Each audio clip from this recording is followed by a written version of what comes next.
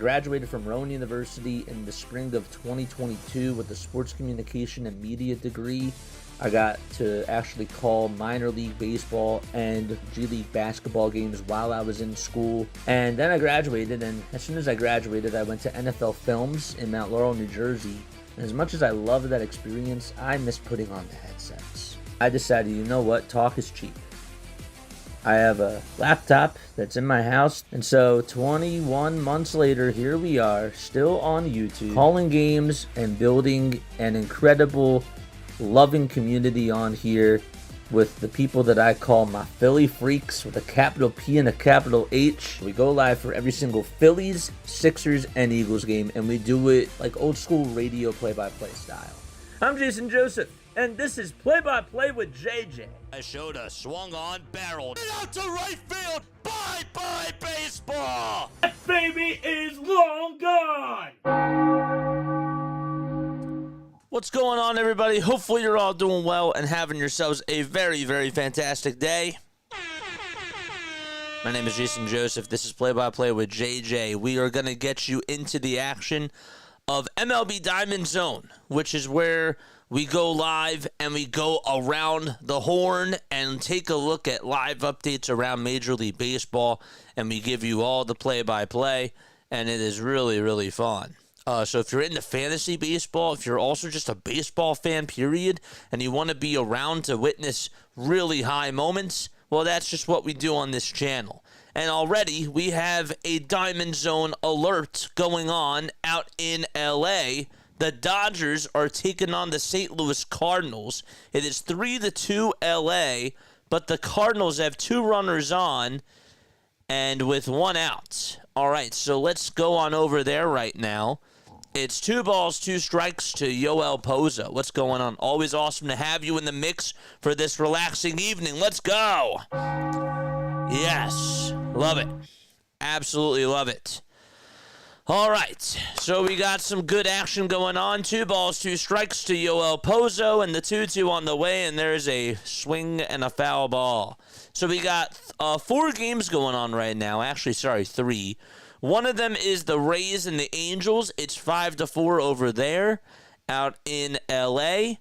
And the Dodgers currently lead at 3-2. The Marlins are up 5-3. They're going to the bottom of the 5th. And we'll get you the other scores, but these are the 3 games on right now. Back to Pozo's at bat, the 2-2 pitch, and there's a foul ball. So the ball is fouled off. The Nationals play the A's at 6:45, and then you got Royals and Red Sox at 7:10. Brewers and Braves at 7:15, and then in the late window, it'll be Padres, Diamondbacks, and White Sox, Mariners, both games at 9:40. The 2-2 to Pozo, fly ball hit out over towards center field. Pajes is there, will make the grab. There's out number 2, and Burleson has to go back over to second base. So we'll stay here out in L.A. as the Dodgers lead it 3-2 against the St. Louis Cardinals. How's everybody's night going? Let us know so far. Would love to hear what you guys have to say. Who do you think is going to win this Dodgers game? Also, let us know about that down below, too. So, how did we get here, JJ? How is it a 3-2 score? Well, that's a great question. So, in this game, Brendan Donovan got on with a RBI bunt single. Ohtani homered. Pajes actually stole third and then scored on a throwing error. And then Lars Nootbaar grounded into, had an RBI ground out.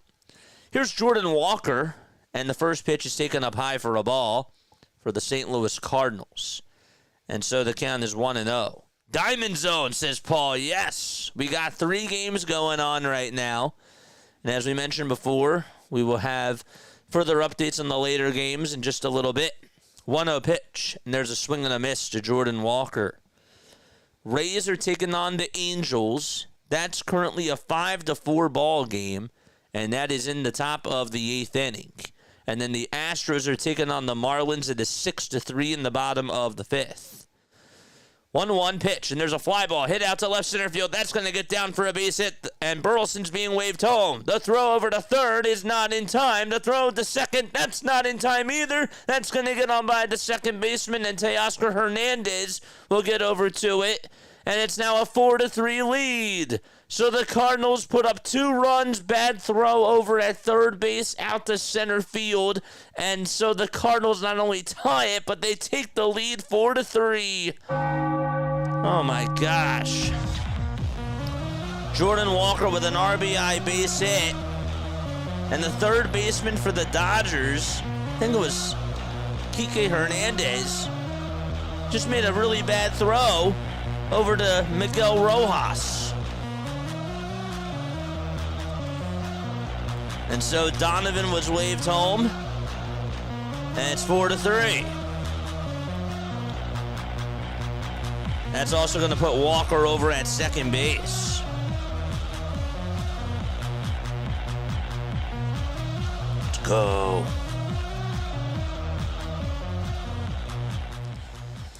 All right. So 4-3, St. Louis in the top of the 8th inning. 2 runners on, 2 outs. And the next man up is Victor Scott II. 2 outs in the top of the 8th inning. 2 runners on, and the pitch, there's a swing and a miss. And the count is 0-1. The Rays, again, currently lead it 5-4. 5-4, they're in the top of the 8th inning with 2 outs.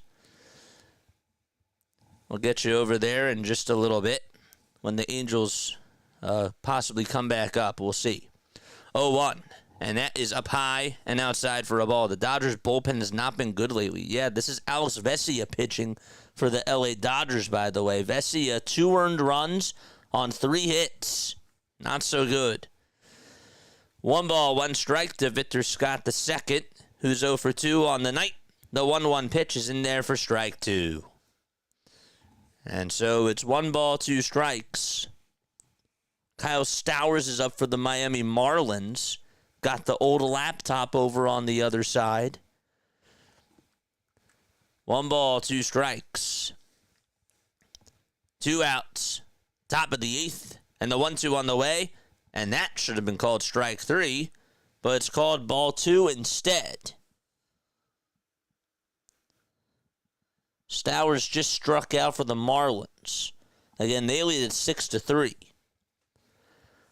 Marlins win today, then they gain ground, or they get a little bit closer to the Phillies and the Mets. 2-2 pitch. That's up high and inside for ball 3. What do you think about Boston extending Anthony for 8 years, $130 million? Dude, that's insane. I think it's a good move. I think that that's going to be a relatively cheap contract, honestly. How much is that? 30 mil. That's like what, 15? That's a very good deal, I think. 3 balls, 2 strikes. The 3-2 on the way, and there's a called strike 3. And so the Dodgers go to the bottom of the 8th inning. They currently trail 4-3 to the St. Louis Cardinals. And so they'll be back in a little bit. Let's go to the Rays-Angels game. There's 2 outs in the top of the 8th. With 1 runner on, the 2-2 pitch to Mangum is a foul ball. Don't the Dodgers have 20 pitchers on the IL? Well, they just got Tyler Glasnow back, I remember. They also just got Blake Snell back, too, and Clayton Kershaw as well.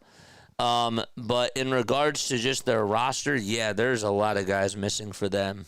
They finally got rid of Dustin May, I remember. But yeah.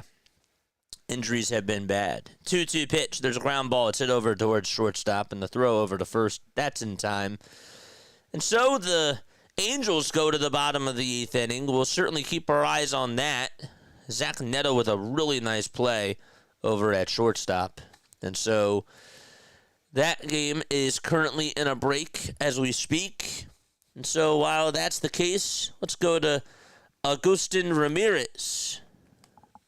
Ramirez with the count now 3-2.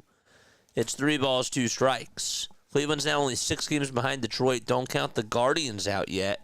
Nope, can't count them out. And the 3-2 to Ramirez is up high and inside for ball 4. So Ramirez will get on with a walk in the bottom of the 5th. Hector Neris is pitching. He has 38 pitches. 38 pitches for Hector Neris for the Houston Astros. So again, three games on right now. The A's and the Nationals, that game will get started at 6:45. And then you got Royals and Red Sox at 7:10.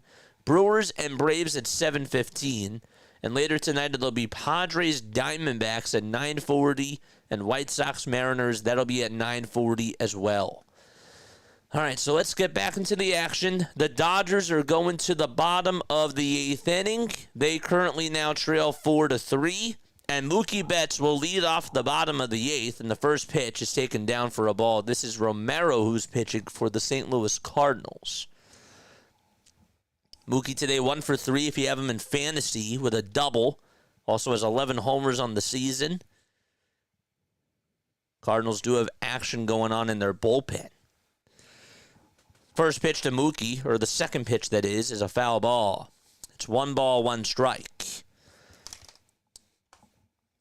1-1 is the count to Mookie Betts. We might have to go double box between both LA games. 1 ball, 1 strike. And the 1-1 pitch is outside for ball 2 to Mookie Betts. This is Jojo Romero, 28 years old now with a 2.15 earned run average. He's been really good out of the Cardinals bullpen. 2-1, and that's down for ball 3. If you have Griffin Jacks for the Tampa Bay Rays, he's going out there to pitch the bottom of the 8th now, and he'll face Mike Trout. So Trout is up for the Angels. He's representing the tying run. And Betts is up for the Dodgers. He's representing the tying run for them. 3-1 pitch. And this one's grounded over towards short, and the throw over to first is in time. So there's 1 gone in the bottom of the 8th for the Dodgers.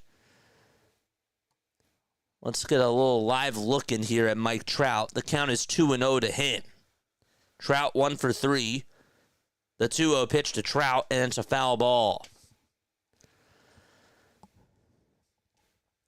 And so the count is now 2-1 to Mike Trout. So 1 out in the bottom of the 8th of the Dodgers game. Nobody out in the bottom of the 8th in the Angels game. Let's go back to Will Smith's at-bat really quickly. He's going to ground this one over towards the mound, and the throw over to first is in time. So the Dodgers have 2 outs in the bottom of the 8th. And Freddie Freeman is the next man up. The 2-1 to Trout, and that went over his head. Ooh, he had the duck. Mike Trout had the duck after that baseball. So the count is 3-1.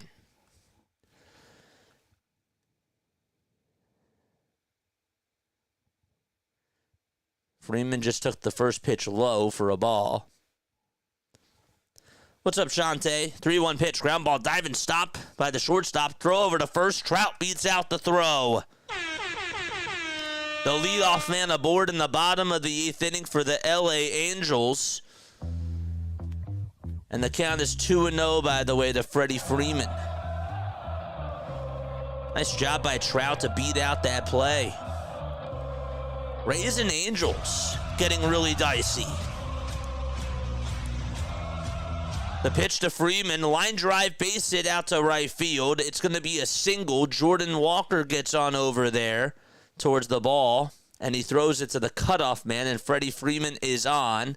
So the tying run for the Dodgers is aboard, and Ollie Marmol is going to make a move. I wonder if he's going to go to his new closer now. We'll see. But regardless, there will be a break in the action for the Dodgers. Taylor Ward is coming up for the Angels, so while we're in a break over there, we'll stay in L.A., but go to Anaheim.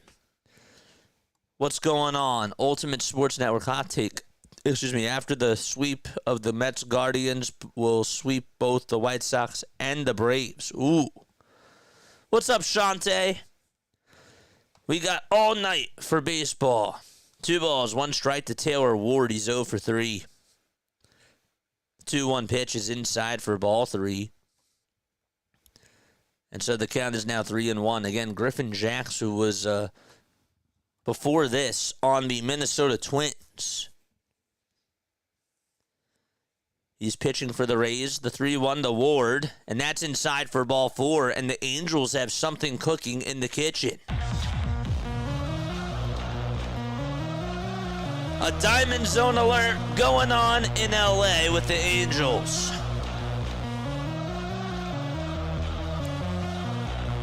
And so Trout is at second. Ward is over at first. And it looks like the Rays are going to have a timeout. Oh boy, let's go, baby. Love it. Chill out, watch some baseball. It's beautiful.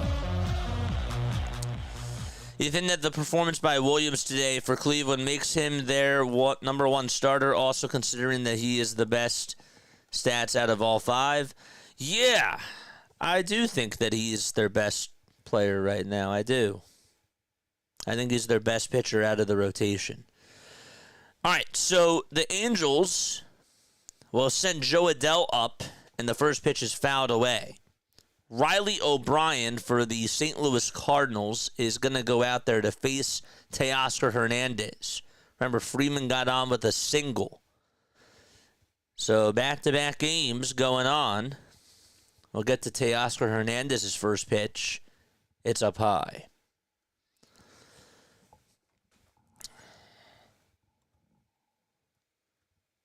One ball, no strikes to Teoscar Hernandez.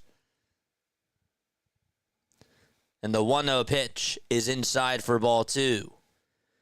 The Angels have bases loaded. They decided to intentionally walk Joe Adell and take their chances with Logan O'Hoppe. And O'Hoppe is behind in the count 0-1. Again, no outs, bottom of the eighth. And it's an 0-1 count to O'Hoppe. And O'Hoppe, did he get hit?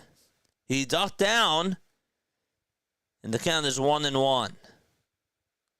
Or sorry, they call it an 0-2 count. They say that he showed swing. Oof. His knee touched the plate. That's why. All right, in the Teoscar Hernandez at bat, the count is 3-1 to him. 3 balls, 1 strike to Teoscar Hernandez. Freeman leads off at first for the Dodgers. The 3-1 pitch to Teoscar, and he looks at strike 2.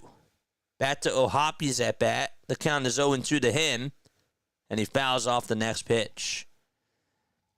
Oh, I agree with you, Ultimate Sports Network, for sure. I like Tanner Bibby.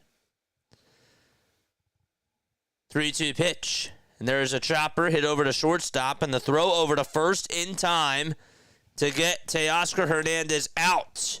And so the Dodgers go to the top of the ninth. The Cardinals lead it 4-3. Meanwhile, in the other LA game, O'Hoppe just struck out, and there's 1 gone in the bottom of the 8th inning. All right. Didn't forget about the Astros game. They currently have a runner on over at first with 1 out in the top of the 6th. But all eyes on Luis Rengifo and the LA Angels. Rengifo 9 for 45 with bases loaded in his career, and he takes the first pitch in there for strike 1. 3 games currently going on right now. We got A's and Nats on at 6:45. 0-1, and that's down for ball 1. Trout is over at third. You got Ward at second and Adell at first for the Angels. 1 ball, 1 strike. And the 1-1 delivery, swinging a foul ball.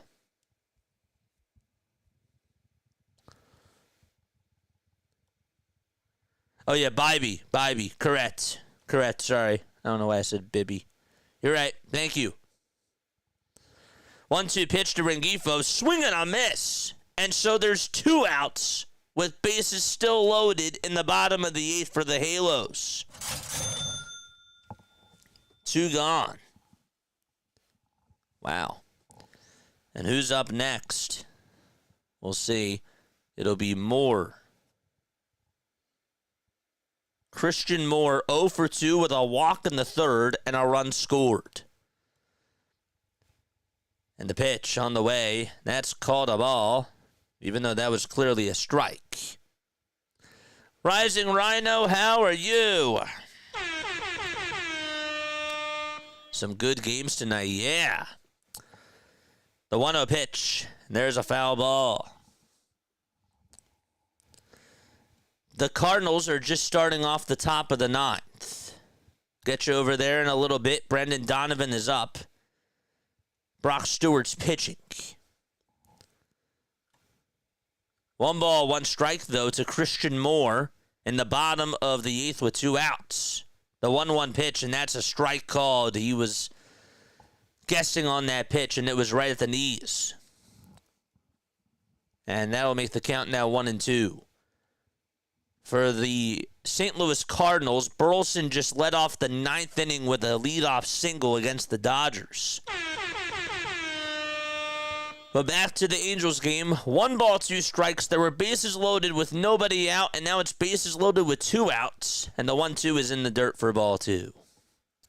Giants won today, yes. And we have Diamondzone all night long. Get you back to the Dodgers game in a little bit. 2 balls, 2 strikes, though, to Christian Moore. Big spot here for the Angels. The 2-2 to Moore, swing and a miss, and Jax gets out of the jam somehow, some way. Again, bases loaded with nobody out, and he gets out of the inning without a scratch. And so the Rays and Angels go to the top of the 9th. Meanwhile, though, there's some drama going on here in L.A. On the other side of town, the Dodgers are down 4-3 in the top of the 9th to the St. Louis Cardinals.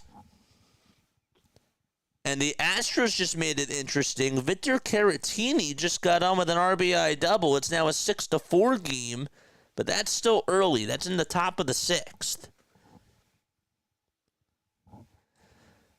So we're sticking here in L.A. with the Dodgers game. 2 runners on, nobody out. And the pitch from Brock Stewart is high and away for a ball.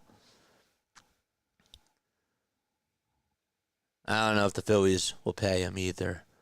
1 ball, no strikes to Alec Burleson. He's 2 for 4 with 2 singles and a run. The 1-0 pitch on the way, and there's a fly ball. This one's hit out to deep center field. It'll stay in the yard, though. Pages goes back towards the track. Will make the catch. Donovan tags up from second. He'll head over to third. And so at least it's a productive out for the Cardinals. And they now have runners on at the corners in the top of the 9th.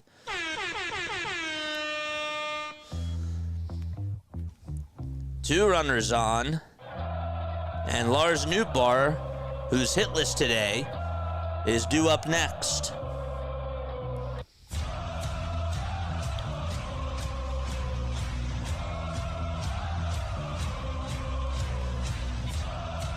Let's see if the Cardinals can add on to their lead. We shall see. Kenley Jansen's going to go pitch for the LA Angels. The pitch. That's in there for a called strike on the outside corner to Lars Nootbaar. Jansen has allowed no earned runs in his last 18 appearances for the Angels. No balls, 1 strike to Lars Nootbaar in the 0-1. There's a fly ball. This one's hit out to center field. Pages on the run. It goes over his head. It hits off the top of the wall. Donovan's being waved home. It's now 5-3 St. Louis. An RBI double by Lars Nootbaar.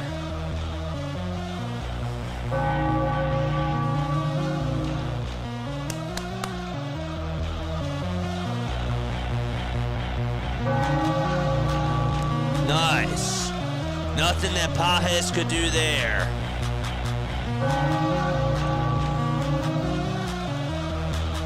So the Cardinals get themselves another run and now lead at 5-3. Still in the top of the 9th. 2 runners on in scoring position and 1 out. And Mason Wynn comes up and the first pitch is down and out for ball 1.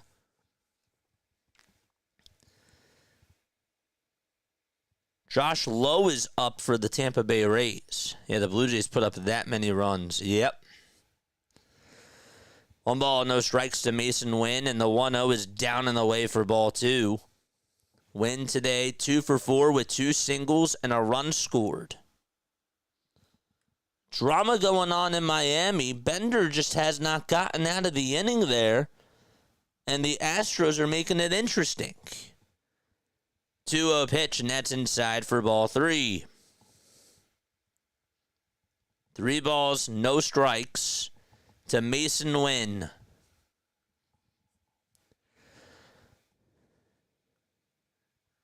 Dodgers are in the jam.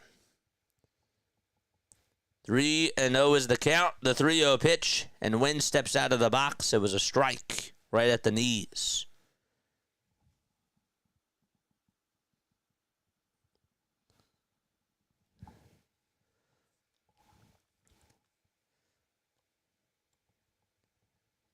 The 3-1 pitch to Wynn, and that's outside, and the bases are loaded for St. Louis.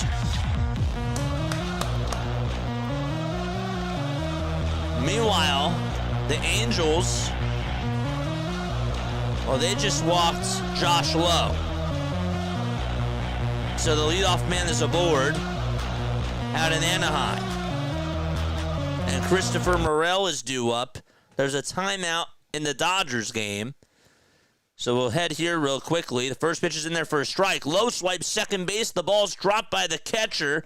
And so the Rays have a runner in scoring position. Wow. Top of the 9th in both games. Cardinals at bases loaded with 1 out.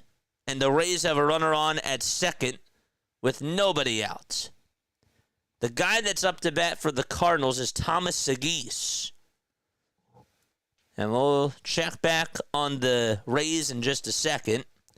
The pitch to Segis, and there's a foul ball.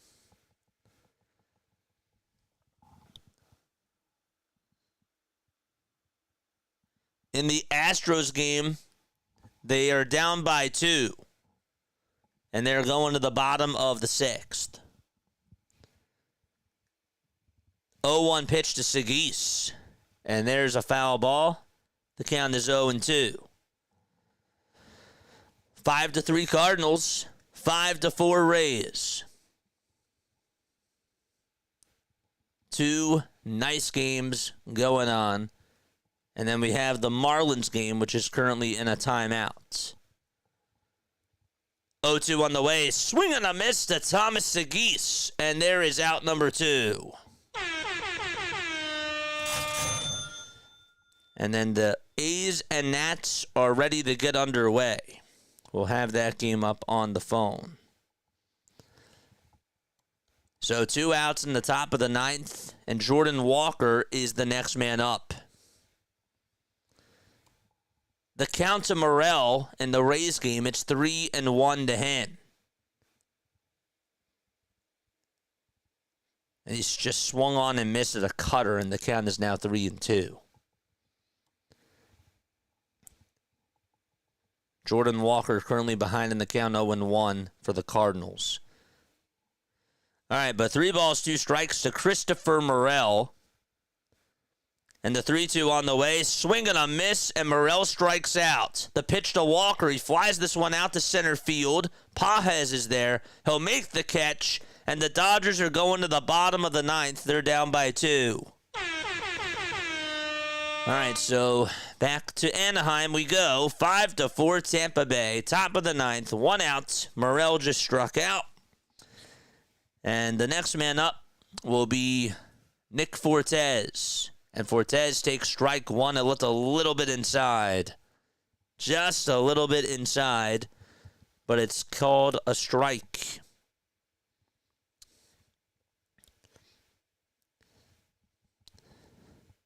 No balls, 1 strike to Nick Fortes. Toss back to second, and that gets on by the second baseman. It was a wide throw, and Lowe goes over to third.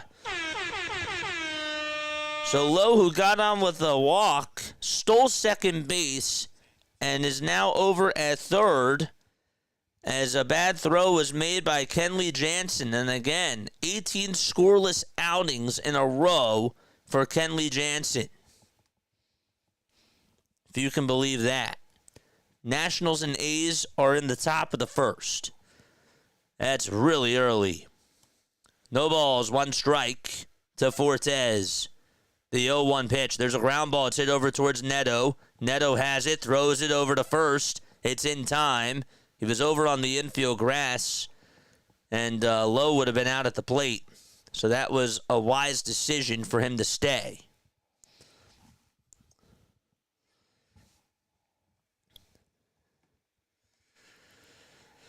Two outs now in the top of the 9th. And the Dodgers, they're now coming back on as they go to the bottom of the 9th inning. And so we'll get you there. O'Brien is going to pitch for the Cardinals. Let's go. Timeout taken on the mound.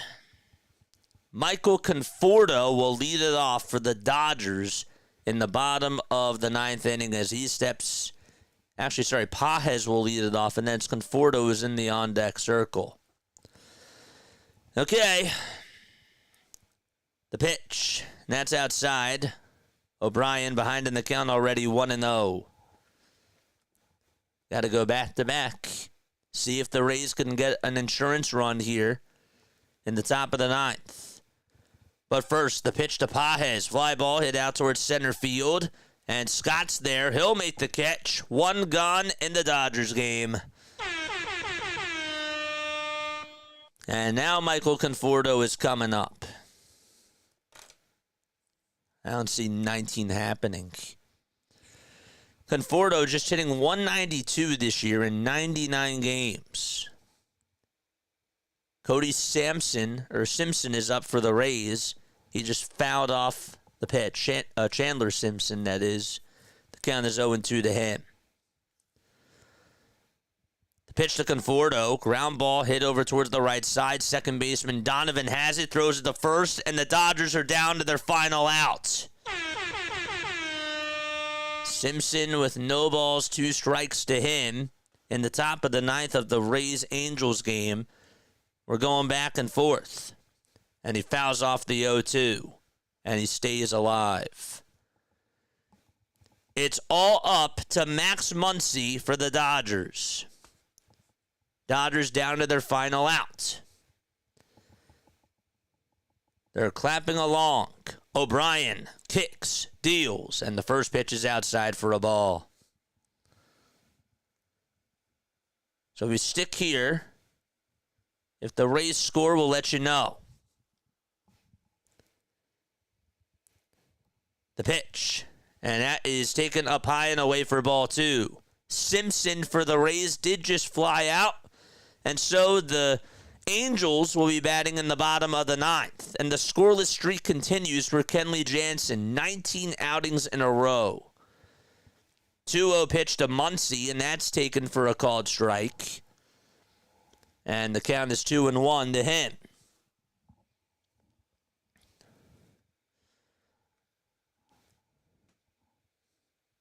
The 2-1 delivery, it's outside for ball 3. O'Brien trying to get the final out of the ball game.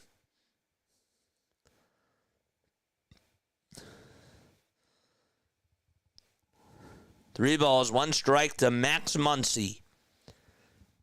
The 3-1 pitch. That's outside, and the tying run is coming up to the plate for the LA Dodgers. Okay.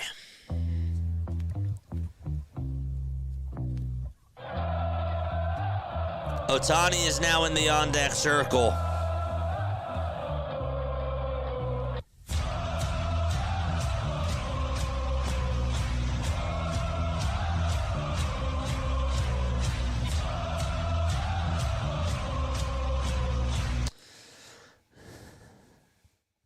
All right. 5-3 St. Louis. The tying run is at the plate now. Muncy just got on base. The Angels are getting ready to start off the bottom of the 9th. They trail by 1 run. Dodgers in the bottom of the 9th too. And the pitch. And that is taken at the knees for a called ball. Wow.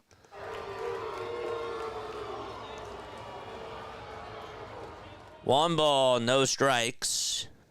O'Brien gets set at the belt, and the 1-0 is in there for a called strike on the outside corner. For the Rays, they will send out Pete Fairbanks to pitch the bottom of the 9th inning out in Anaheim.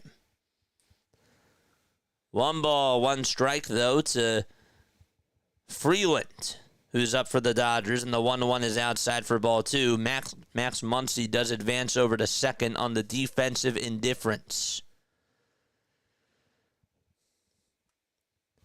Fairbanks will face d'Arnaud for the LA Angels. 2 balls, 1 strike to Freeland, and the 2-1 is high for ball 3. Uh-oh. Dodgers making it interesting. Again, Shohei is up next. 3 balls, 1 strike. The 3-1 pitch. Foul ball.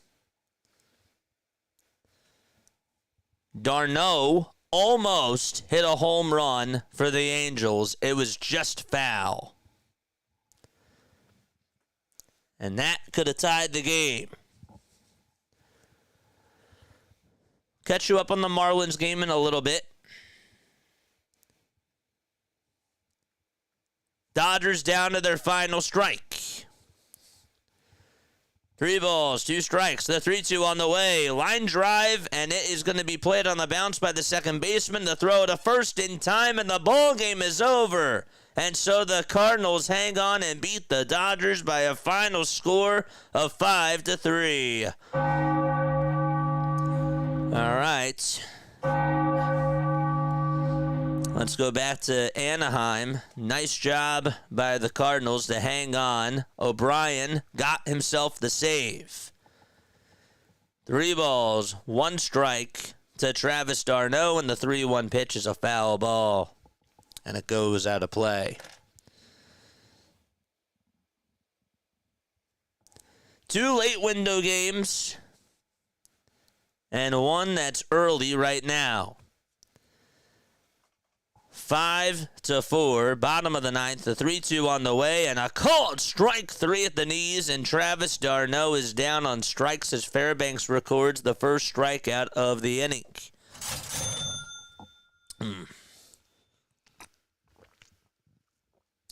So there's 1 gone, just like that.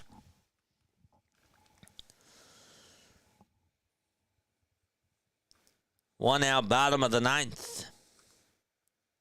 Zach Neto is coming up for the Angels, and Neto swings and misses at the slider. No balls, 1 strike. Nationals and A's are in the bottom of the 1st.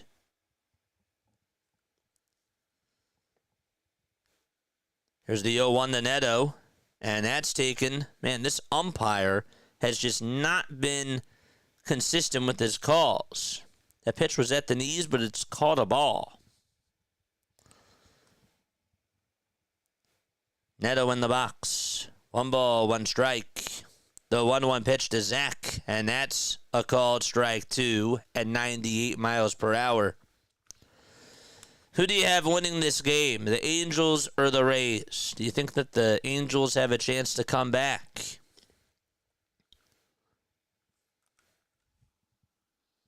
Ronnie Henriquez is going to pitch for the Fish. That game is currently in the top of the 7th. 1-2 is the count.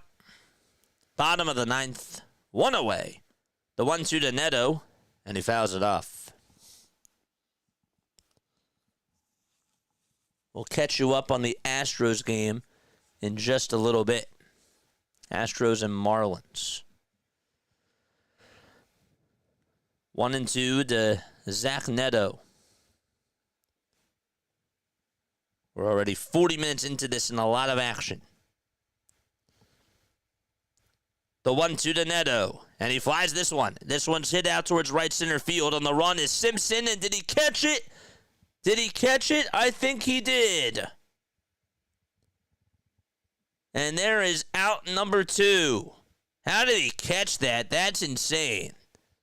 He had to run on in, he dove, and he just got it above the turf and just robbed Neto on a base hit.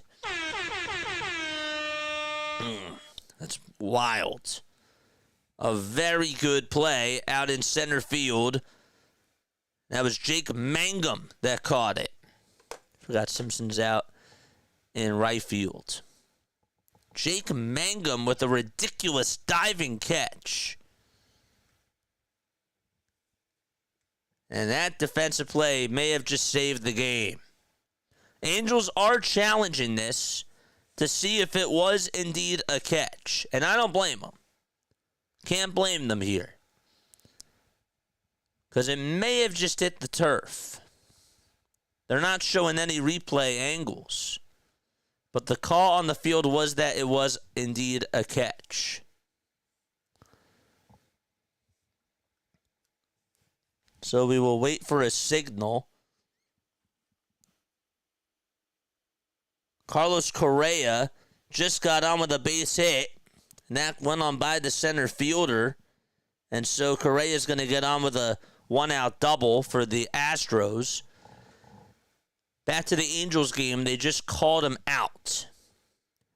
So it was indeed ruled a catch. And it was a catch for out number 2.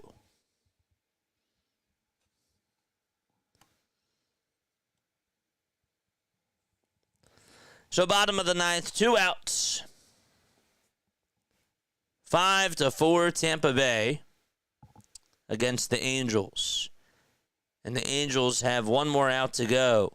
Nolan Shanuel, it's all up to him, and the pitch is in there for a strike.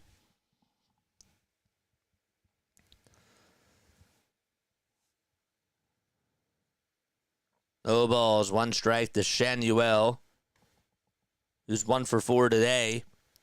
The 0-1 is fouled off over towards the right side. Oh, the A's game's on. It's on. They're just in the top of the 2nd. This is the bottom of the 9th. And it's a 1-run game.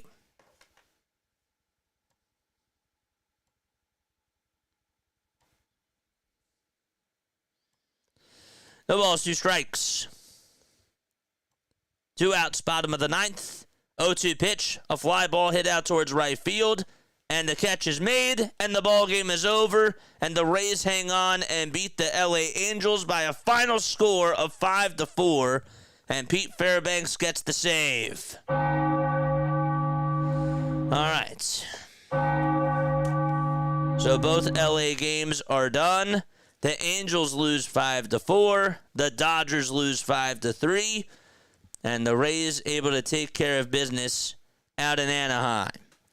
All right, so now we're ready to go to some of these other games. We have some drama going on in Miami. Let's go there now real quick. It's 6-4 in the top of the 7th.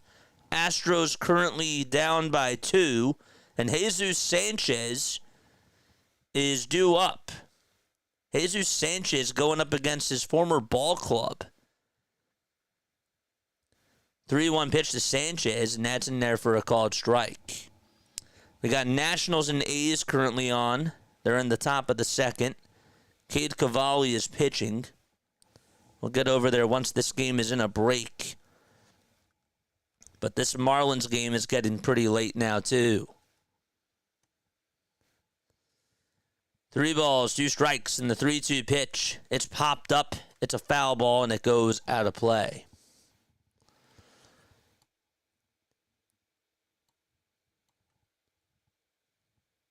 What's going on? JJ, nobody roots for either of these scrubs. Well, guess what? There's some baseball fans, I'm sure, that are out there that might be tuning on in because they can't get the Angels games. So, I got to call it like it is. The pitch. Swing and a miss. And there is out number 2. Henriquez comes up with a strikeout. And so there's the 2nd out. It's like red zone, I got to cover it all. someone might have Mike Trout in fantasy or whatever the case is. 2 outs, top of the 7th. Altuve is coming up to the plate. And Altuve 0 for 3 with a strikeout and 2 groundouts. Correa leads off over at second. Enriquez will get set at the letters. And the pitch. That's outside and taken for a ball.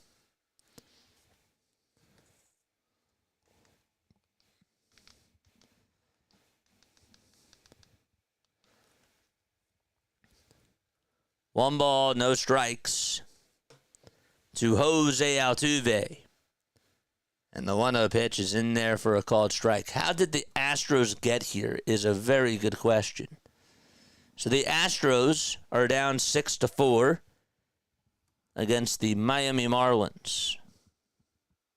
12 hits for the Fish, 9 for the Astros. 1 ball, 1 strike to Jose, and the 1-1 is a foul ball. Christian Walker, the 2-run homer. And then the Marlins were able to score 3 runs in the bottom of the first. That made it 3-2. The Marlins actually were up 5-2 at one point. Hernandez hit a big home run. That's Heriberto Hernandez. 1-2 pitch on the way to Altuve, and he fouls it off.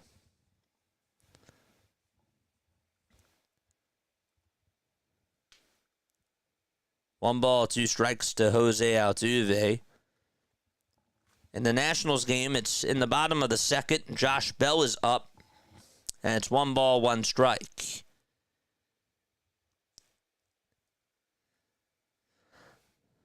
One and 2 to Altuve. Don't forget to like. Don't forget to subscribe. What's going on, Jacob?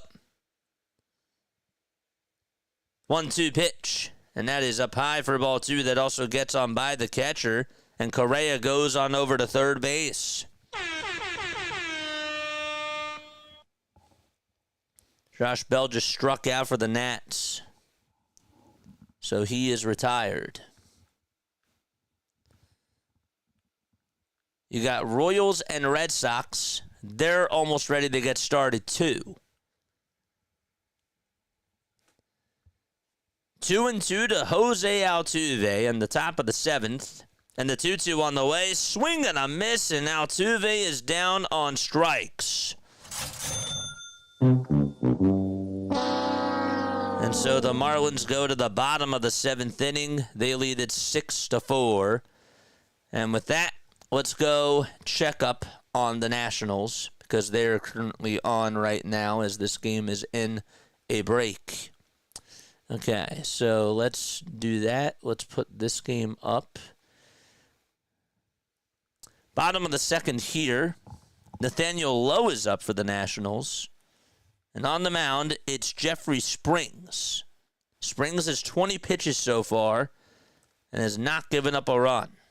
The count is 2-1 to Nathaniel Lowe. The windup and the pitch. And that is taken on the outside corner for a called strike. So that means that we got to get the Royals game over here. Okay. 2 balls, 2 strikes. The 2-2 on the way. Foul ball.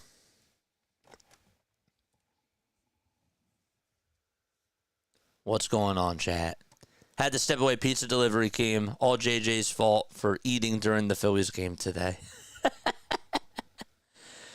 Yeah. 2 balls, 2 strikes.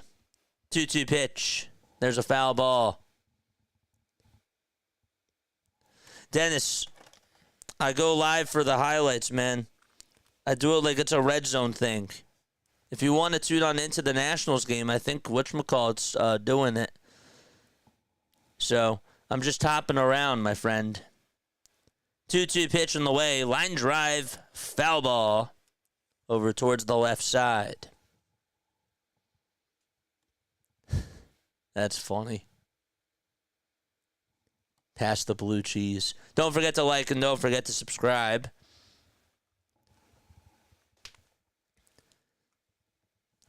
Brian King is going to go out there for the Houston Astros and face the Marlins in the bottom of the 7th. 2-2 to low. Ground ball hit over towards third base, and the throw over to first. Nice job by Kurtz to keep his foot on the bag. And there is out number 2 in the bottom of the 2nd. Brewers and Braves are ready to get started too. We got Royals and Red Sox over on the laptop. We got Marlins and Astros on the iPad. We got Braves and Brewers on the TV. And then we got Nationals and A's on the phone. It's good. First pitch, and that is to House for the Nationals, is in there for a strike, and the second pitch is way up high for a ball.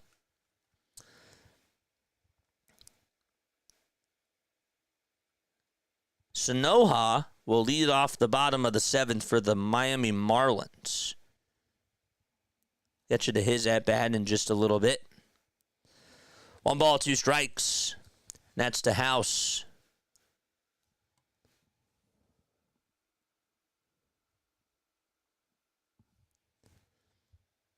One, 2. Check swing. Did he go? No, he did not. The count is 2-2. Sanoa just grounded out over to second base, and a beautiful diving stop by Altuve, and he got up, threw it over to first, and just robbed Sanoa on a base hit.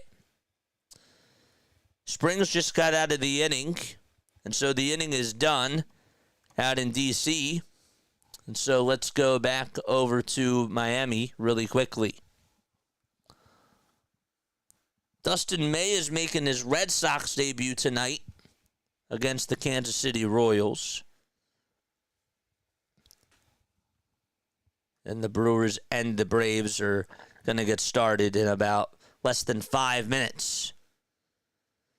Let's go.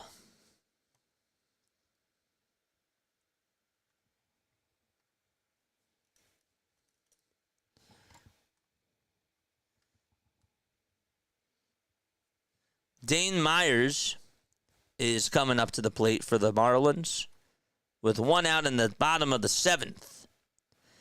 And the pitch to Dane Myers, fly ball hit out towards shallow right center field.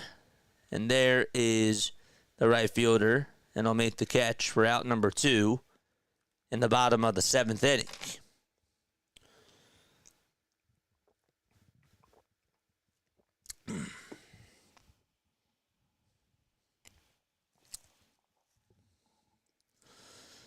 So 2 away in the bottom of the 7th.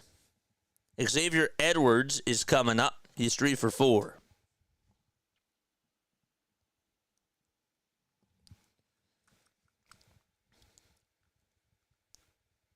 Two gone, bottom of the 7th. Marlins lead at 6-4 in their ball game. In case you're wondering, the Toronto Blue Jays put up 20 runs against the Colorado Rockies. 20 runs. Here's the 0-1 to Edwards, and that's high for a ball. Vladdy had 4 hits. Ernie Clement had 4 hits. Ty France had 4 hits. The top 4 hitters each had 1 homer at the very least. Davis Schneider had 2. The top 4 hitters today, a total of 13 hits. 13 hits. And 5 of them were home runs. Wild. Edwards just got on with a single out to right field. So a 2-out single for him, and Kyle Stowers will be the next man up for Miami. And Stowers takes the first pitch for a ball.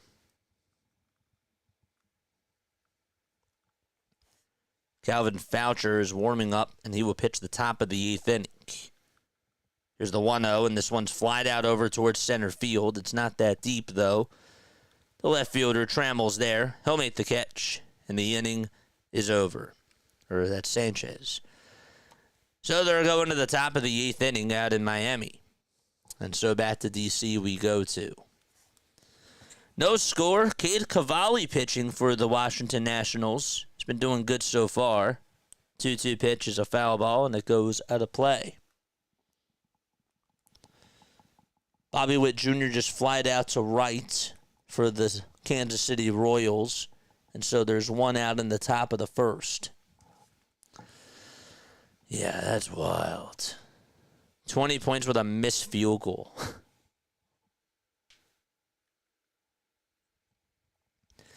Spencer Strider getting ready to throw for the Atlanta Braves. So currently, as we speak, 4 games going on right now. Royals and Red Sox underway. Brewers and Braves about ready to get started. The A's and Nationals, they're in the top of the 3rd with 1 out. And then the Marlins and the Astros, it is 6-4 going on into the top of the 8th inning. And once the Astros come back up, we'll get you back to that game. Top of the 3rd here, 1 out. And the pitch, there's a swing and a miss. That's to Gio Urshela.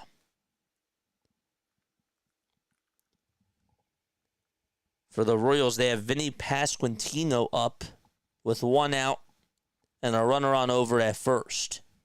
Royals and Red Sox, that's a pretty good matchup there. The 0-1 to Urshela, foul ball. And the count is 0-2 to him. Tonight we got 2 late games. We got Mariners and White Sox at 9:40. And then we got Padres and Diamondbacks also at 9:40 as well. Cavalli winds up, and the 0-2 pitch. And that ball is fouled away. Let's go. Did you ever dip pizza? Oof. That sounds good. Calvin Foucher is going to pitch for the Miami Marlins. We'll get you back to that game in just a few seconds. After we see what happens to Urshela here. 0-2 pitch. There's a fly ball. It's a foul ball, and it goes out of play.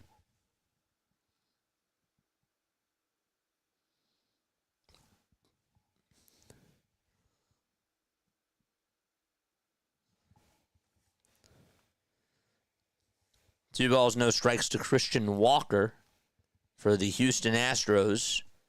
Urshela stays alive as he fouls off another pitch. 2-0 to Walker, and that's outside for ball 3.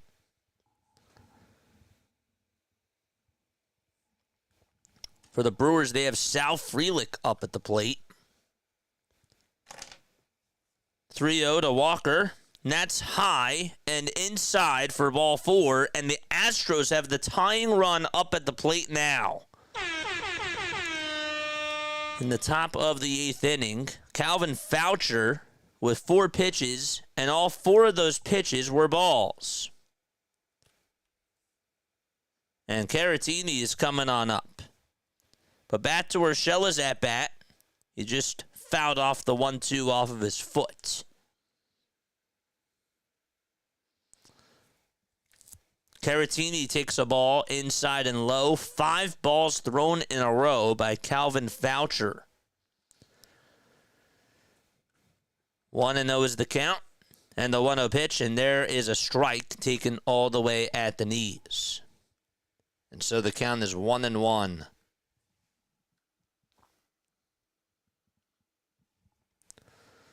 One ball, one strike to Victor Caratini. And the 1-1 delivery, swinging a miss on a curveball. And the count is now 1-2. The pizza is here. That sounds good. Enjoy it. 1 ball, 2 strikes to Victor Caratini. And the 1-2 delivery is inside for ball 2. And the count is now 2-2 to Victor. Astros making it interesting.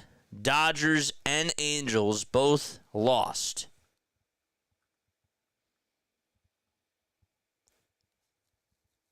The pitch to Caratini. Line drive, base hit out to right field. And we have a Diamond Zone alert going on in Miami. Just like that. Oh, boy. So 2 runners on with nobody out. And the Astros are knocking on the door again. That ball almost hit Christian Walker.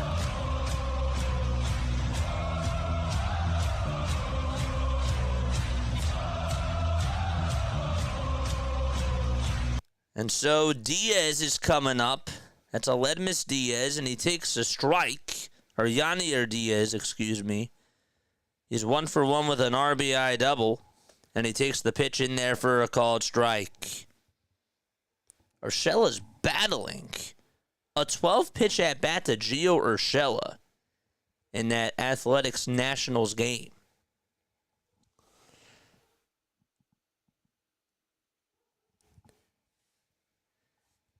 For the Royals, they had 2 runners on with 2 outs, and Sal Perez hit a deep fly out to center field. And the inning is over in the top of the first. 2 balls, 1 strike to Yanier Diaz. 2-1 is the count. The tying run's at first. The 2-1 pitch is down, but it's called a strike. That was a very late call by the home plate umpire. And so the count is 2-2 to Yanier Diaz.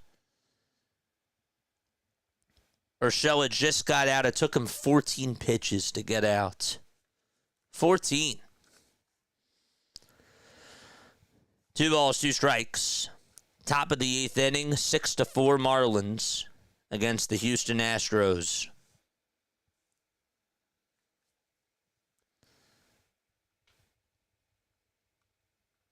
Voucher with the 2-2 delivery and a called strike 3 on the outside corner.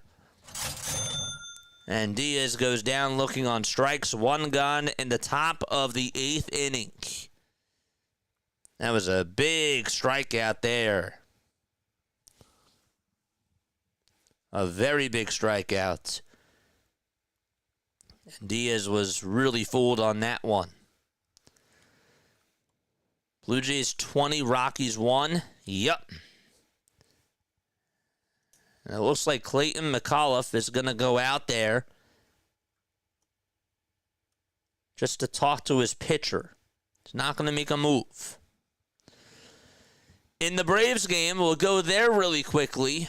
Again, that's only in the top of the first. It's 1 ball, 1 strike to Yelich. The throw to second base, though, to get the runner is in time on a beautiful throw by Sean Murphy.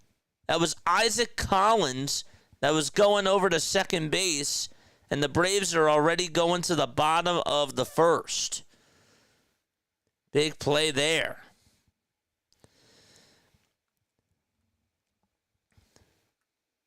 So let's go back to the Marlins game really quickly.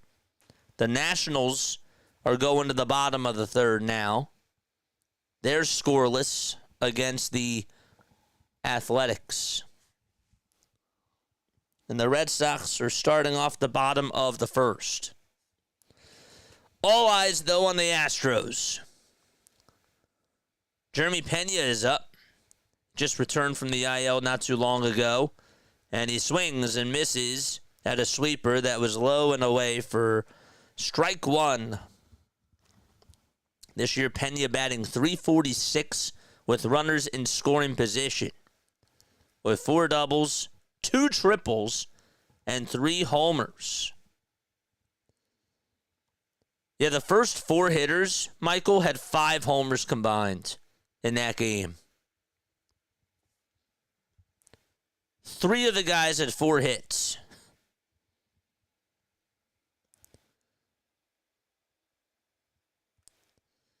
One ball, 1 strike to Jeremy Pena, and the 1-1 swing and a miss on a cutter that was in the dirt.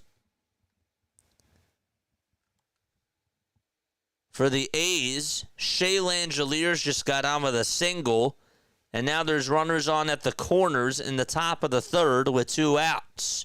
So they're threatening. We have an alert going on there. But first, the 1-2. Here it is. Line drive, base hit by Jeremy Pena. This could bring home a run. Walker decides to stop at third, and the bases are loaded for the Houston Astros. Oh, wow.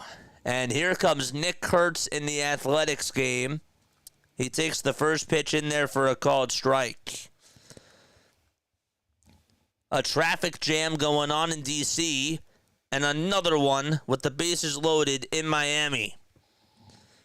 0-1 pitch, and that is taken outside for a ball. Let's go back to Houston, though. Cam Smith is coming up for the Houston Astros. No balls, 1 strike to Smith. The 0-1 on the way, he went around, and the count is 0-2. Wow. Are the Astros going to score here?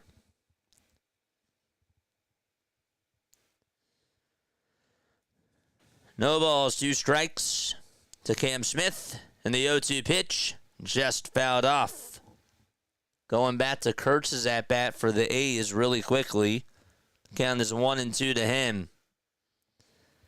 1-2 to Kurtz, and there's a swing and a miss, and the inning is over. A's made it interesting. Couldn't get home a run, though. They go to the bottom of the third. Back to the Astros. The 0-2 on the way. Ground ball hit towards the left side of the mound. The throw to the plate. He is out by force. Oh, a nice play by Calvin Foucher to throw it off balance. And he made a throw to home plate. And the Astros say hold to the second. They're going to challenge. They will challenge this call and see if the runner was out at the plate. That was Christian Walker. Walker was running, and that was a nice play by Foucher. I think he got him. I do. I think he definitely got him. He had to make a perfect throw. That's pretty close. The second angle was close. Was the foot on the plate? I think it was. But we'll see what the replay will say. It's hard to tell from the angle that they just showed us from the third base side when you're looking in towards the plate. That was a great throw, though, by Foucher. Nonetheless, that absolutely saved a run if the call stands.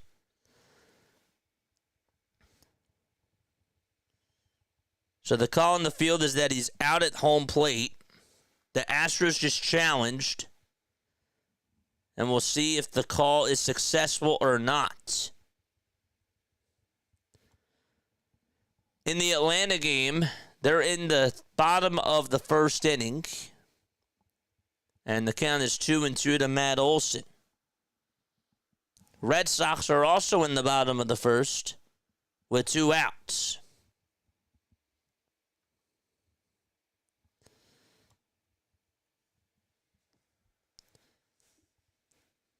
They're still reviewing this.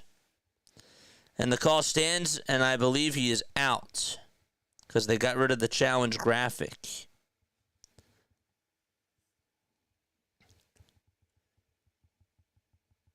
Olsen just struck out for the Atlanta Braves. 2 outs, top of the 8th inning. And Mauricio Dubon is coming up for the Astros. The pitch, and that's a called strike on the outside corner. Make sure you hit the thumbs up button and subscribe to the channel too, folks. No balls, 1 strike to Mauricio Dubon. The 0-1 is down for a ball.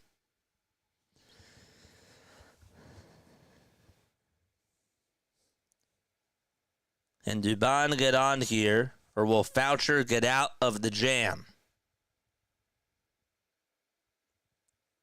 Astros had bases loaded in the last inning, too.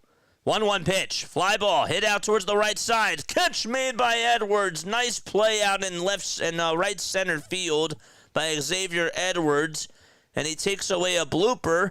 And we go to the bottom of the 8th. It's still a 2-run lead for the Fish.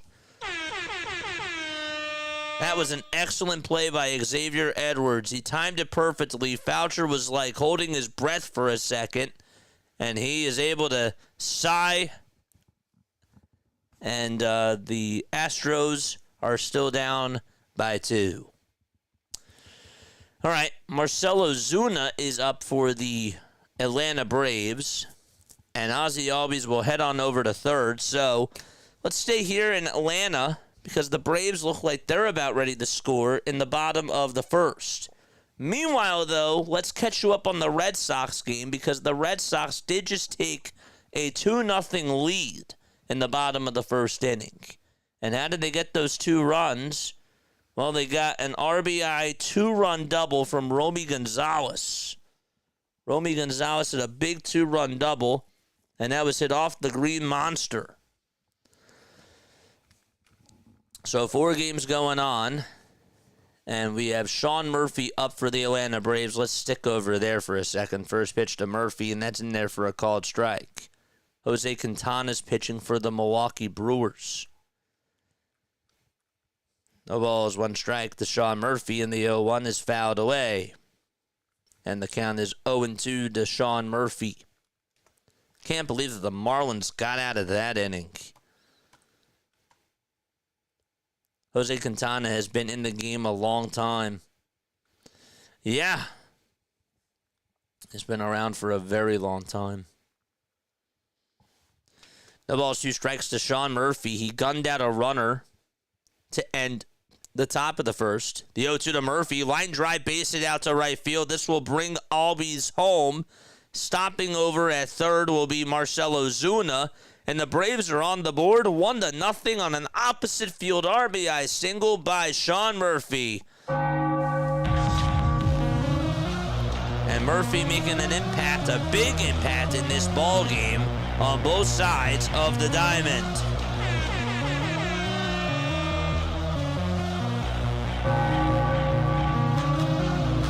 All right.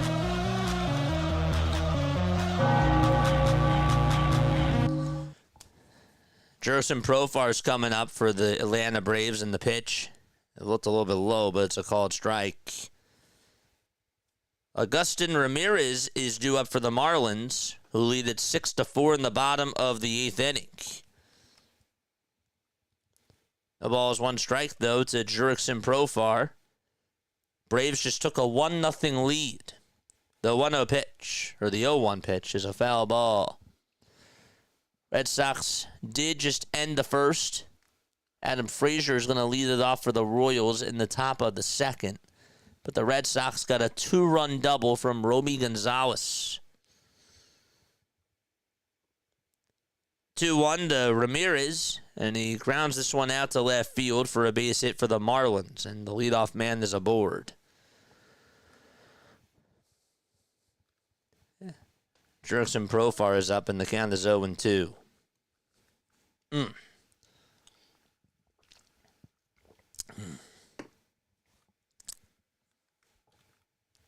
Don't forget to like, don't forget to subscribe, and turn on the notification bell icons too. Quintana in the ball game. No balls, 2 strikes, 1-0 Atlanta. The windup and the 0-2. Check swing, ground ball, hit over to first base. And the first baseman has it, takes it to the bag, and the inning is over, but the Braves do get a run and are up 1-0. And back to Miami we go. Agustin Ramirez got on with a leadoff single. And now Otto Lopez is up. Just missed who got out for the Fish.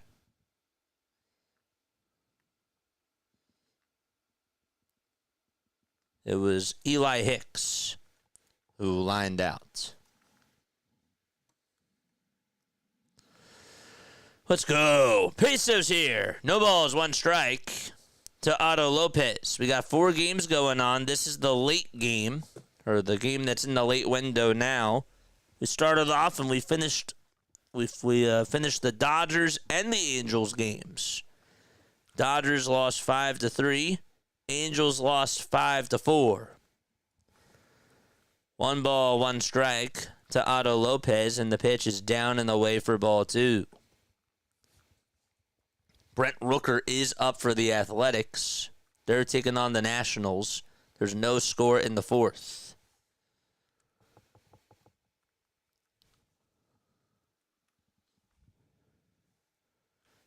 The 2-1 to Otto Lopez. He pops it up. It's hit out over towards the right side. And Altuve gets there. He'll make the catch.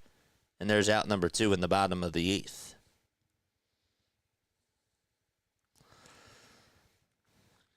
Can't wait to go back to 3 screens. That's going to be great. That'll be very, very nice.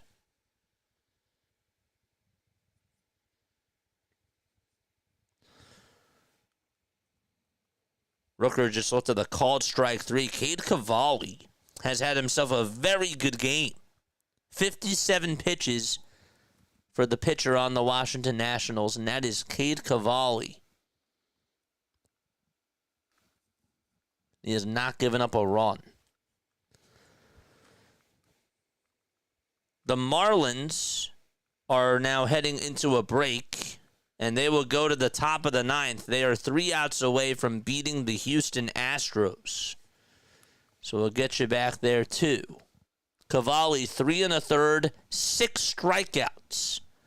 He's been incredible. Again, I got to watch him when he was on the Blue Rocks. He was pretty dominant. 0-1. This one is flying out over towards the right side. It's a foul ball, and it goes out of play in the Nationals game. There it is. 20-1 Blue Jays. Yeah. Three Blue Jays peso at 4 hits, and the first 4 hitters combined had 11 hits, including 5 homers. Each of them homered. Each of the first 4 hitters homered.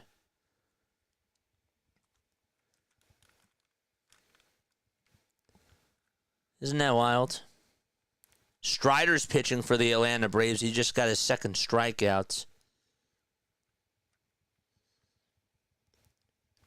J.J. Bleday just got on with a single for the A's. All right. Once the Marlins game goes to the top of the 9th, that's where we're going to stay. Because these games are still in their early windows. Royals did just get a base runner on in the top of the 2nd. Again, the Red Sox lead 2-0. Kyle Isbell is up for the Royals. All right. Just waiting for this Marlins game to come on. See what happens at the end of their game there. Let's take a look at Spencer Strider really quickly. It's 1-0 Braves. 1 ball, 1 strike. And the pitch from Strider is in there for strike 2. We're going to get there, Tamgo. Got to be patient with me. First pitch to Correa. That's in there for a strike as we start off the top of the 9th. Strider did just strike out his 3rd batter.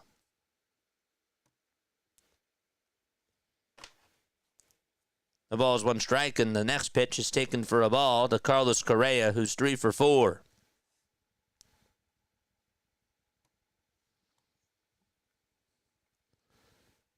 You could be kind of nice about it too, my friend Tamgo. 1-1. This one's grounded over towards the right side. The throw over to first. It's in time. And 4-3 it is on the putout. And there's 1 away in the top of the 9th inning in the Marlins game. All right, so 1 gone. Top of the 9th. And Jesus Sanchez is coming up. He's 1 for 4 on the evening. The guy that's pitching for the Miami Marlins, it's Bakar. This is Luke Bakar, 30 years old, a 3.28 earned run average. The pitch. And that is taken down for a ball. Jesus Sanchez, 1 ball, no strikes to him.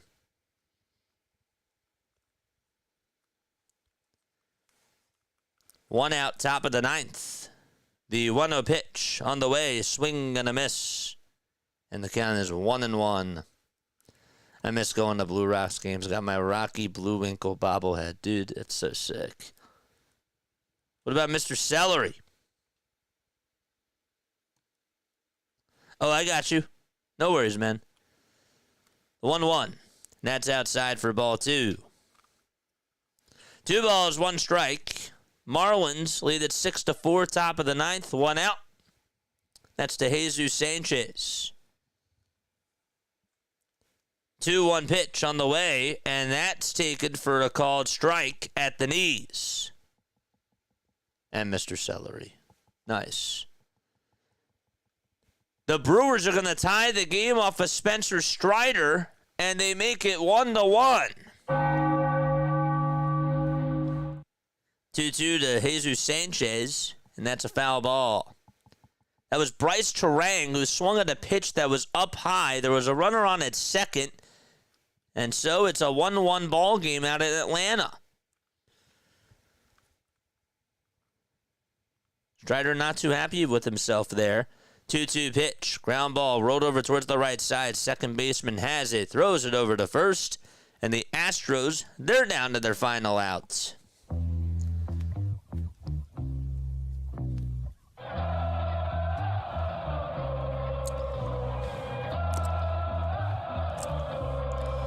It's all up to Jose Altuve. Altuve 0 for 4 with 2 strikeouts and 2 groundouts as well. All right, here we go. First pitch to Jose. It's a sweeper that's in there for strike 1 at the knees. The Athletics are also threatening to score. They're in the top of the 4th with runners at the corners. The pitch to Altuve, swing and a miss. And the Astros are down to their final strike. It's 0-2 with 2 outs in the top of the 9th to Jose Altuve. Marlins trying to gain some ground, or try to catch up, if you will, to the Mets and the Phillies, who both lost today.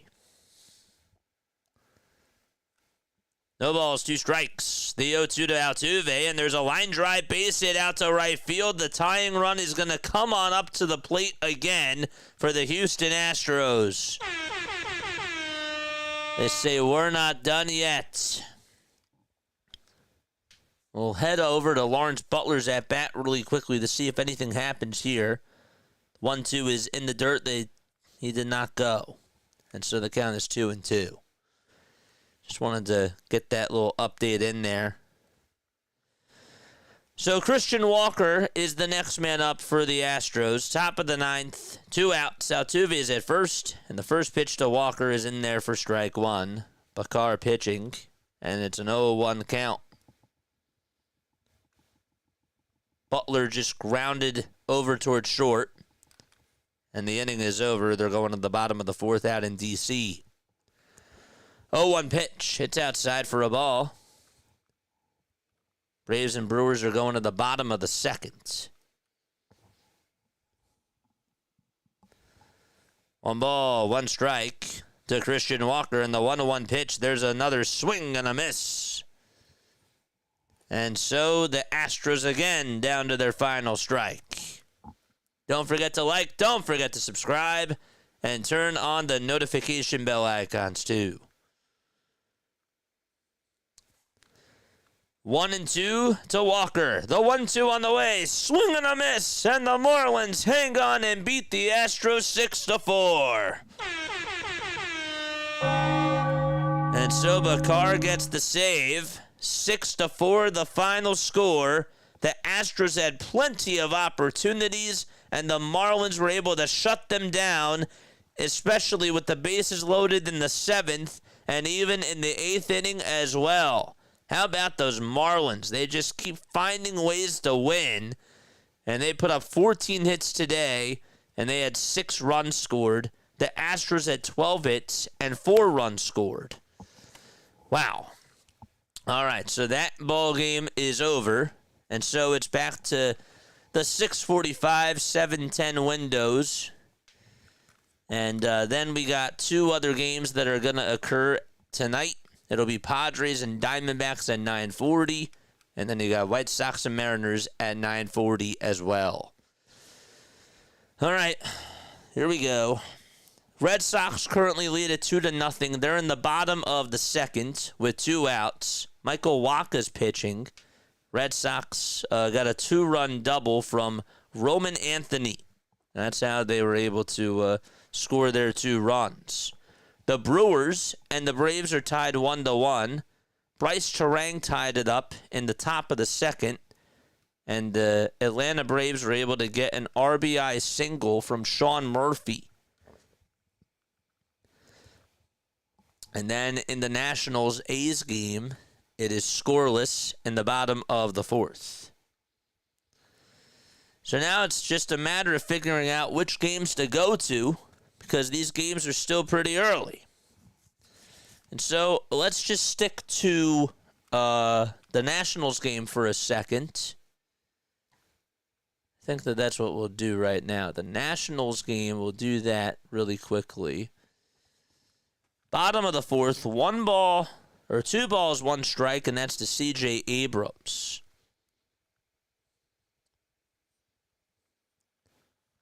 Abrams hitting .410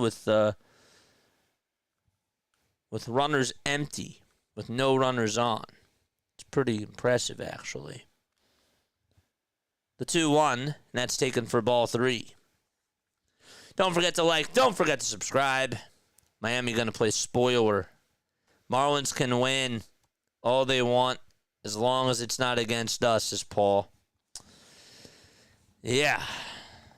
They're starting to get hot. They are starting to heat up. That's for damn sure. 3 balls, 2 strikes to C.J. Abrams. In the 3-2 pitch, there's a ground ball back up the middle, and the second baseman has it, throws it over to first, and a nice dig out there by Nick Kurtz again. He's just a really good defensive first baseman, and Schumann did a really nice job at just getting to the hole to be able to make the play. And there is the first out of the 4th. No alerts going on in any of these 3 games. So right now it's just figuring out when there will be one, and we'll go on over there. It's in the 3rd inning out in Boston, the bottom of the 2nd in Atlanta, and the bottom of the 4th in Washington. James Wood is up at the plate for the Washington Nationals. And the pitch to Wood, and he flies this one out towards left center field. Not that deep, though. And there is Soderstrom. He'll make the catch for out number 2. All right, maybe I should start plugging in my phone. Or the iPad, I meant. I think that's what I'll do. We'll plug in the iPad. So we got Brewers, Braves, Royals, Red Sox. I'll put that on here. We can turn this off for now.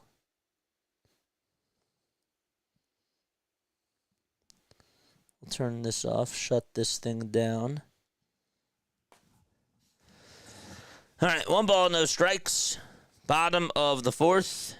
And the 1-0 is up high for a ball. We do have an alert going on in Atlanta. It looked like Eli White got on with a single. Or Nick Allen, that is. And then he just stole second base. So he's now in scoring position. And the count is 1-1 to him. To Eli White, that is. Excuse me. So let's stay here. See if the Braves can get a run. The 1-1 to White, and it's a foul ball. Nationals and Athletics are now currently going to the top of the 5th. Paul DeJong just got himself out.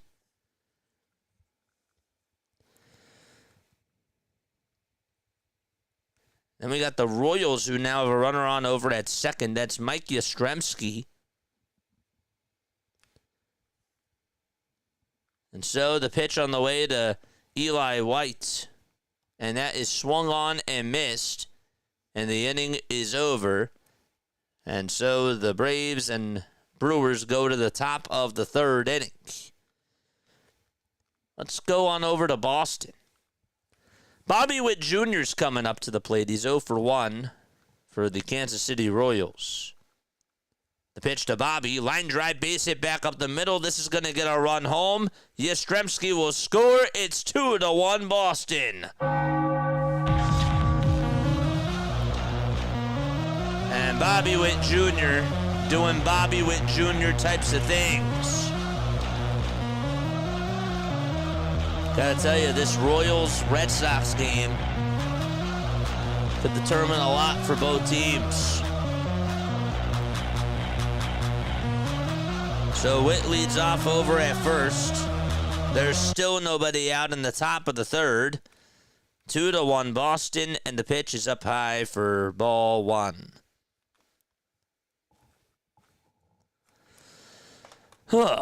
Don't forget to like, don't forget to subscribe, and turn on the notification bell icons too.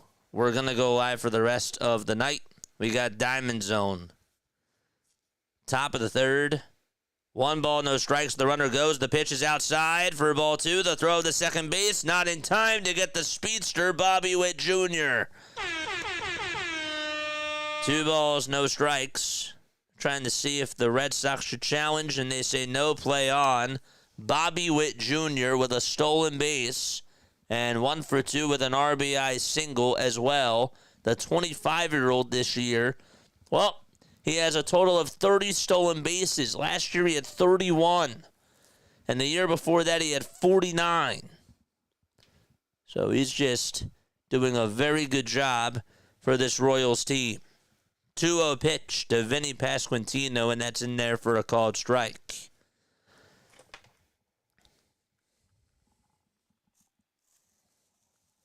We're going to plug in the iPad. 2 balls, 1 strike to Pasquantino, and he swings and misses at the pitch that was low. And the count is 2-2.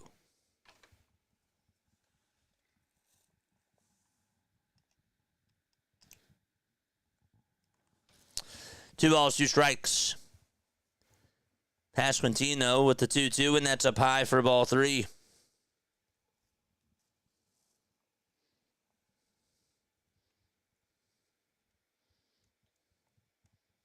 All right, so this is now plugged in.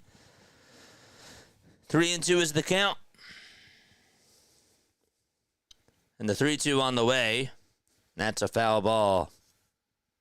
What's up, chat? How's everybody doing tonight? JJ, I'm hoping that the Phillies starting staff isn't going to run out of steam. I'm with you. I'm totally with you on that. That makes me a little bit worried. 3-2 is the count to Vinny Pasquantino. The tying run for the Royals is now at second base. There's nobody out.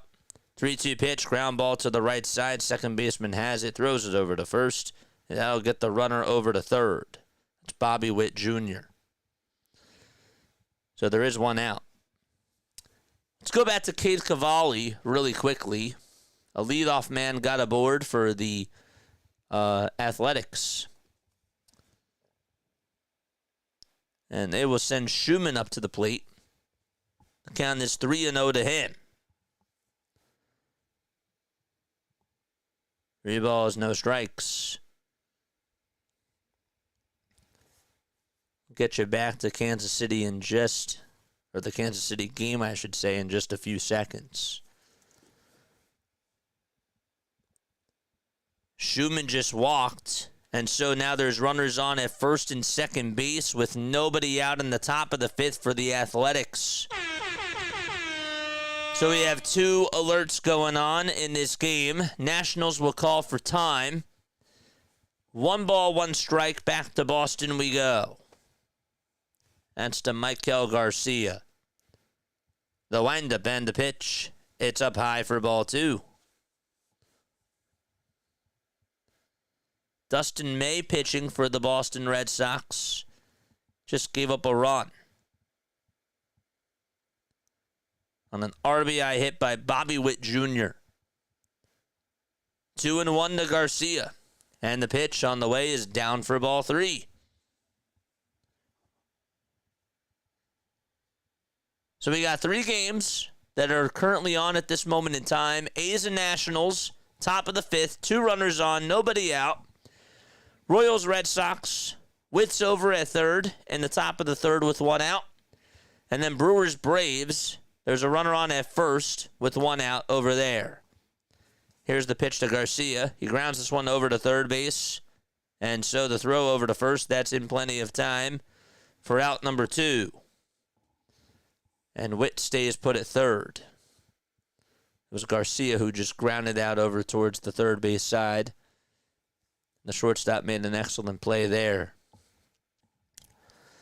And now bring up Sal Perez, who just missed a homer his last time up for the Kansas City Royals. For the A's, they have Shea Langeliers up. And I think that was just inside. Okay. Sal this year, 20 homers, 66 RBI, and a 252 average. He still is being very productive at the plate. 0-1 to Sal. Check swing. He did not go. The pitch was down for a ball. Sure wish we had a Bobby Witt Jr. You think that they would trade Bryson Stott for him? Probably. I wish, though. I do. 1 ball, 1 strike to Sal Perez. Who do you think is going to win this Boston game? 1-1 to Sal, and he flies it out to left field. If it's fair, it's gone. It is a foul ball. Just barely foul. Isaac Collins is going to line out a base hit out to right field for the Milwaukee Brewers off of Spencer Strider. And so a 2-out double by Isaac Collins. He's over at second for Milwaukee. So we got a triple box going on. A's and Nationals. Shea Langeliers just flied out to left. And there's still runners on at first and second. Red Sox lead it 2-1 in the top of the 3rd inning with a runner on at third. And then Spencer Strider is in a pickle right now as Christian Yelich is up at the plate. And he just swung on and missed a slider that was high. In Sal's at bat, 1 ball, 2 strikes to him. And the pitch is down for a ball. Yelich up for the Milwaukee Brewers. He's 0 for 1. The 0-1 to Christian, swinging a miss on a fastball that was high, and it was just above the zone. The 2-2 to Sal, swinging a miss, and the inning is over. Dustin May does allow an RBI base hit to Bobby Witt Jr. He's stranded at third, and we go to the bottom of the 3rd in Boston. No balls, 2 strikes, though, to Christian Yelich in the top of the 3rd in Atlanta. 2 runners on. The 0-2 is inside. Thrown by Strider. Power versus power. And the count is 1-2. The A's do have some talented guys.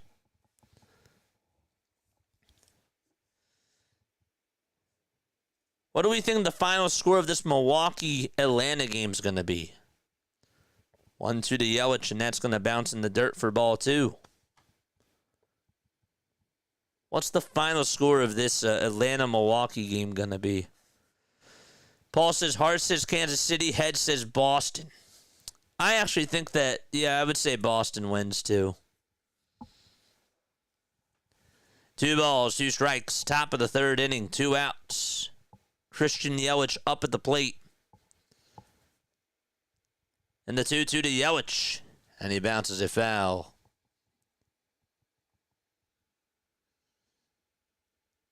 Cade Cavalli, I believe his night is done.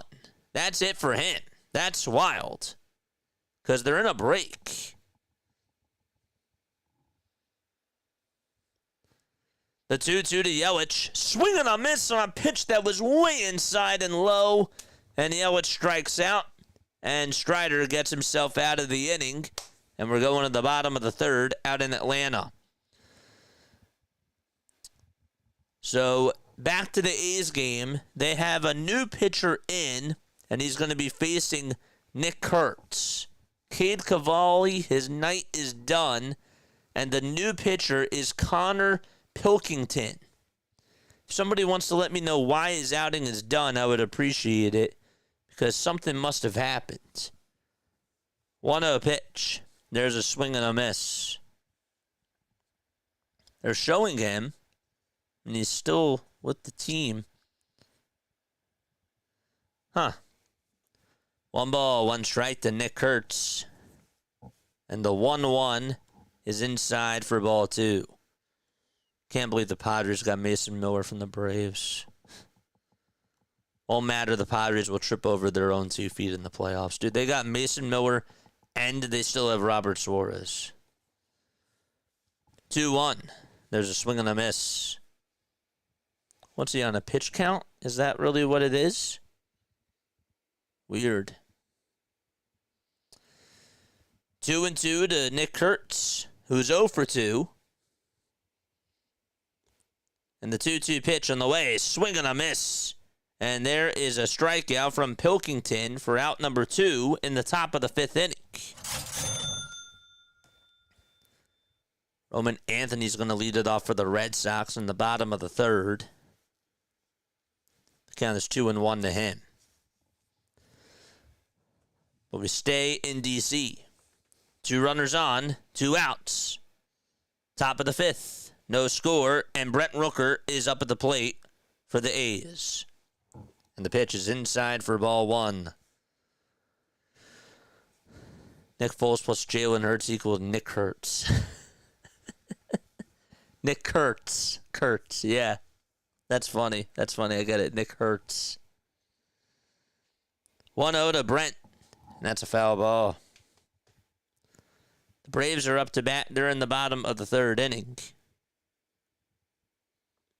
But Brent Rooker 0 for 2 with 2 strikeouts, 23 homers, 66 RBI, and a .273 batting average. Pilkington gets set at the letters, and the 1-1 is way up high for ball 2.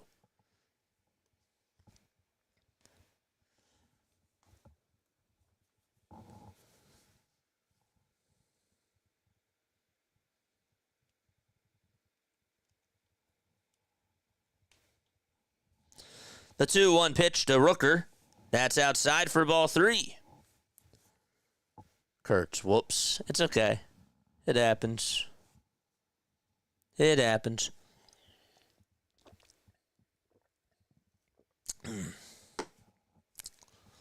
3 balls, 1 strike to Brent Rooker.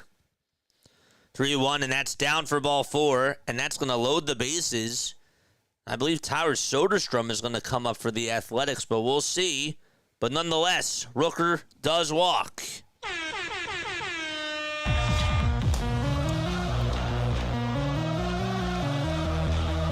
Eyes on the prize.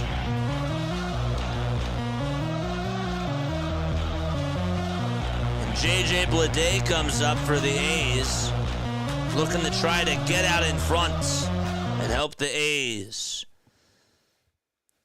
First pitch, it's outside for ball 1. Red Sox just got out of their inning. They just went 1-2-3. And they're now going to the top of the 4th. Top of the 5th here, though. Washington and the Athletics are scoreless.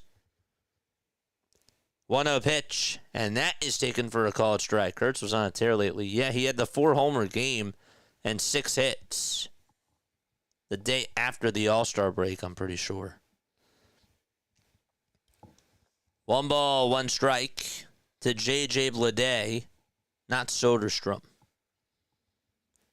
The pitch to Bleday, ground ball, hit over towards the right side. Second baseman has it, throws it over to first, and we are going to the bottom of the 5th. I guess that these teams seem to be allergic to bases loaded.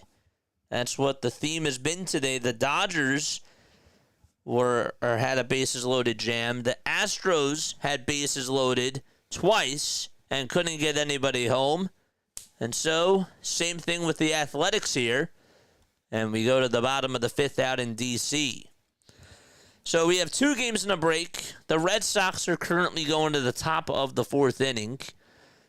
And this game is going to the bottom of the 5th. So that means the one game that's not in a break is where we're going to go to right now. And that is Braves and Brewers. There we go. Here comes Marcell Ozuna. And the pitch is taken for a strike.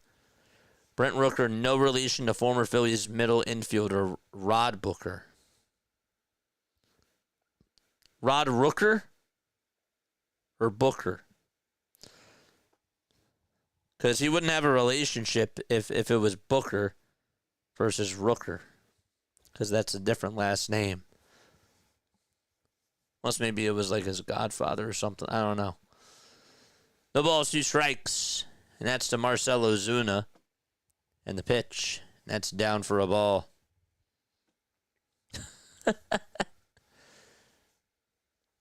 For the Royals, they will send Adam Frazier up to the plate in the top of the 4th. Versus Dustin May.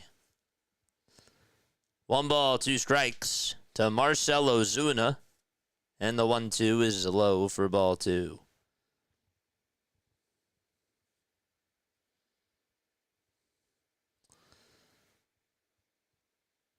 Two and 2 to Marcell, 2 away, bottom of the 3rd, nobody on.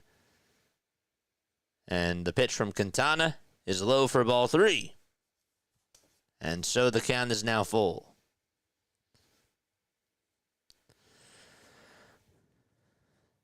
3-2 to Marcell Ozuna. The payoff pitch. Here it comes. This one is lined foul towards the right side.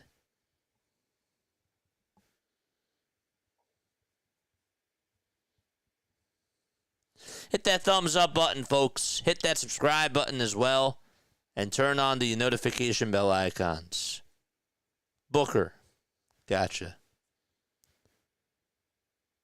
3-2 to Ozuna, and a called strike 3 to end the 3rd inning. Ozuna definitely disagrees with that call. And so we go to the top of the 4th out in Atlanta. Let's go back to Boston really quickly. Where are they? There they are. 2 balls, 2 strikes to Adam Frazier. Top of the 4th inning, Dustin May is pitching. Dustin May is on the hill. May in this game, so far, 3 innings, 3 hits, 1 earned run, 1 walk, and 4 strikeouts. The 2-2 pitch, and that is outside for ball 3 to Adam Frazier. Romy Gonzalez, that is, had a 2-run double in the bottom of the 1st for the Boston Red Sox. Jonathan India is up next. 3-2 to Frazier, and the 3-2 pitch is down and in for ball 4. And Adam Frazier gets on with a leadoff walk in the top of the 4th inning. And so the Royals trying to get something cooking. Let's go. Nice. That actually hit Frazier on the toe, so it's technically a hit by pitch. But regardless, he's over at first base. Did anybody find out what happened to Cade Cavalli? Did they get any update on what happened to him? Because he was pitching really well and then just got taken out of the game. Top of the fourth, here's Jonathan India. And the pitch to India for the Royals is in there for a called strike. Let's go.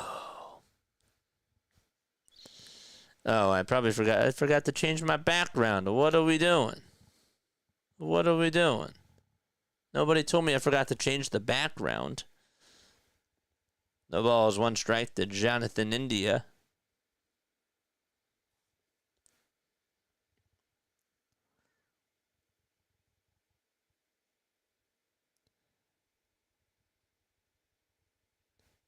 The pitch on the way. And that is going to be thrown on over to second base by the catcher, Narvaez. By the pitcher, Dustin May. And the throw over to second was in time. Sorry, there was a little bit of a delay on the iPad there. But it looked like that Frazier was going, and he went a little bit early. No balls, one strike. And the 0-1 is in there for a called strike. Didn't realize that the Blue Rocks are a Nationals affiliate now. They were the Royals back when I went to the games. Yep. That's right. Strider gives up a long ball. It's hit out to left center field, and Vaughn takes him deep.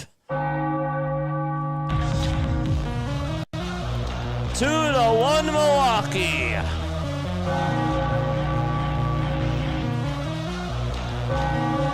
Andrew Vaughn with a 409-foot homer off of Spencer Strider.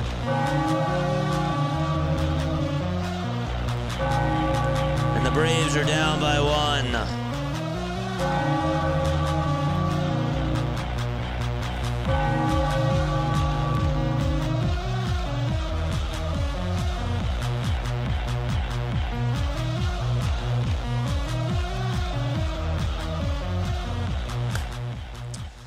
So back to Kansas City, Jonathan India did just get on with a single. And again, if you remember what just happened before that, Adam Frazier got picked off.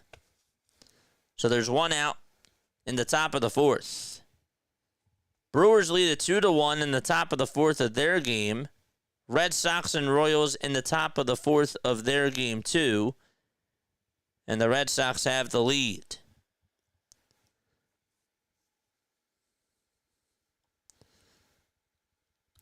Yeah, they were affiliated with the Royals. And then when the pandemic happened and we partnered with them, meaning Rowan, they got partnered with the Washington Nationals.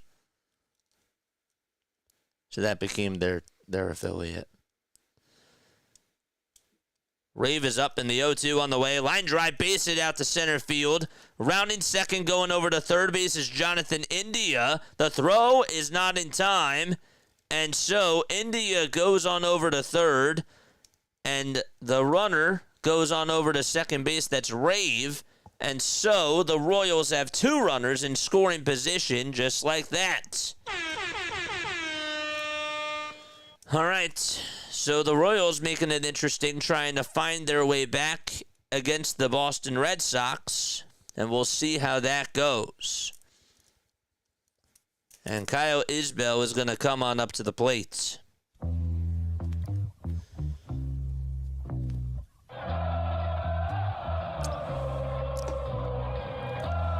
Meanwhile, Strider not doing so well for the Braves. A runner on at first. But to Kyle Isbell, the first pitch is in there for a called strike in the top of the fourth. Let's go. India over at third. Rave at second. The 0-1 pitch. And there's a swing and a miss to Kyle Isbell. And the count is 0-2. We'll get back to Spencer Strider in just a little bit. We go back and forth between these two games here. No balls, two strikes. That's to Kyle Isbell. Big pitch from Dustin May. Here's the 0-2. It's high for a ball.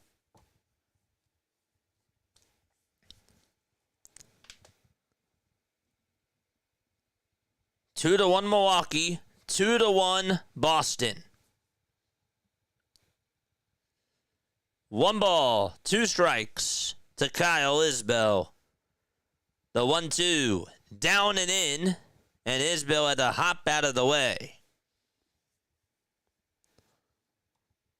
And so it's 2 balls, 2 strikes right now.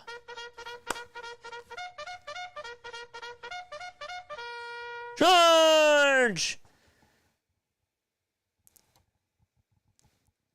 Let's go back to the Braves game for a second. The runner tried to go over the second base, and Sean Murphy had an excellent throw, and he just gunned down his second runner of the ball game.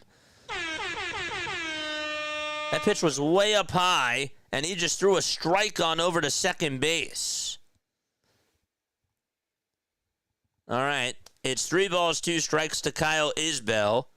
The 3-2 pitch, and there's a line drive, base hit out to center field. India's going to score, and coming right behind him is Pasquantino, and the throw is not in time, and the Kansas City Royals now lead it 3-2.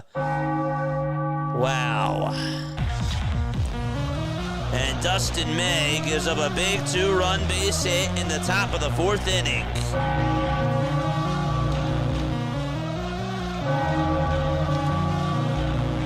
We also have an update in the Athletics game really quickly. The A's just took a 1-0 lead, and they got a home run.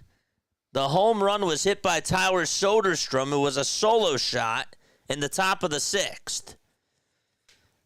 So a lot of action going on. Going back to Kansas City, it's 3-2 KC against the Boston Red Sox.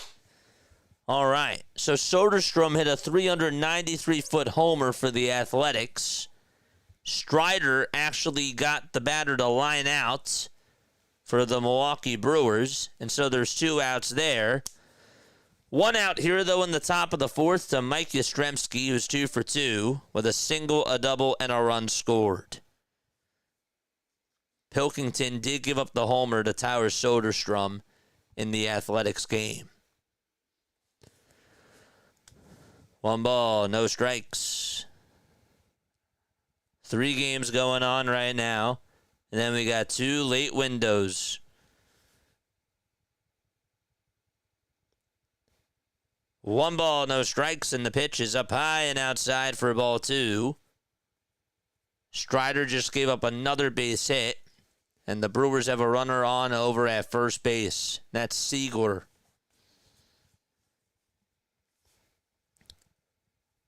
Top of the 4th in Boston at Fenway Park. 2-0 is up high and outside for ball 3. Dustin May not looking so good in this top of the 4th inning.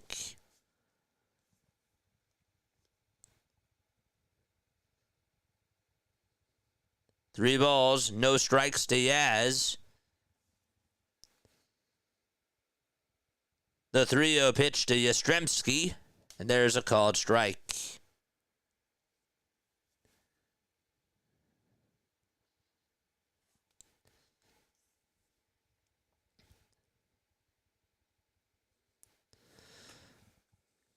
May has faced Yaz a lot of times. 3-1 pitch. This one is grounded foul towards the right side. Another update going on in Milwaukee as Joey Ortiz just got on with a double. Siegler is going to go on over to third, and the Brewers have 2 runners in scoring position again. So we'll get you there in a little bit. Here comes Mike Yastrzemski, and the 3-2 pitch is popped up over towards shallow right center field. The catch is made. There's out number 2. And let's go back to Atlanta and check up on those Brewers, unless there's a timeout. And it looks like that there is. So the Athletics just went up 1-0 on a solo shot by Tyler Soderstrom. The Royals now lead at 3-2. They just got a big 2-run base hit in their ball game, and that was by Kyle Isbell. And then the Brewers, they just took the lead and lead at 2-1 off of Spencer Strider. A solo homer was hit. Bobby Witt Jr. is coming up for the Kansas City Royals.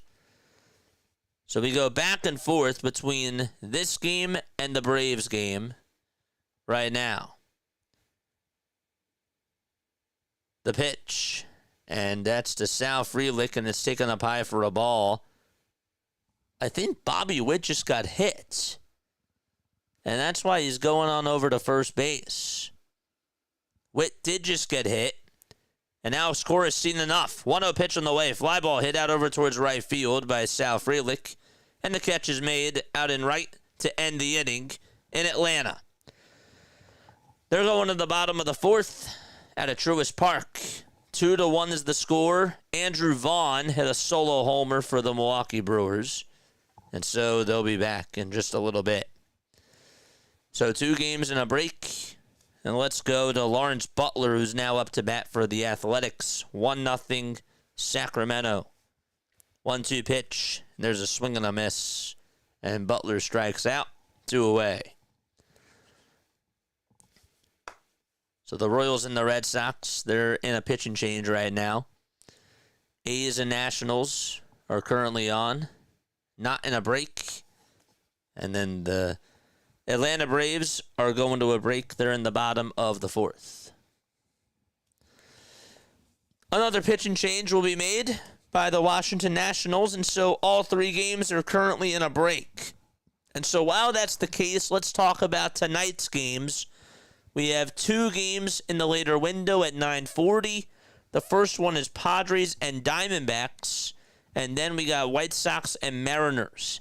For the Padres-Diamondbacks game, we'll let you know about that. That's going to be really interesting to see how both of those teams do. The Padres will have Nestor Cortez out there on the mound, and he will be going up against Anthony DeSclafani. And again, first pitch will be at 9:40 p.m. Eastern Time. And then the White Sox, they have Jonathan Cannon going up against George Kirby. It'll be interesting to see, at least from a watching perspective, to see how Eugenio Suarez does with his new team and a team that he was with before, and that is the Seattle Mariners. Also got to see Josh Naylor too, and Cal Raleigh and Julio Rodriguez in action as well. So we have both of those games going on at 9:40 p.m. Eastern Time. 3 games on at this moment in time. A's are up 1-0 in the top of the 6th. And then Royals are up 3-2 in the top of the 4th with 2 outs. And speaking of the Royals, let's go back there. Vinny Pasquantino is coming up, and he takes the first pitch that he sees for a called strike. Royals trying to add on to their lead. Pasquantino 0 for 2. Top of the 4th. 8 seconds left on the pitch clock. The pitch. That's up high. Called the first pitch a ball. And so it's a 2-0 count. It's 2 balls, no strikes.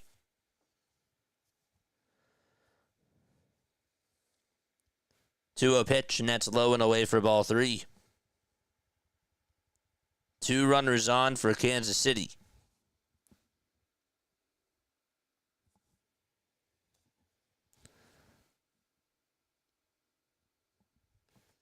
Three balls, no strikes.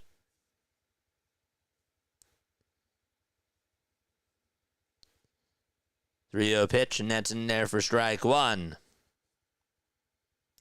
Don't forget to like, don't forget to subscribe, and hit the notification bell icons too. And that way you will know when we do go live. The 3-1 pitch. And that is taken for a called strike on the inside corner. How's everybody in chat doing? We chilling?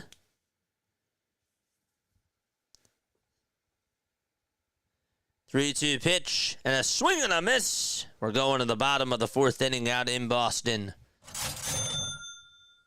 Okay. The Atlanta Braves are also back on. It's 2-1 Milwaukee. Jurickson Profar is coming up. It's a 1-1 count. Cole Henry came on in for the Washington Nationals, and he recorded the strikeouts. And they're going to the bottom of the sixth out in Washington, D.C. I'm full of pizza. 1-1 to Profar. Line drive, sliding catch out in left field for out number 2. Nice play in the outfield for the Milwaukee Brewers. That was a nice big-time catch that was made in left field by Isaac Collins. So 2 up, 2 down in the bottom of the fourth inning in Atlanta. Tango is here. He gives me a thumbs up. What's up, Tango? How are you? Do you guys like Diamondzone? Are you able to follow along? Are you able to follow along? Can you see the scoreboard changes?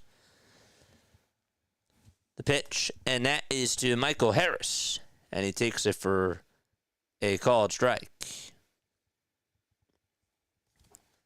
Quintana gets set at the belt for the Milwaukee Brewers. And the 0-1 is outside for a ball. 3 games going on at the same time. It's been interesting, for sure.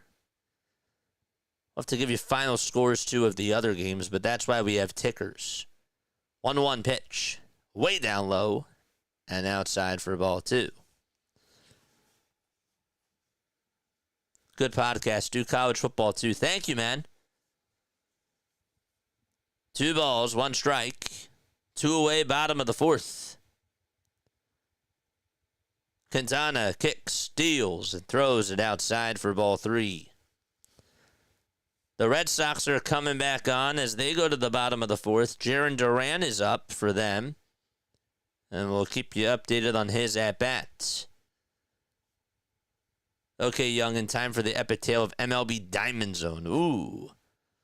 3-1. Ground ball hit over to shortstop. And the throw over to first is in plenty of time to get Michael Harris the second. And the inning is over.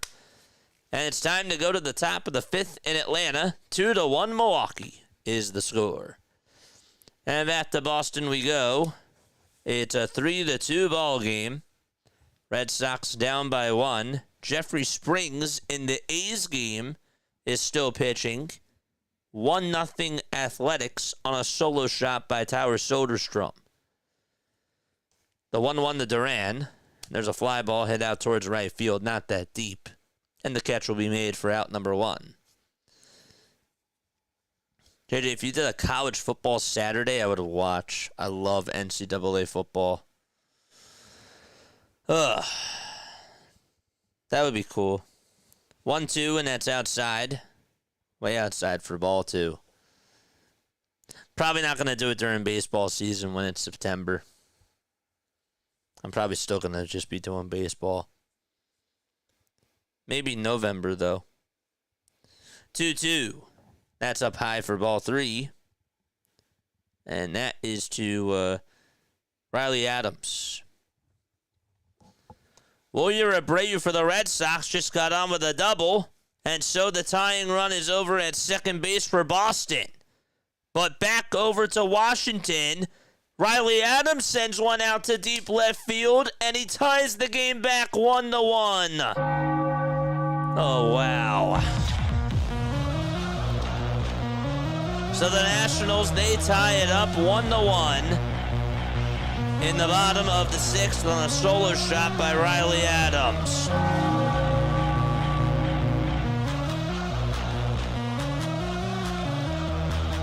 Comes Wilyer Abreu, and the pitch is taken down for a ball in the Boston ball game. It is a lot to juggle. It is. 1 ball, no strikes to Wilyer Abreu. Riley Adams just tied up the knot for the Nationals in the bottom of the sixth. Abreu with a 2-0 count to him in the Boston Red Sox ball game.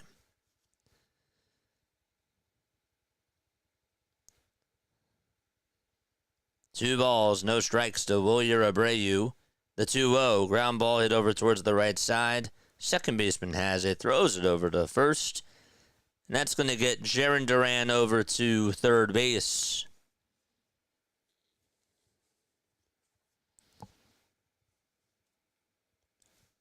Two outs in the bottom of the fourth in Boston.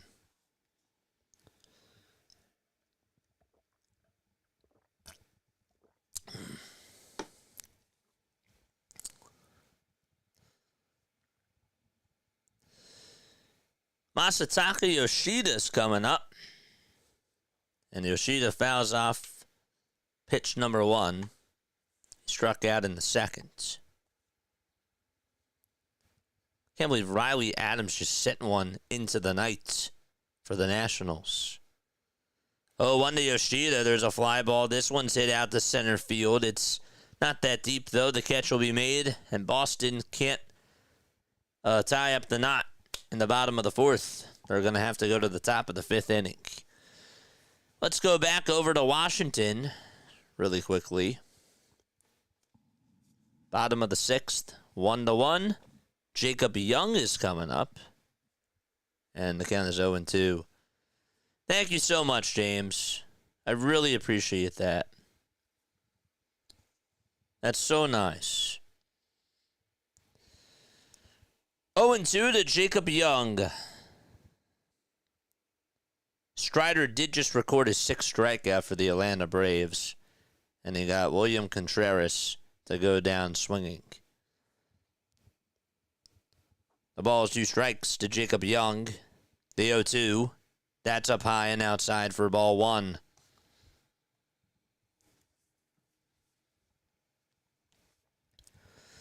One and 2 to Young. Bottom of the 6th. The 1-2 pitch. It's up high for ball 2. And the count is 2-2 to him.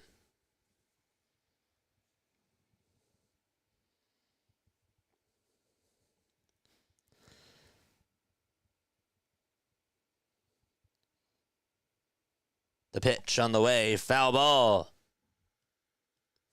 I feel you on that.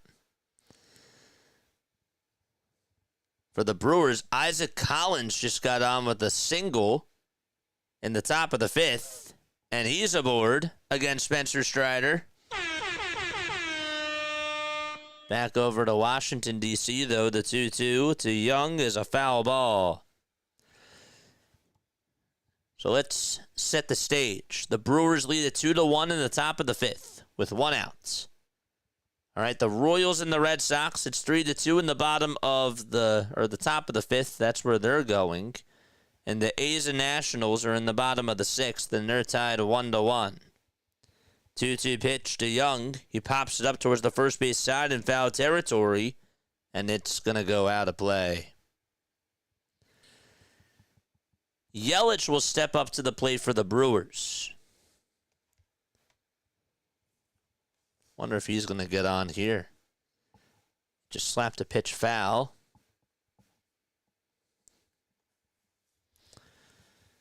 Two balls, 2 strikes to Jacob Young.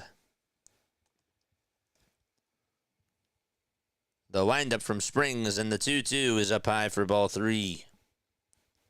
Jeffrey Springs for the Athletics has 89 pitches.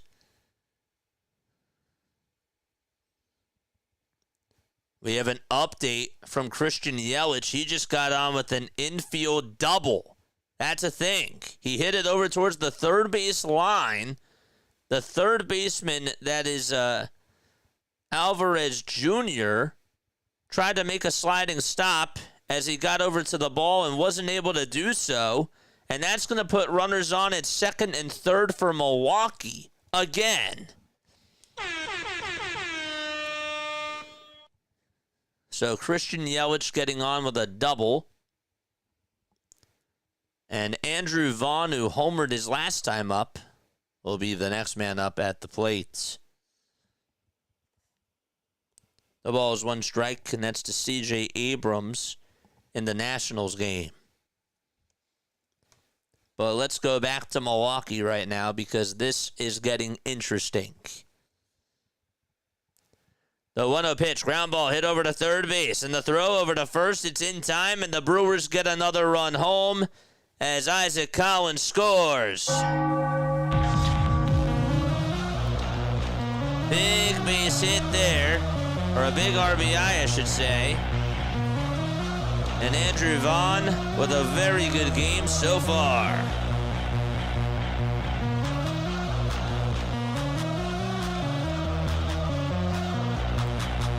It was a big hit.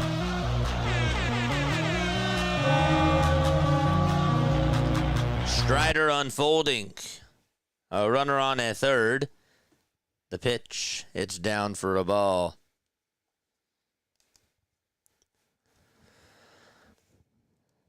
Is this Blake Perkins, I believe, up to bat for the Milwaukee Brewers.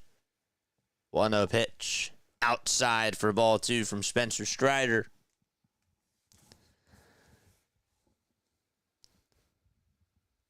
It is Blake Perkins.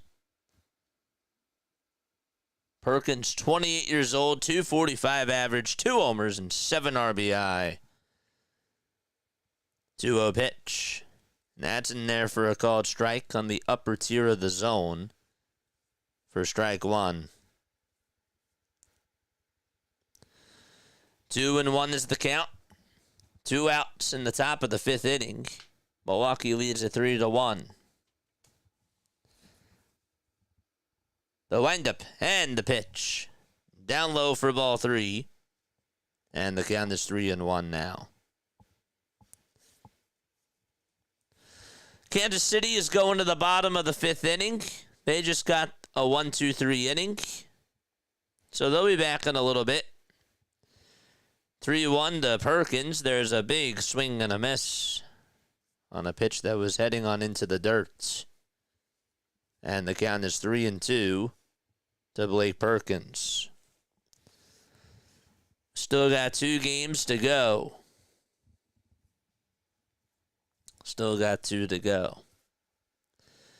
3 balls, 2 strikes. Top of the 5th. 2 away.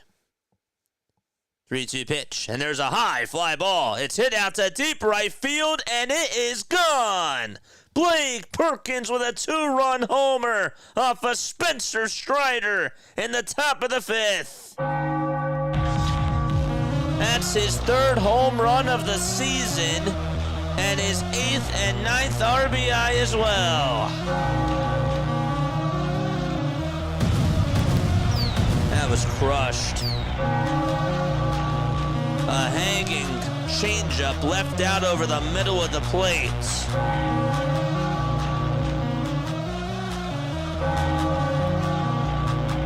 What a swing. And Strider can't believe it.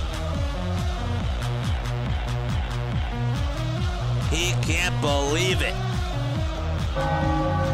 That's going to be it for Spencer Strider. His night is done. It's a 5-1 ball game out in Atlanta.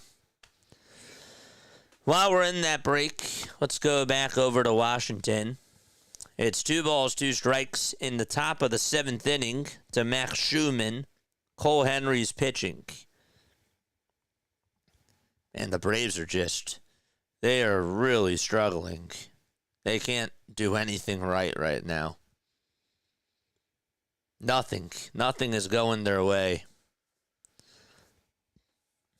Schumann in the box. 2-2 pitch. Foul ball.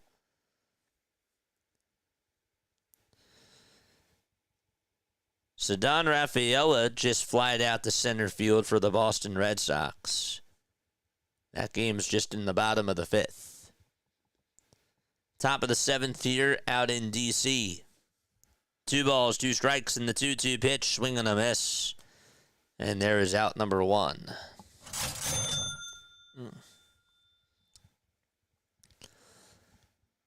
The first out recorded of the inning.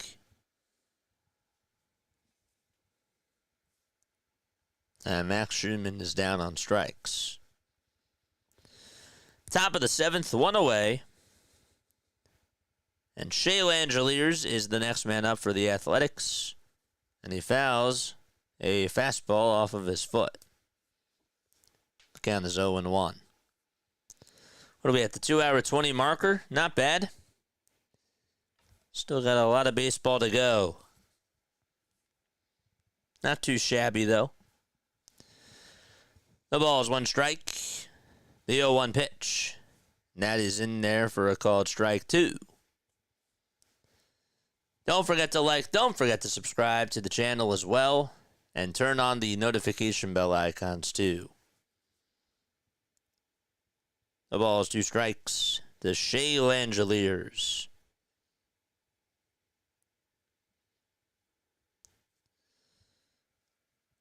Henry kicks and fires. And this one's grounded over to third. Played on the hop by the third baseman. The throw over to first in plenty of time. And there's 2 away in D.C. Very good backhanded play there by the third baseman. Is that Casas?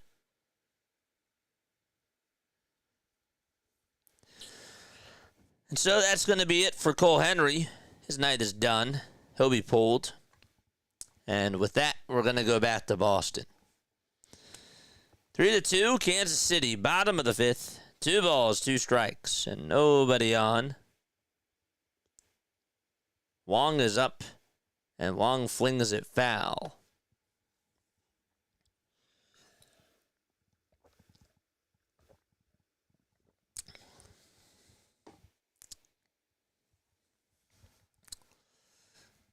All right. Braves did just get out of the inning. Spencer Strider, his night is done. They're going to the bottom of the 5th out in Atlanta.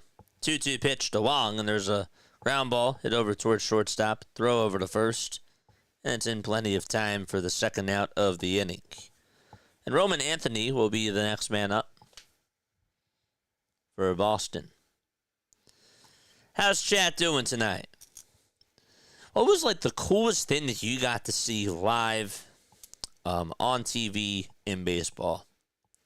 What was a live moment that you couldn't miss? I'll never forget, on the very last day, the Red Sox, back in 2011, were like in the wild card spot. They absolutely choked in that 2011 season, and the Rays got hot at the same time, and the Rays were down 7-0. And they came back and they beat the New York Yankees. It was a 7-0 deficit. And Evan Longoria hit 2 homers, including a walk-off to send them into the playoffs. And the Red Sox, they choked. They were down, I think it was 3-2. They were up 3-2 in the bottom of the 9th against the Orioles, and the Orioles walked it off. That was crazy. That was a cool baseball moment I got to see live. Like on TV. Not like in person. But 1 ball, 2 strikes. That's to Roman Anthony. The 2008 World Series, of course. Yeah. Nothing will beat that from a Philly fan perspective. 1-2 pitch, and that's inside for ball 2. 2-2 is the count to Roman Anthony. And the pitch. Foul ball. Next pitch is taken inside for ball 3. I don't know why there was a little bit of a delay there, but there was. 3-2 to Roman Anthony. And the payoff pitch. There's a fly ball. This one's hit out to deep right field, and Roman Anthony is robbed on a home run. Caglione caught it right on the track and brought it back on in. What a catch out in right field. That was Mike Yastrzemski, that made the catch and just took away a home run and brought it back on in. It's still a 3-2 ball game, and they will go to the top of the 6th inning out at Fenway Park. All right, let's go back to D.C. The Nationals just walked Nick Kurtz, I believe.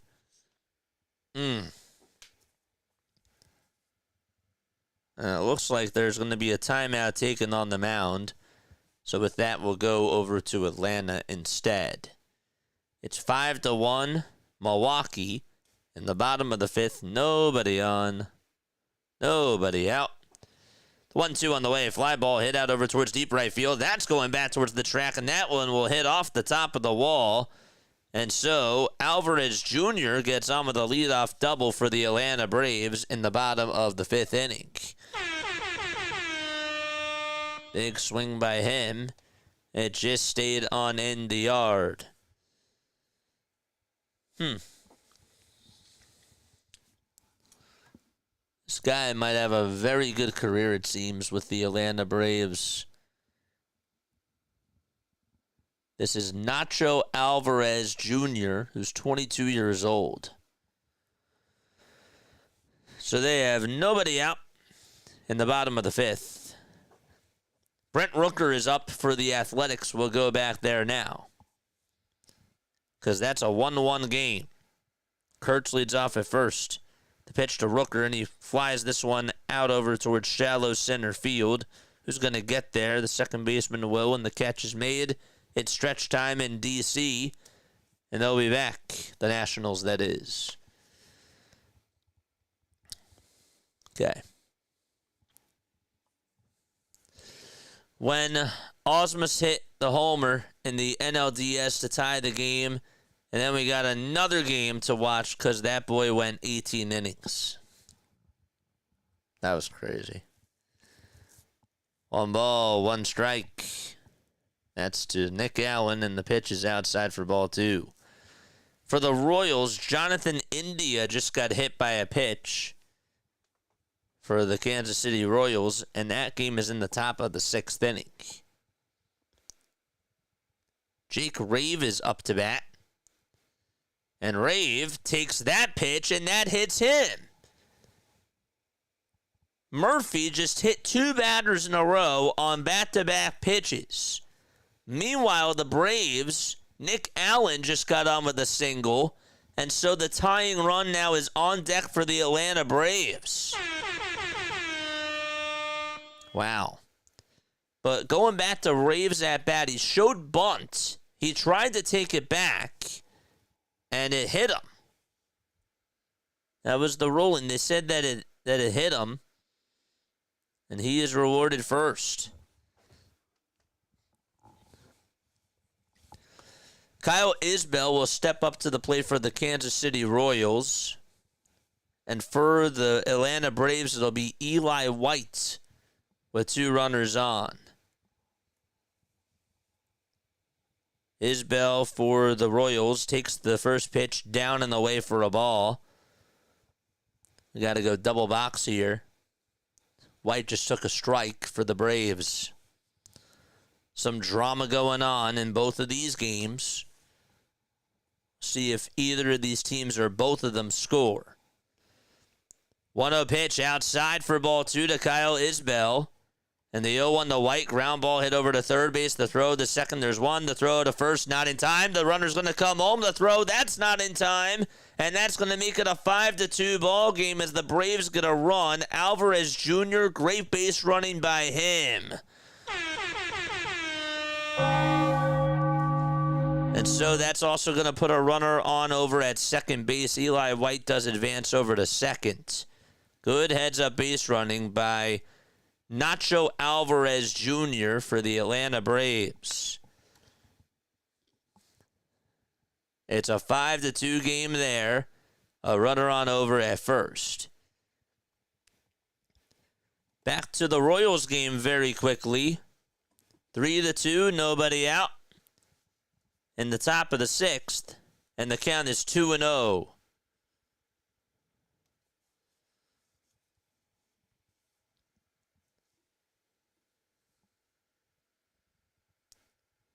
Two balls, no strikes to Kyle Isbell. The pitch, and he shows bunt. It's a foul ball. In case you're wondering, Albies was up for the Braves, and he just flied out to center field.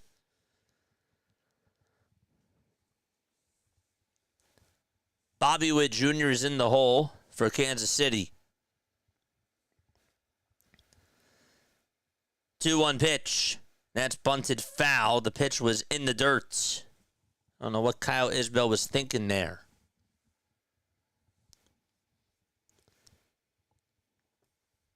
Two balls, 2 strikes to Kyle Isbell. So the Braves just got one back on an excellent base running play by Nacho Gonzalez. Toss bat to second, not in time. Kyle Isbell still up. In the Braves game, Matt Olson is up. And the count is 1-1 to him. It's 3-2 to Kyle Isbell.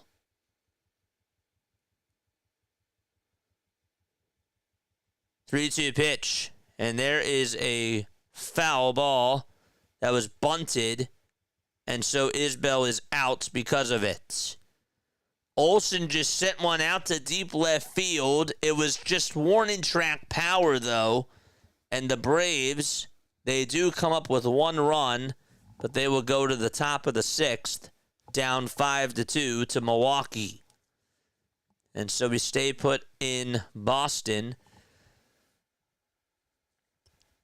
3-2 Kansas City. I thought Olson maybe was going to get that one out of here. He did not. He was not able to do so. Dr. DeLay is here. What's going on? He says, I love this concept. Thank you so much, my friend. I think it will. Just got to make it interesting.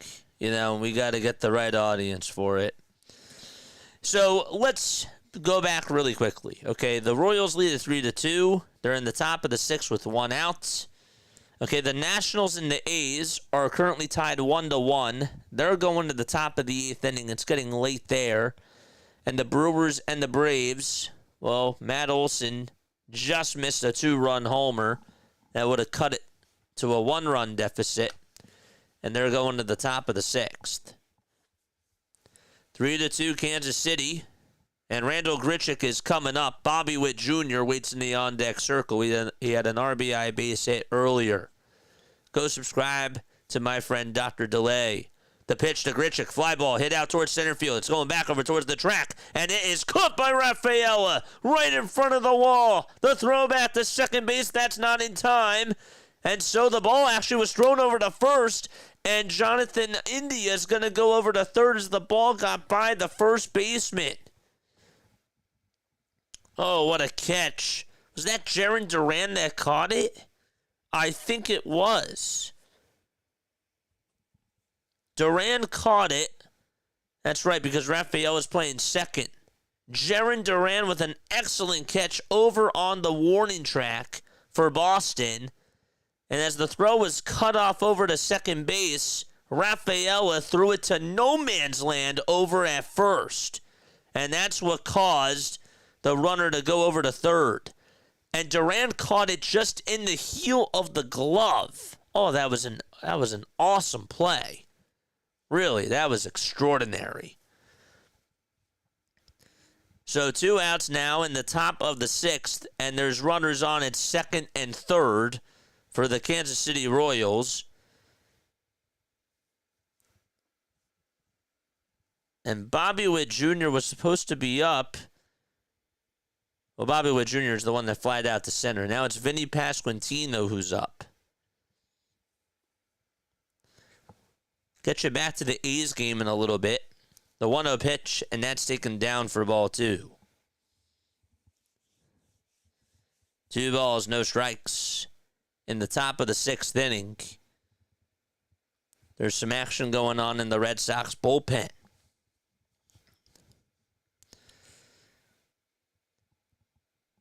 The 2-0 pitch. There's a ground ball towards first base. And so the inning is over as Roman Anthony covers the bag. They intentionally did walk Bobby Witt Jr. That's what happened. And that's how they loaded the bases. We go to the bottom of the 6th in Boston. All right, the Athletics game. There's 1 out in the top of the 8th inning. and we're tied up 1-1. Tyler Soderstrom homered, and Riley Adams in the bottom of the 6th hit a solo homer for the Washington Nationals. Soderstrom is back up at the plate for the A's. The 1-0 pitch, and that's in there for a called strike. This game got started at 6:45 p.m. Eastern Time. 1-1 strike to Tyler Soderstrom. And the 1-1 pitch is taken down for ball 2.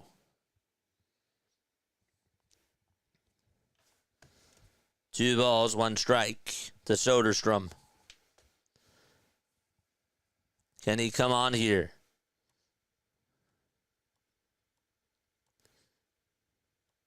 Dude, that would be insane. 2 balls, 1 strike on the 2-1, and that's down for ball 3. Jose Ferrer is warming up in the pen for the Nationals. The 3-1 delivery to Soderstrom, and there's a fly ball hit out to center field. It's not that deep, though, and the catch is made for out number 2 by the center fielder, Young.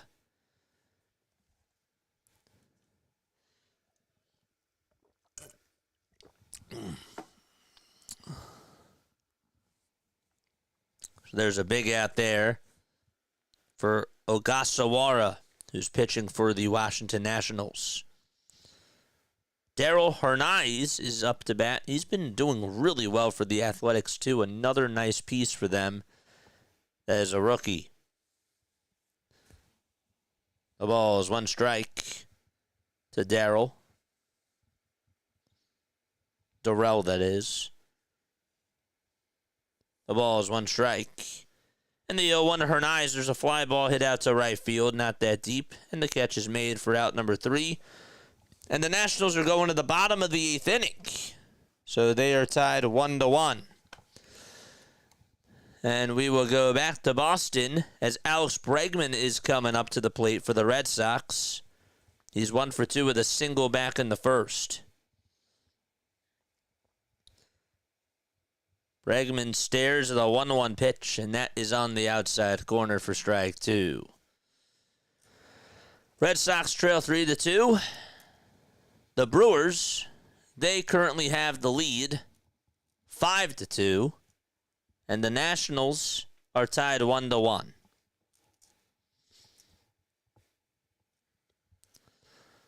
One ball, 2 strikes to Alex Bregman in the bottom of the 6th inning.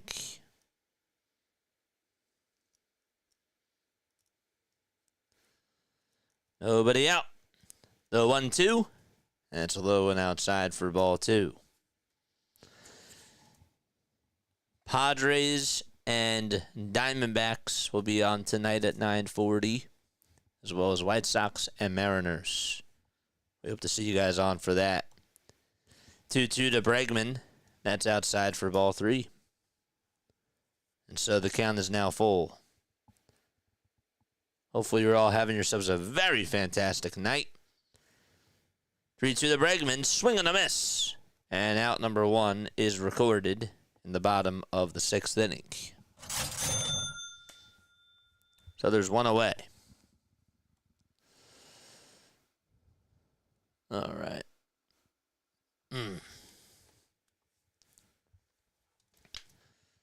Don't forget to like, don't forget to subscribe, and hit the bell icons too, folks. Giants did a comeback today. Ooh. Trevor Story, who's 0 for 2, will be the next man up. Fielder's choice, ground out, a strikeout, and a run scored. And then the Nationals, they just got started the bottom of the 8th inning. Story lines this one out to center field for the Red Sox for a base hit, and the tying run is aboard in Boston. And so Jarren Duran is going to be the next man up. And we will go back and forth between this and the Nats game right now. Low is up. The 1-1 to Low. Foul ball. Sean Newcomb pitching for the Athletics with nobody out in the bottom of the 8th. Nationals trying to take the lead. The 1-2 on the way. It's low for ball 2. 2 balls, 2 strikes to Nathaniel Lowe. Newcomb kicks and deals. And that is grounded off the foot, or fouled off the foot of Lowe. Duran just grounded into a 3-5 or a 3-6-3 double play. And the inning is over in Boston. And they're going to the top of the 7th inning out at Fenway Park. So that means we stay in Washington, D.C. 2 balls, 2 strikes to Nathaniel Lowe. He is 0 for 2 on the night. The 2-2, and that's high and inside for ball 3. Thank you so much. House is up next for the Washington Nationals. One thing that's hard about this is that it's hard to keep up with who's active and who's in the lineups for all these games. That's the tough part about it. 3-2, ground ball, hit over towards second base. The second baseman will backhand it. He'll throw it over to first on the run, and it's in time for the first out.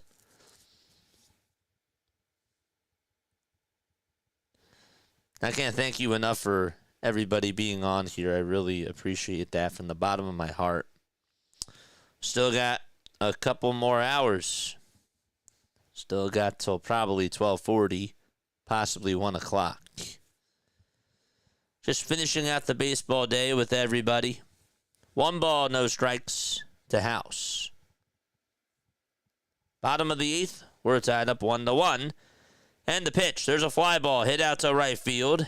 It'll be caught, though, in front of the warning track for out number 2. And Riley Adams will be the next man up. There's some good games tonight. Yes, for sure. Absolutely.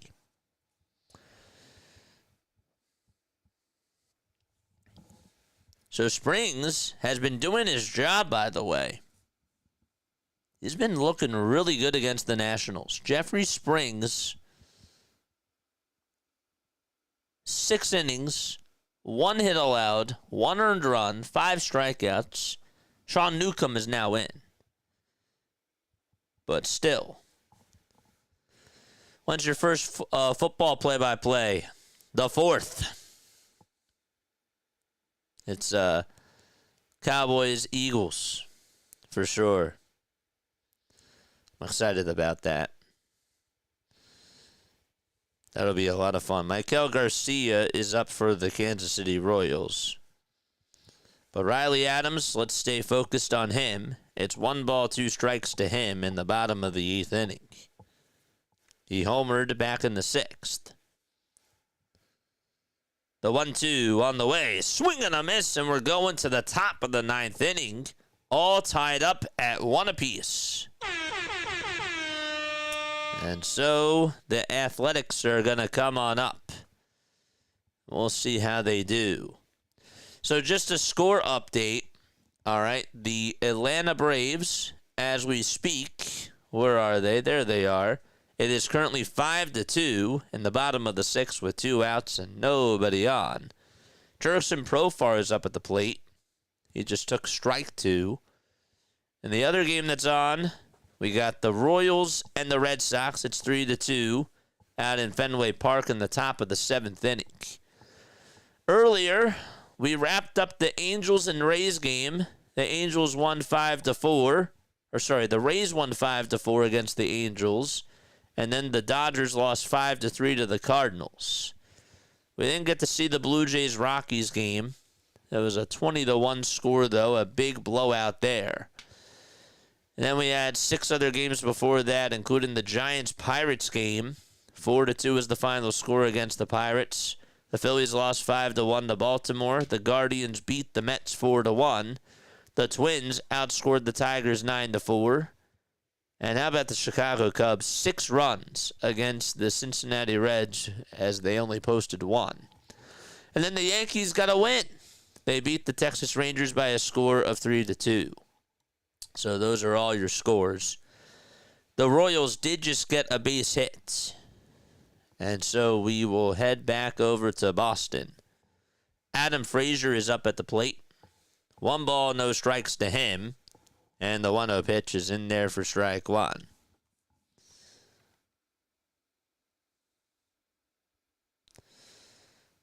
One and 1 is the count.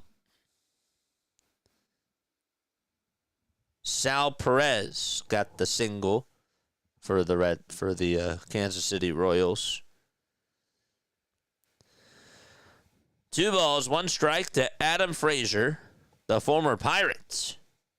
The 2-1 pitch, ground ball, base hit out to the left field. That goes into the hole. Perez stops at second, and we have a diamond alert going on in Boston.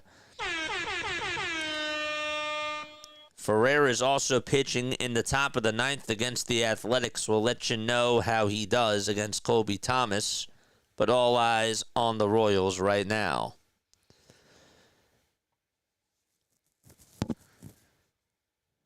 And nothing interesting going on in the Braves game as we speak.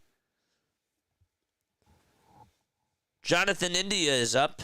He's 1 for 2. He reached on an error. He singled. He also got hit by a pitch. And he scored a run. This is getting good. The pitch. It's up high for a ball. 1-0. Jordan Hicks pitching for Boston.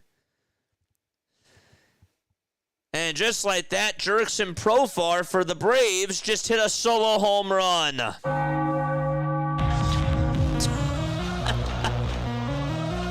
We said that there was nothing interesting going on in Atlanta. And, well, they just made it interesting. I may have jinxed them.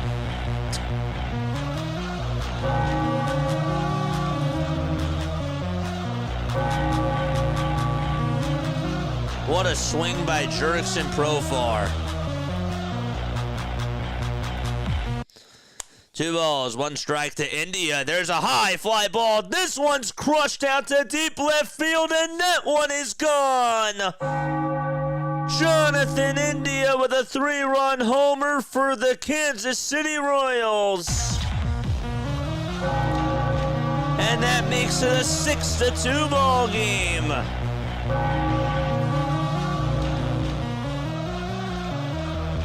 Back-to-back alerts.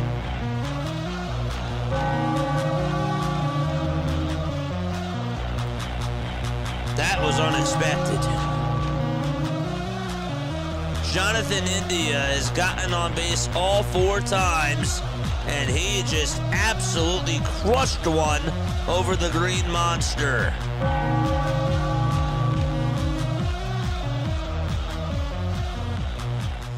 So the Braves just ended the 6th inning. They're only down by 2, and it's now 6-2 in Boston at Fenway Park.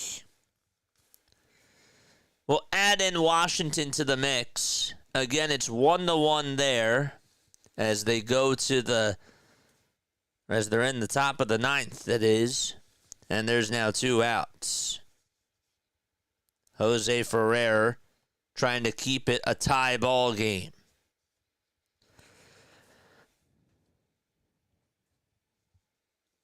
So Jonathan India just hit a 3-run homer for the Kansas City Royals. And Jurickson Profar with a solo shot for the Atlanta Braves makes it 5-3. 2 outs in the pitch to Max Schumann.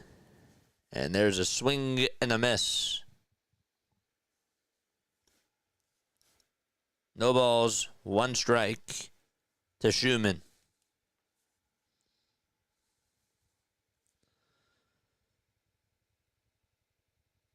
Schumann's average has gone down.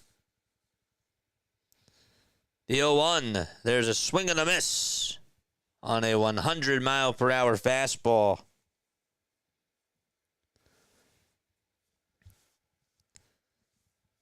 Oh and 2 is the count. 3 seconds left on the pitch clock. The 0-2 pitch, and there's a fly ball. This one's hit out to right field. Not that deep, though, and the Nationals are going to try to walk it off as they go to the bottom of the 9th inning. still tied 1-1. And meanwhile, the Kansas City Royals just got out of their inning. They're going to the bottom of the 7th out in Boston. 6-2 is the score there. It's 6-2 in Boston. Royals lead it by 4. The Nationals and A's are tied 1-1 as they go to the bottom of the 9th. And then the Milwaukee Brewers are in the top of the 7th inning. It's 5-3 Milwaukee. Aaron Bummer is pitching.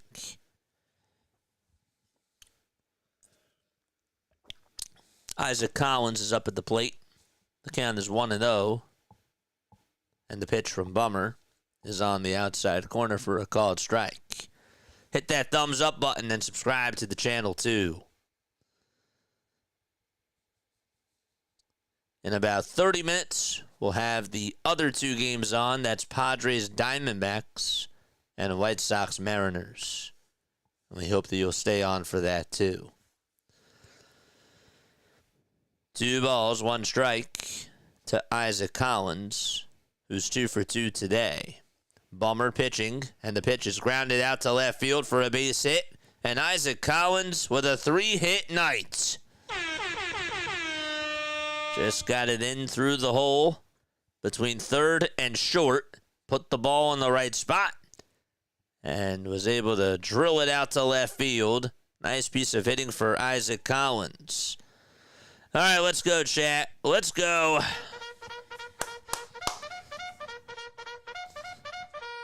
Charge! And Christian Yelich is coming up to the plate. He'll show bunt, and he knocks it down the third base line. It's a foul ball, though. Got to go back to Washington in case they walk it off. They're in the bottom of the 9th now. Michael Kelly is going to pitch. And right before that happens, we'll look at one more pitch here to Yelich. The pitch. And that's taken way down low and outside for a ball. Another guy that I got to see when he was with the Blue Rocks, Robert Hassel III, will lead off the bottom of the 9th for the Nationals. He was traded in the Juan Soto trade when he was on the Padres. 1-0. Check swing, did he go? He did. When the Nationals had him, they got Robert Hassel III, they got Mackenzie Gore, and they got C.J. Abrams as their big deals. And James Wood, too. The 1-1 pitch on the way. There's a fly ball. This one's hit out to right field on the run to make the diving catch. Nope, he didn't catch it. That was the right fielder, Soderstrom. He just could not get there. And there's a leadoff double in the bottom of the 9th for the Washington Nationals. Big hit there. And the right fielder tried to run towards his right side, and he just missed it. It hit the heel of the glove, and it could not field it properly. And so that's the 4th double of the year for Robert Hassel III, and timeout is called.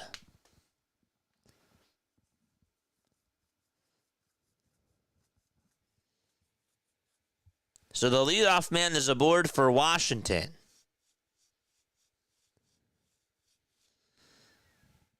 Jacob Young is up, and he shows bunt. The pitch is inside, and he takes it back. 1 ball, no strikes. I can't believe he couldn't hang on to that. Just could not hang on.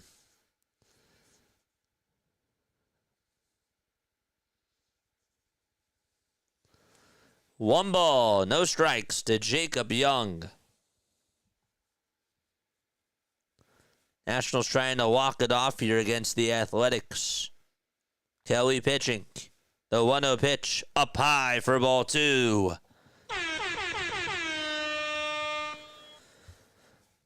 We'll get back to the other 2 games in just a little bit, but this one takes the cake right now. Young with 1 career walk-off hit. 2-0 pitch. It's up high again. Young showed bunt again, and he took it back. And Kelly cannot find the zone at all whatsoever.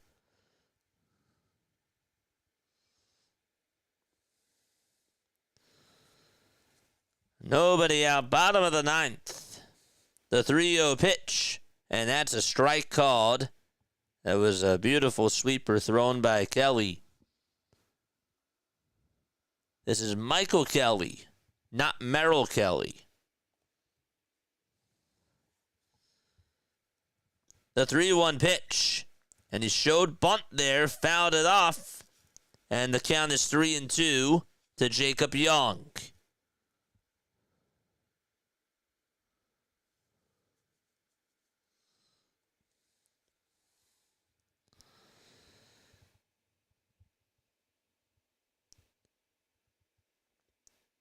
Disengagement over at second base is what causes Kelly to get off the bag. Or the rubber, I should say. Struggling on words, but that's all right. The 3-2 pitch, and it's a bunted foul ball by Jacob Young. Man alive. These guys just don't know how to execute and play small ball the right way. He was ahead in the count 3-0. That pitch was inside and high anyways, and he throws the bat down. My gosh. And it's up to C.J. Abrams with 1 out in the bottom of the ninth. What the heck was that? Abrams takes strike 1. It was a 4-seamer. The Brewers do have 2 runners on, and they are in the top of the 7th with 1 out. Haven't forgotten about them. The Red Sox are down 6-2 with a runner on over at first and 1 out. In the bottom of the 7th. 1 ball, 1 strike. Abrams' last walk-off hit was against the Rockies in 2023. 1-1 pitch. Foul ball from C.J. Abrams. Dude, how are you ahead in the count 3-0 and you just can't get a bunt down? Makes no sense. Perkins, by the way, is up for the Milwaukee Brewers. He's 3 for 3. He had a big 3-run homer for Milwaukee.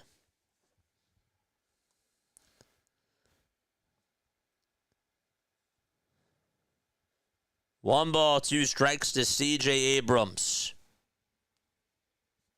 Love it.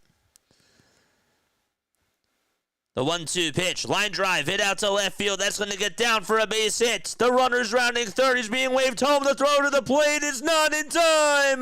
The Nationals walk it off. They walk it off. Hassel scores. Abrams is the hero. 2-1 finish against the Athletics. And Washington comes out on top.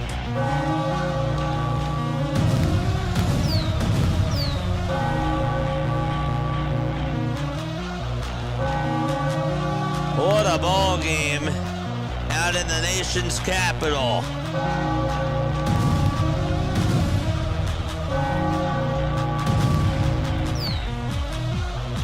An excellent finish for Washington, and Abrams turned on a fastball with an inside-out swing and got it out to left field. And so that ball game is over. And so we can go back to Boston now and catch up on the rest of things. Ceddanne Rafaela is up for the Red Sox. It's 1 ball, 2 strikes to him in the bottom of the 7th with 2 outs. That was a big base hit by C.J. Abrams to walk it off for the Washington Nationals. 3-1. To Bryce Terang, and he takes strike 2 for the Brewers. So it's just these 2 games going on right now. It's Brewers Braves and Royals Red Sox. The 2-2 to Rafaela, foul ball. Bryce Terang just grounded out. The inning is over, and the Braves are coming up for the bottom of the 7th.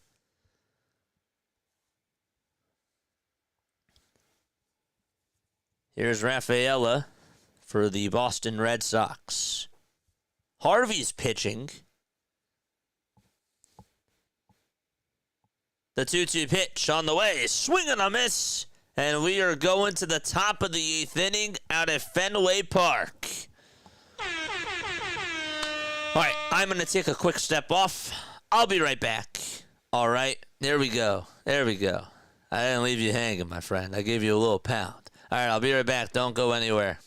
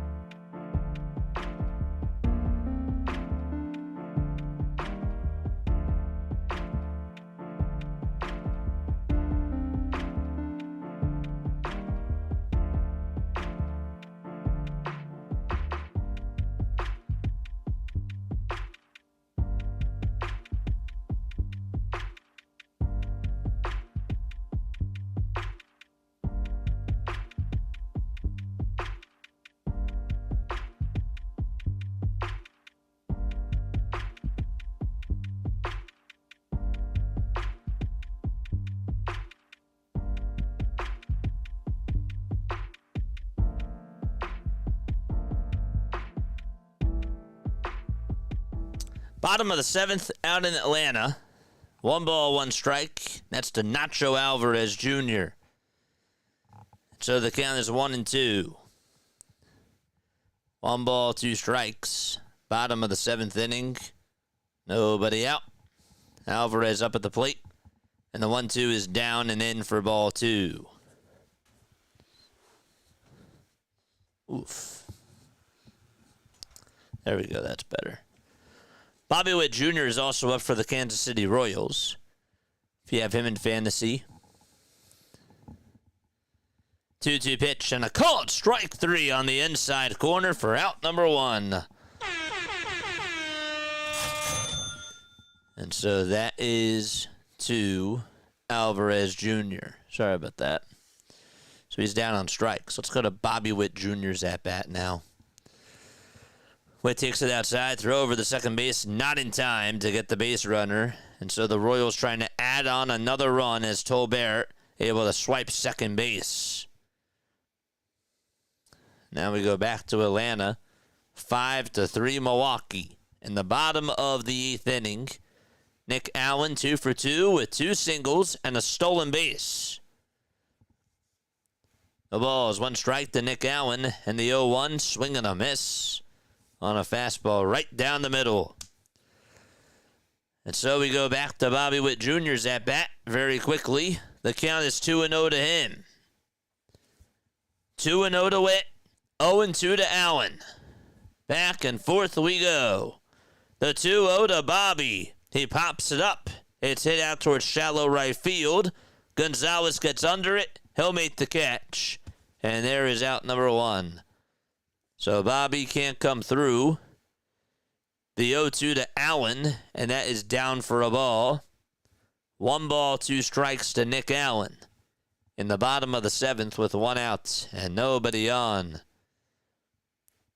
Koenig with the 1-2 delivery. It's down and in for ball 2. update you on Vinny Pasquantino's at-bat. He's already down in the count 0-1. 2-2 pitch. Foul ball from Nick Allen. In the Royals game, Tobert leads off over at second. The 0-1 pitch to Pasquantino is down for a ball, but Tobert swipes third base without a throw. Small ball is what's helping the Kansas City Royals. 2-2 pitch to Allen. Ground ball off the glove of the pitcher. Over toward shortstop. The throw over to first in plenty of time from Joey Ortiz. Nice play by him. And there is out number 2 in the bottom of the 7th. Okay. In Kansas City, it's 1 ball, 2 strikes. With 1 out in the top of the 8th inning. To Vinny Pasquantino.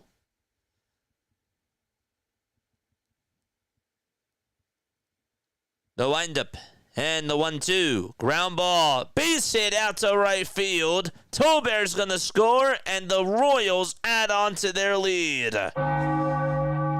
Just hit past the dive of the second baseman, Ceddanne Rafaela, and he could not get there. And so it's now 7-2 Kansas City. All right, they get another run. Back over to Atlanta really quickly. Eli White just flied out to right field, and they're now going to the top of the 8th out in Atlanta. It's 5-3 Milwaukee.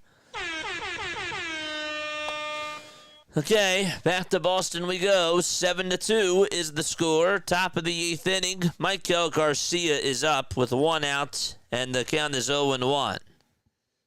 0-1 pitch to Garcia, and there's a foul ball. Then we got White Sox Mariners at 9:40, and Padres and Diamondbacks at 9:40 as well. That'll be in about 15 minutes or so. Garcia in the box. No balls, 2 strikes. And the 0-2 is outside for ball 1 to Michael Garcia. Excuse me. Vinny Pasquantino just hit an RBI single to make it 7-2. The Royals have put up 4 runs combined in the last 2 innings. The pitch to Garcia, ground ball hit over to shortstop. The throw to second, there's 1 out. And the throw to first, there's 2.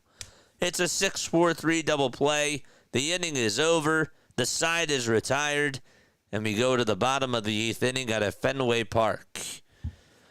All right. Good. I need a break just for a second. Probably for the next hour. Once the 9:40 games get started, I won't be able to have one.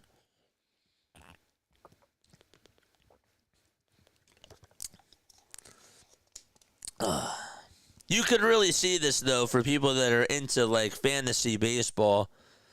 And you could see how people would like this, correct? You could see how people would enjoy this. Because I think I see it, too. It's just a different type of an audience. And I'd have to be doing it every single day, which I really wouldn't be able to do. But there's a benefit to this. I think that there's a market out there for it. Daisbel Hernandez is going to pitch for the Atlanta Braves in the top of the 8th inning, and they'll try to hold the fort down. Durbin is up, and the pitch at Caleb Durbin is taken for ball 1. 1 ball, 1 strike to Caleb Durbin. And the pitch is flied out towards straightaway center field. Harris takes about a couple of steps over towards the plate, and he'll make the catch, and there's 1 away.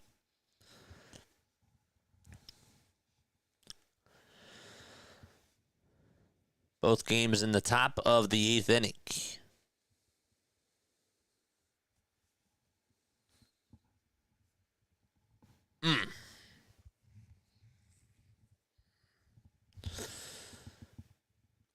One gone, and Joey Ortiz will fly this one out over towards shallow right field. Who's going to get there? White calls off Albies, and he will make the catch for out number 2. 2 quickies in the top of the 8th.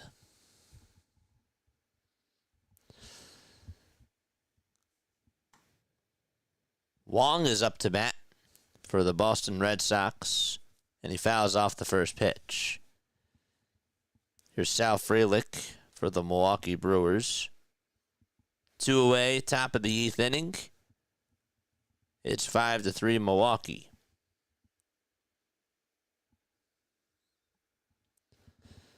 Frelick takes the first pitch inside for ball 1.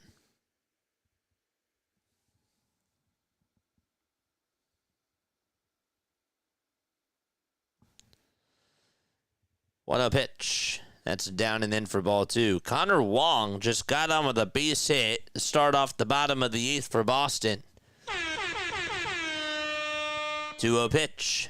Down and in again for ball 3 to Sal.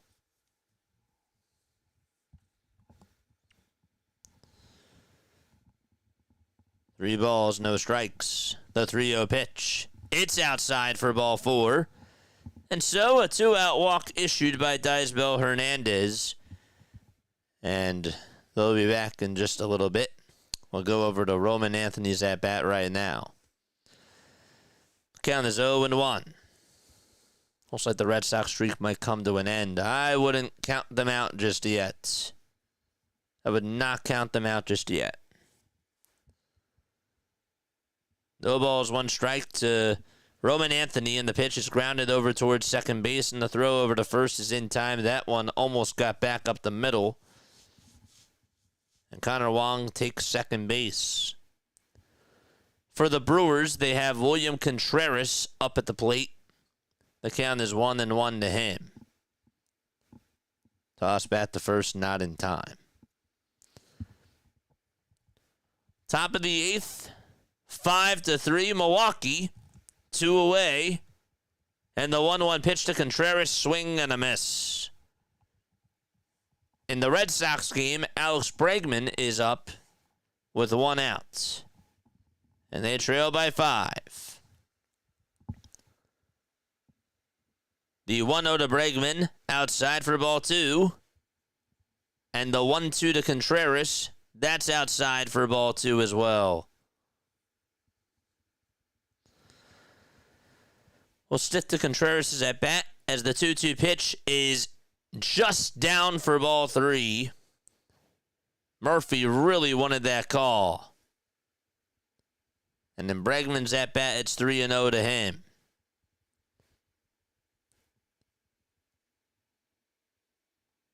Three-two pitch to Contreras, and he grounds a foul. The 3-0 pitch to Bregman, that's in there for a strike. We're lined up. We're in sync. It's 3-1 to Bregman. It's 3-2 to Contreras. And the 3-1 to Bregman is in there for a strike. The 3-2 pitch to Contreras, and that's fouled away. So both counts are full. I can't believe that was a called strike to Bregman as well. 3-2 to both batters. The 3-2 pitch to Contreras. It's popped up towards shallow right field. Albies is there. Will make the catch. And the 3-2 to Bregman is grounded over to third. Third baseman has it. Throws it over to first. And that is in time for out number 2. I don't know why the screen froze, but it did. You got the second out. Rising Rhino, how are you? Happy to see you on here, my friend. Go subscribe to Rising Rhino, folks. He's great at what he does. Still got 2 more games about ready to get started in about 5 minutes or so. And that'll be Padres and Diamondbacks. And then you also have Mariners and White Sox. It's 1 ball, no strikes to Trevor Story. And he takes the next pitch outside for ball 2. Guess who's back? Back again. Shady's back. Tell a friend. 2-0 to Trevor. And that's a called strike at 98 miles per hour. So the Nationals, they just walked it off against the Athletics 2-1. There was not a lot of scoring there. The Braves are going to the bottom of the 8th inning. We'll get you back over there once they return. 2-2, though, to Trevor Story in the bottom of the 8th inning in Boston. 7-2, Kansas City. And in 5 minutes, we'll have Padres and Diamondbacks and White Sox and Mariners. 2 late games in the West Coast. So there's still 4 games left. 2 of them have not started. 2 balls, 2 strikes to Trevor Story, and the 2-2 pitch on the way. Check swing. Did he go? Did he go? They say no, he did not. And the count is now 3-2 to Trevor Story. Probably should put the Mariners game up on here. We're going to do that right now. 3-2 pitch to Story. Foul ball. Just off of his foot. I'll put that game over here. And then we'll put the Padres game up over here.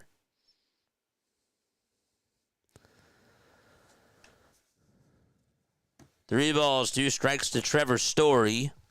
Bottom of the 8th inning, about ready to get started out in Atlanta.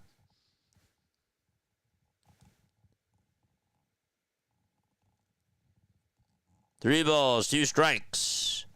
The 3-2 to Story. And there's a line drive, base hit out to center field. The Red Sox are going to get a run home. It's 7-3, and the Red Sox are not done yet. Big swing by Trevor Story. Gets a big RBI base hit. Now let's go over to Atlanta real quick. Ozzie Albies did just pop out, and Matt Olson is up. 1 out, bottom of the 8th inning here. No balls, 1 strike to Matt Olson. The 0-1 to Olson, and that's a foul ball. Jarren Duran for the Red Sox is up, and the count is 0-1 to him.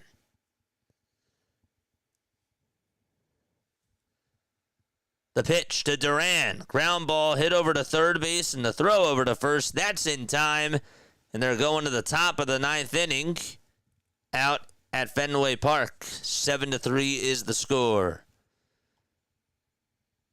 All right. Matt Olson will go back to his at-bat. The count is 1-2. 1 out, bottom of the 8th, and the 1-2 pitch is low for ball 2. All right, so I got to log in here. I will do that right now. There will be a little bit of an overlap. 2 balls, 2 strikes to Matt Olson. The windup and the 2-2. Swing and a miss. Uribe gets a strikeout, and there's 2 away. Cha-ching. Let's go. Boom. Boom. And now Marcell Ozuna is the next man up. Bum, bum, bum, bum.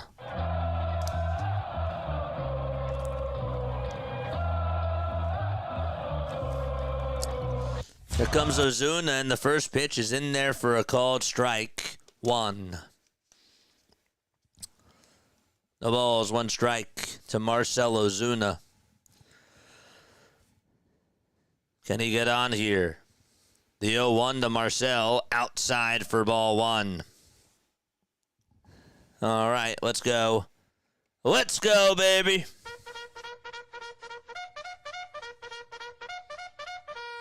Charge!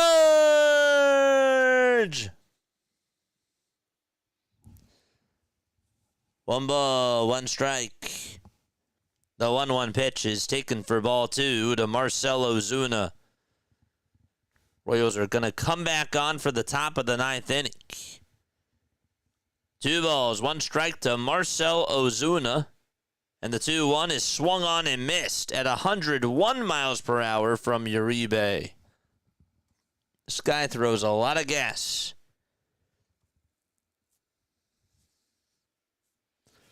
Abner Uribe has had a very good year for the Milwaukee Brewers. 2-2 is the count. The pitch. It's low for ball 3. Sal Perez is going to lead off the top of the 9th for the Kansas City Royals, which we'll let you know how he does in just a little bit. White Sox game is getting underway, and so is the Padres game. 3-2 to Ozuna, and another foul ball. So it's the witching hours here. We got the late innings going on for the 7 o'clock games, and the 9:40 game is about ready to get started. 3 balls, 2 strikes to Marcell Ozuna, and the 3-2 on the way. Swing and a miss, and we're going to the top of the 9th inning.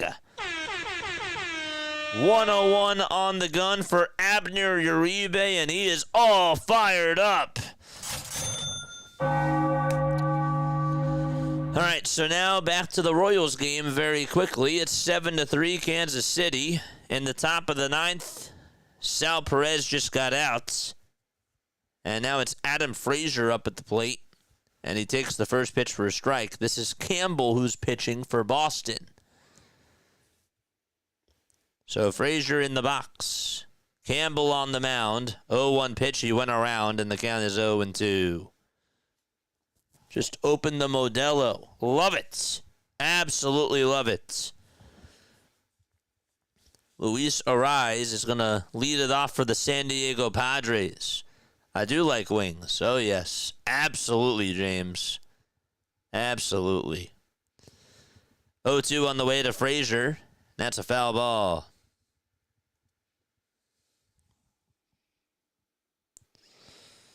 So we got the laptop back out. That's nice.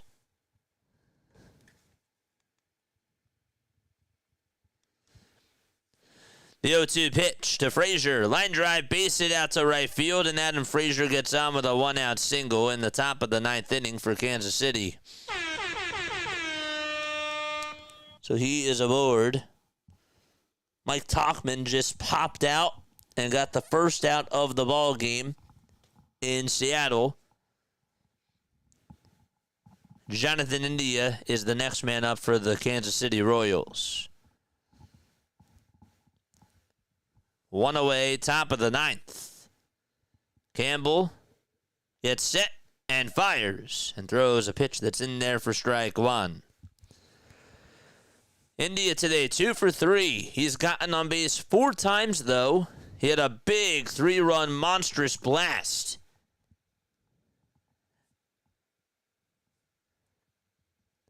And that would put the Royals up 6-2 at the time.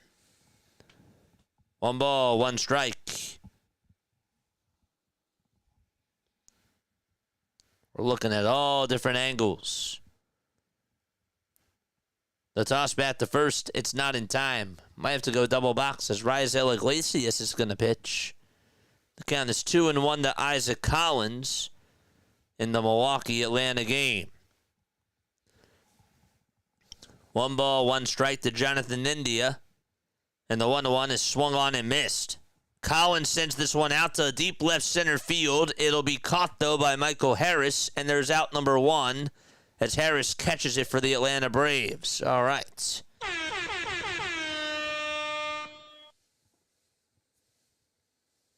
So both of the 7-15 games are in the top of the 9th inning. 1-2 to India, and the pitch is outside for ball 2. Yelich is up for the Milwaukee Brewers. He fouls off the first pitch. Yelich this year, .260 average, 21 homers, and 74 RBI. And he takes a low and inside for ball 2.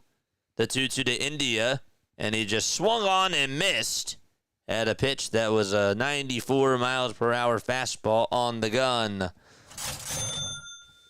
And there's out number 2 in the top of the 9th in Boston.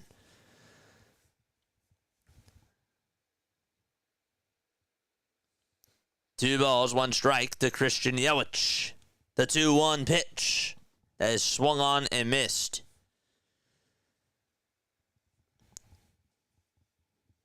The 9:40 games have just begun. 2-2, foul ball.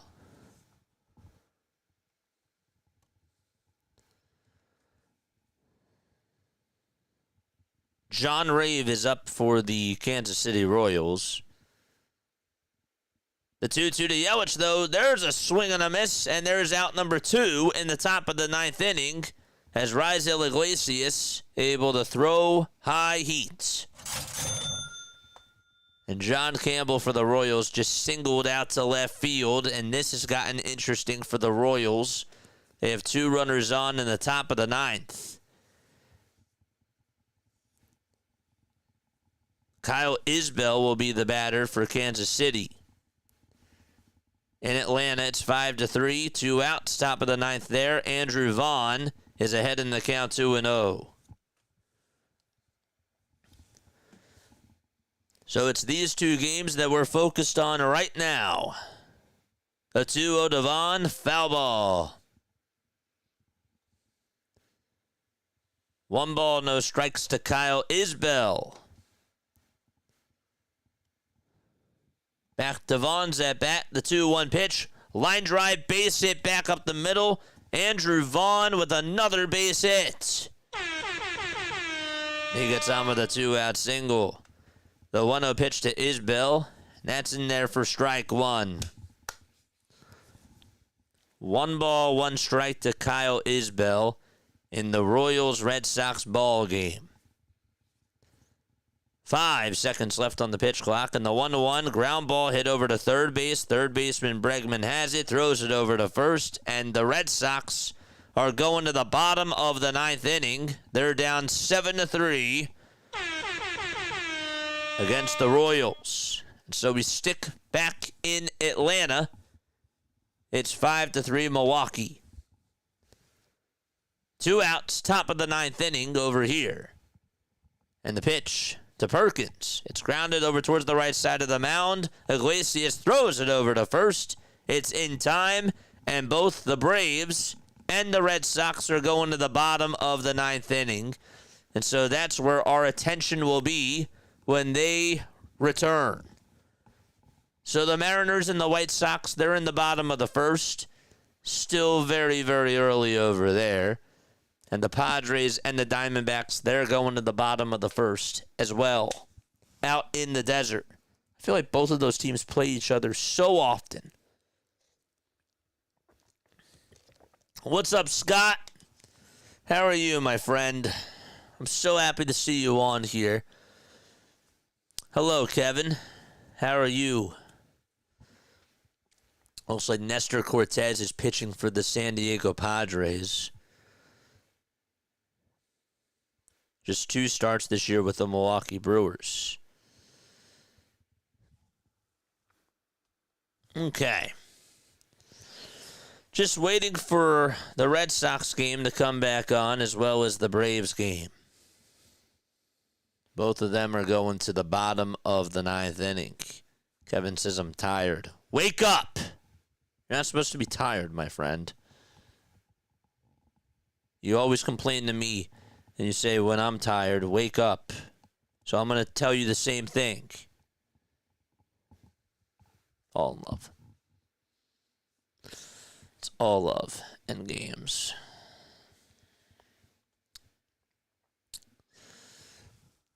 All right, just waiting for these 2 games to come back on. Marte is up for the Arizona Diamondbacks if you have him in fantasy. And he just popped up the 1-2 pitch out to right field, and there's 1 gone in the bottom of the 1st. All right. Red Sox are back on. Here we go. Bottom of the 9th inning. Carlos Estevez is going to go out there to pitch. Trevor McGill is going to go out there to pitch for Milwaukee. That is a save situation. And Romy Gonzalez will lead it off for Boston.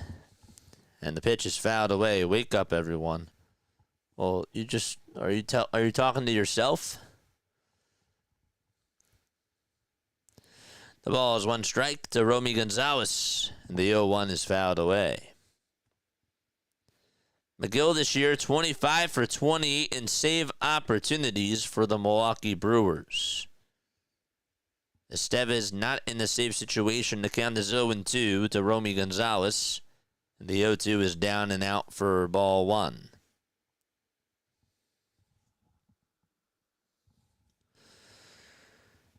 Sean Murphy will lead it off for the Atlanta Braves. 1 ball, 2 strikes. And the 1-2 to Gonzalez. Swing and a miss. And there is out number 1 in Boston.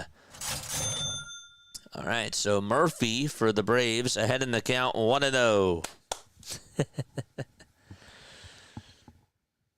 Wilyer Abreu is up for the Red Sox. But Murphy up for the Braves, and the 1-0 to him, swing and a miss. To Abreu, he takes strike 1 at the knees. We're in sync. 1 ball, 1 strike. That's to Sean Murphy. The 1-1 pitch, did he go? Did he go? I didn't even see if he went around or not. They say no.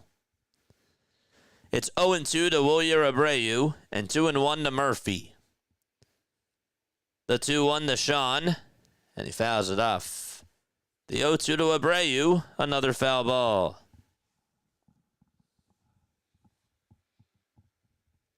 The Diamondbacks just scored. They just put up a run on the board early in the bottom of the first. Wow. 2-2 to Murphy. Ground ball hit over to third base. And the throw over to first in time. And there's out number 1 in Atlanta. Masataka Yoshida is going to come on up for Boston. What happened there? Well, Abreu just struck out, and Boston's down to their final outs. And the Diamondbacks, they got a run on a solo shot by Corbin Carroll in the bottom of the first inning. So that's what's going on there.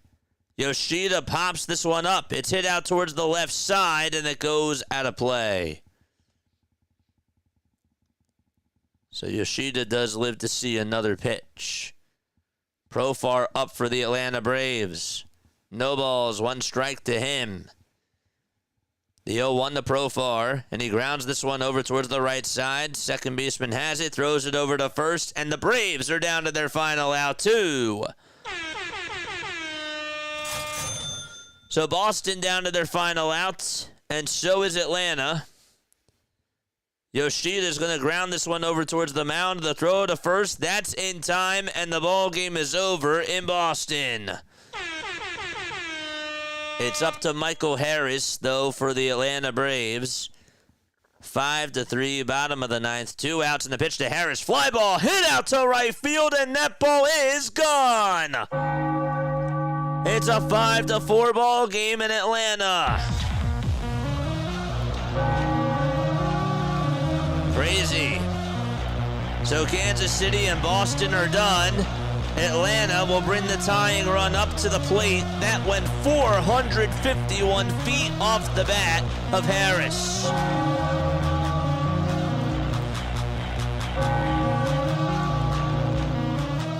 What a swing.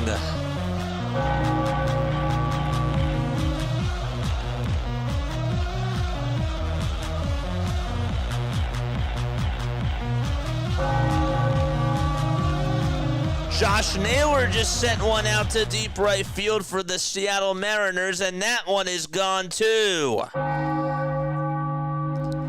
So Naylor puts the Seattle Mariners up 2-0 as he just hit a 2-run bomb. Again, that's only in the bottom of the first.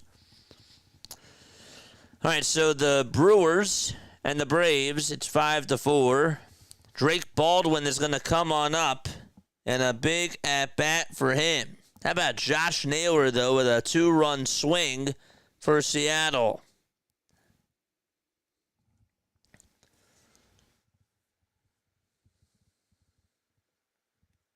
Why does it say no feeds available? That's weird. 2 gone, bottom of the 9th, out in Atlanta. And Baldwin is up, and he takes a fastball right down the middle at 100 miles per hour. 3 games left. No balls, 1 strike. The 0-1 to Baldwin, and that's down for a ball.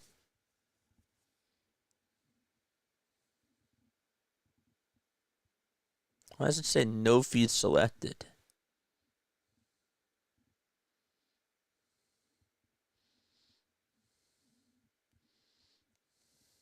Weird. 1-1 pitch. That is swung on and missed for strike 2. Atlanta down to their final strike. It's a 5-4 ball game. 1-2 is the count, 2 away. Bottom of the 9th. The 1-2 pitch from McGill. Foul ball. And we'll do it again. Ryan O'Hearn is up for the Padres. I gotta tell you, they made some big splashes. They got Laureano too. The 1-2 to Baldwin, though, and there is a called ball. Oh my gosh, right at the knees. And Baldwin stays alive. That was a good pitch. 2 balls, 2 strikes. The game continues in the 2-2 on the way. Swing and a miss, and the Braves lose by a final score of 5-4.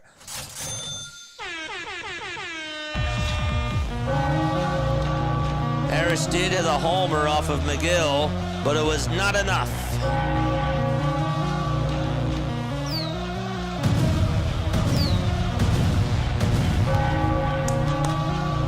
So the Brewers, they get the win. Quintana 9-4, Strider 5-9, and Trevor McGill with his 24th save of the season. And they're now 4 games above the Cubs.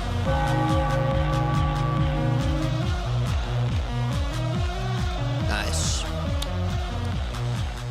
And now we got 2 games left. 2 games that have just begun.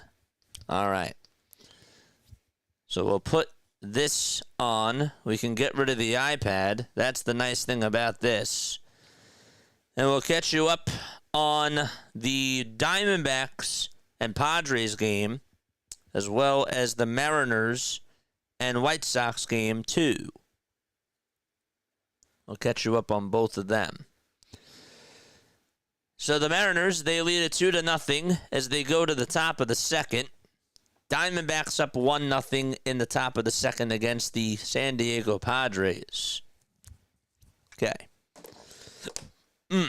Who's still rocking with us? We can get rid of the iPad now. We can also get rid of the laptop too, which is really, really nice.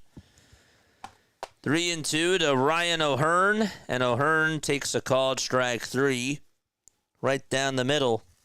And there is out number 2 in the top of the second inning. Corbin Carroll homered for the Arizona Diamondbacks, and Josh Naylor hit a 2-run homer for the Seattle Mariners. 2-0 Seattle, 1-0 Arizona. Here's Xander Bogaerts for the San Diego Padres, and he takes strike 1 right down the middle. Don't forget to like. Don't forget to subscribe. We have 27 people still watching. That's awesome. 0-1 pitch.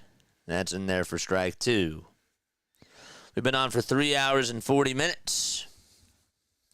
I think we're going to go 7 hours today. I do. The ball is 2 strikes. 0-2 pitch. There's a ground ball hit over to shortstop, picked up by Perdomo, and the throw over to first in time for out number 3. So the inning is over, and the Diamondbacks are going to the bottom of the second inning. Let's go back over to Seattle as the Mariners lead it 2-0 against the White Sox.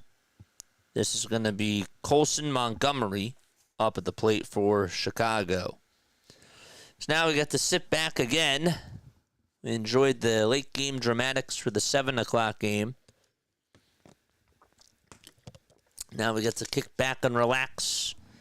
So we still have 2 full games left to go. 1 ball, 1 strike to Colson Montgomery. A runner on over at first. Kirby will get set above the letters.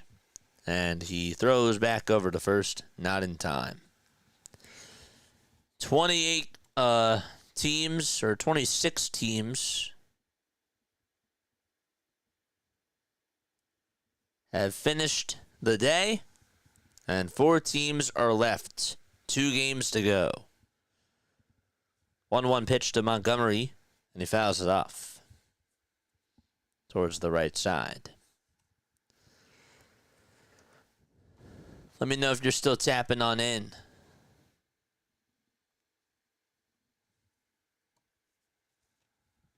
One ball, 2 strikes. Top of the second. A runner on over at first, and nobody out. Colson this year has a strikeout percentage of 26.8. 1-2 is outside for ball 2. And the count is 2-2. For the Diamondbacks, they'll have Tyler Locklear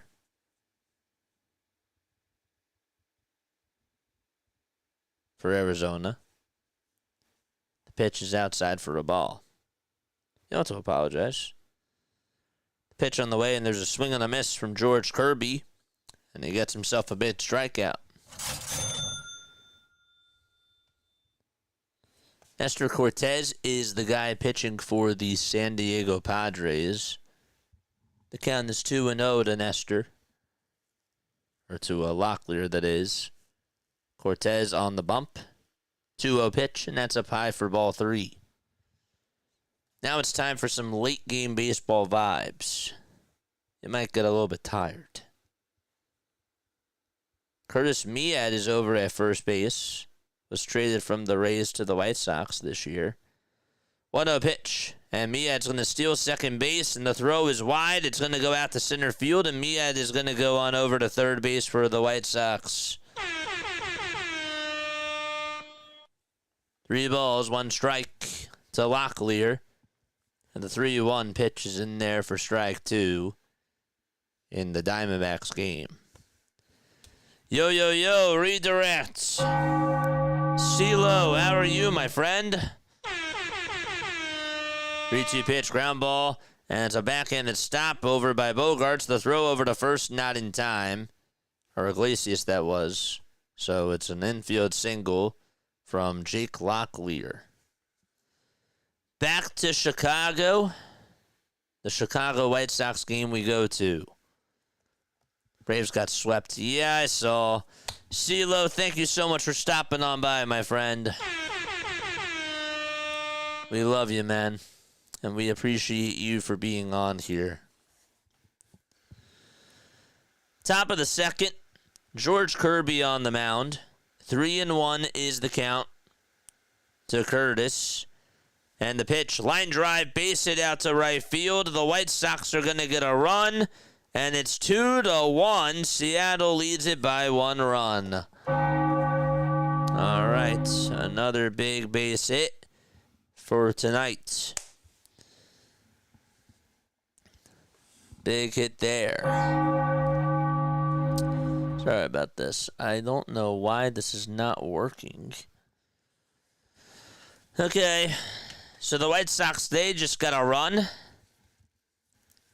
And the Diamondbacks are up at the plate, too. The count is 0-2. Let's go. Cheers. Sorry about that. My soundboard, for some reason, didn't want to play music which is kind of odd. So I couldn't really do anything about that. Alexander just got hit by a pitch, and we have a diamond alert going on over in Arizona because there's 2 runners on now with 1 out. Nobody out, that is, excuse me.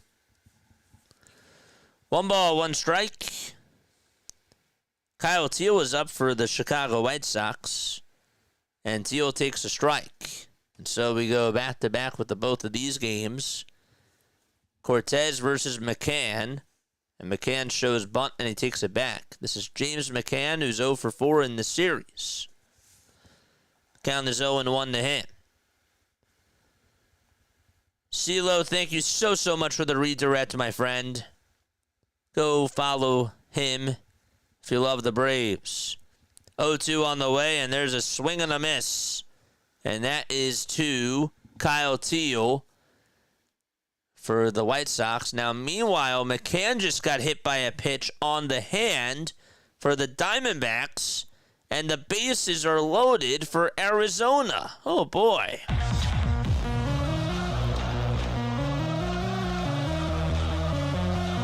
For the White Sox, they'll send up Michael A. Taylor. Ruben Niebla is going to go out there to talk to his pitcher, Nestor Cortez. No balls, 1 strike to Michael Taylor. He's hitting just .210 this season with 5 homers and 25 RBI as well. No balls, 1 strike. A runner on at first, and the 0-1 is down for ball 1. Still plenty of Diamond Zone left. These 2 games just got started. 1 ball, 1 strike to Michael A. Taylor. 1,175 games for Michael Taylor. It's hard to believe he's been in the league for that long. 1-1 pitch, ground ball up the middle, off the glove of JP, but the flip over the second, it's in time. Oh my goodness, what a play. JP Crawford flashing the leather. It went off of his glove and somehow, someway went over to second and got the runner out by force. Oh, what luck that was. Here comes Alek Thomas to the plate for the Arizona Diamondbacks. So that inning is over. It's a wrap-up over there. And they're going to the bottom of the 2nd inning. That was awesome. No balls, 1 strike to Alek Thomas. And Thomas sends this one out to left field. It'll be deep enough to score the runner from third. The catch is made by the left fielder. And so the Diamondbacks get an RBI sac fly as Locklear scores 2-0 Arizona.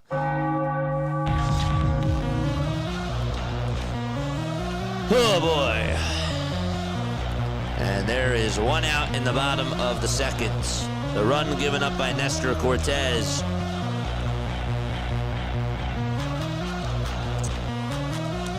Jorge Barosa will be coming on up. Alexander leads off over at 2nd. The pitch. And there's a strike called on the upper tier of the zone. Come on, chat. Let's go. Charge. No balls, 1 strike. Cortez in a pickle, and the 0-1 swing and a miss. One with a slider that was up high. And the count is 0-2. 2-0 Arizona. Bottom of the 2nd. 1 away. 2 runners on. Can't believe JP made that play at shortstop. That was an incredible play. 0-2 pitch, and there's a fly ball hit out to right field. That's certainly not deep. The catch will be made. The runner from 2nd tags up. He'll head on over to 3rd base, and runners are at the corners for the Snakes. The White Sox are back on. Jonathan Cannon is pitching for Chicago and just got Jorge Polanco to pop out to 2nd base. And 1 away. And Dominic Canzone is the next man up for Seattle. But back to Arizona. With the action going on there, Ketel Marte, batting on the right side, takes the first pitch that he sees off the plate for a ball. Cortez was never the same after Game 1 of the World Series. You are 1,000% correct about that, James. And injuries really hurt him, too. It's the other thing. 1-0 pitch to Marte, and he pops it up over towards shallow right field. Who will get there? Second baseman will, and that's Cronenworth, and he'll make the catch. And the inning is over. But the Diamondbacks, they do get a run on a sac fly by Alek Thomas. And they lead it 2-0. And back to Seattle we go. Canzone this year, a .296 hitter. And a .351 slugging percentage, or on-base percentage, that is. Big difference there. 2-1 pitch. That's outside for ball 3. And so the count is 3-1.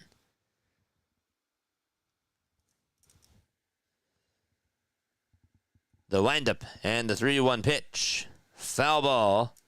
Hit over towards the right side.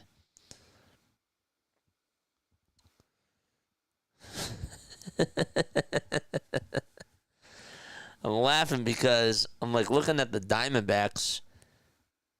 Is this correct? Holy moly. They say it's 112 degrees out in Arizona. Is that real? Don't tell me that that's real.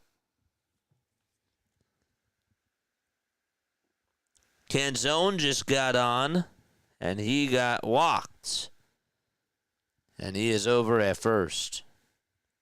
Is it actually 112 degrees in Phoenix? And they're playing?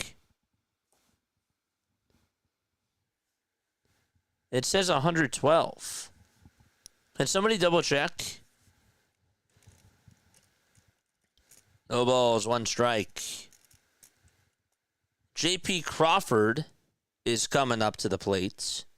I feel like that can't be right. The 0-1. That's way outside for ball 1.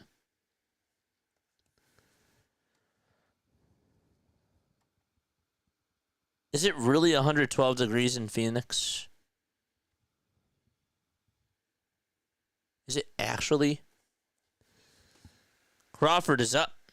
The 1-1. And this one is fouled away.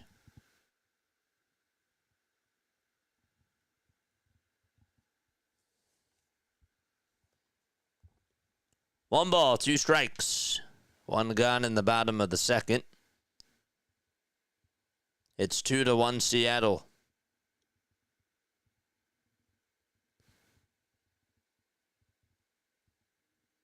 The toss back over to first, not in time.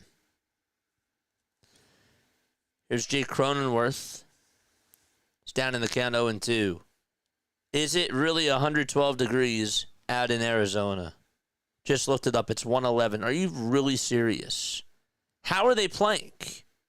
How are they playing in this?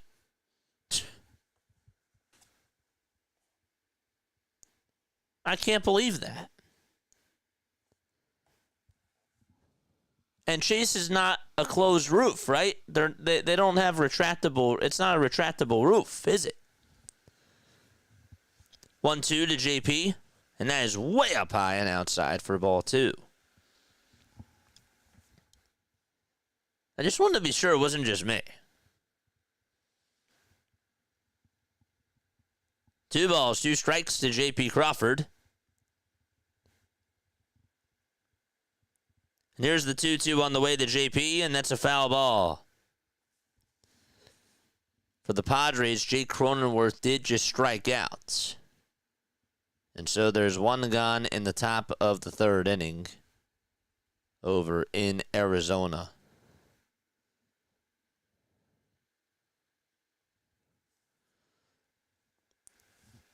Another 2-2 pitch. Another foul ball to J.P. Crawford. 7 pitches in this at-bat alone. A runner on over at first.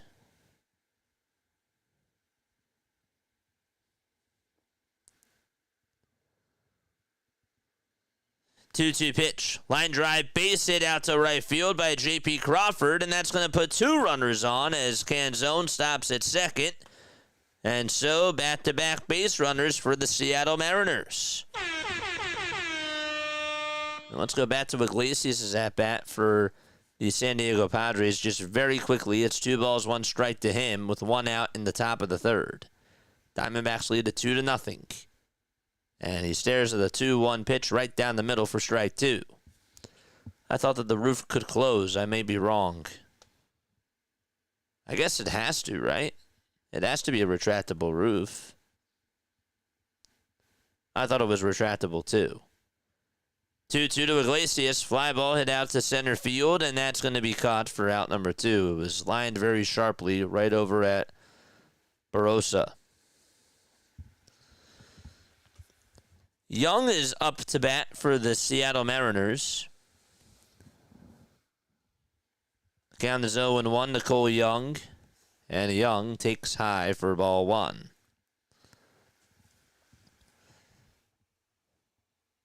Freddie Furman is up at the plate for the San Diego Padres. And Furman sends this one out to left center field. That's going to split the gap, go all the way towards the wall for San Diego. He's going to go on over to second base. He was thinking 2 all the way, and most certainly got on with an easy double.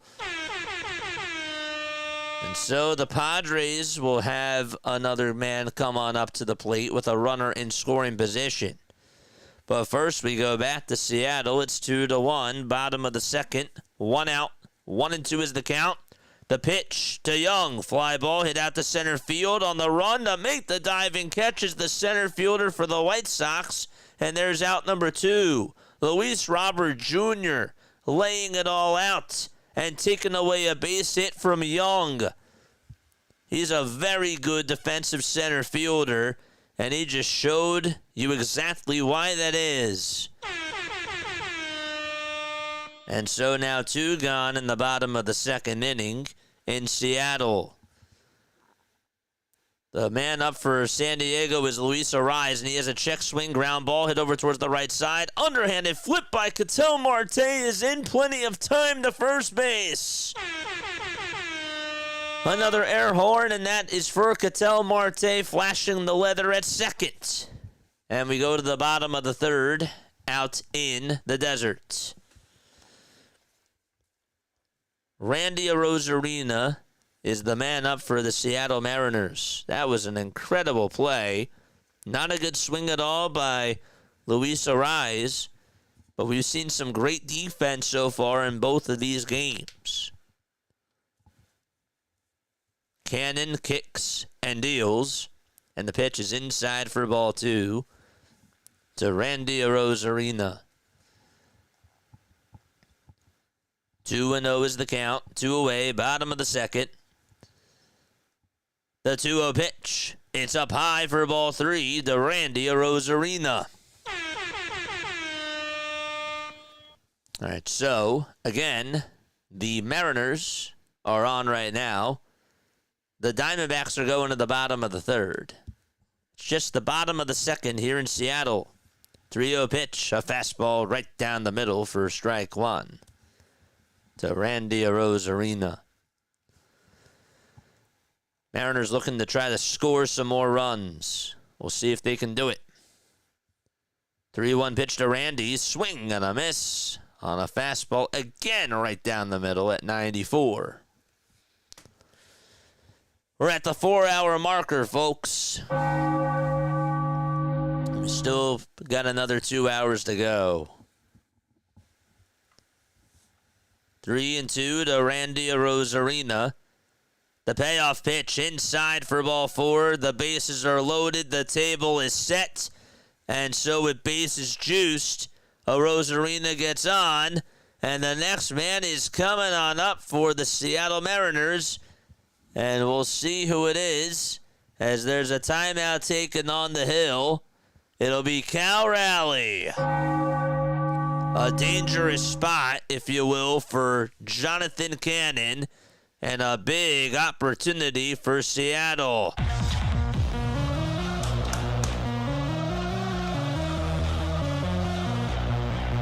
The Diamondbacks game is back on now. But Cal Raleigh's coming up to the plate with the bases loaded for the Seattle Mariners. Knock, knock. Who's there? It's Cal Raleigh, baby.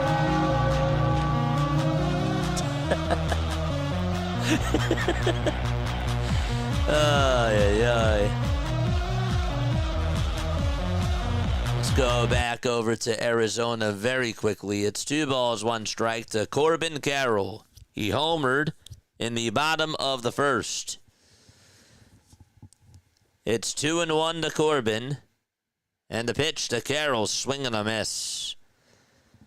Cal Raleigh is up at the plate, and he will step on into the batting box. Hitting on the left side, facing the righty, Jonathan Cannon. The pitch to Cal, and he fouls it off. That was a pitch right down the middle. That was his pitch, and he was late. Carroll for the Diamondbacks did just strike out. There's one gone in the bottom of the third. No balls, 1 strike to Cal Raleigh. With the bases loaded, 5 career grand slams, the 0-1 is down in the dirt for a ball.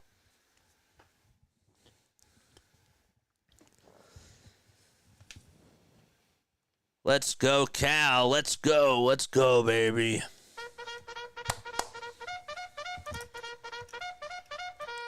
Charge! The pitch to Cal. Fly ball, foul ball. And it goes out of play.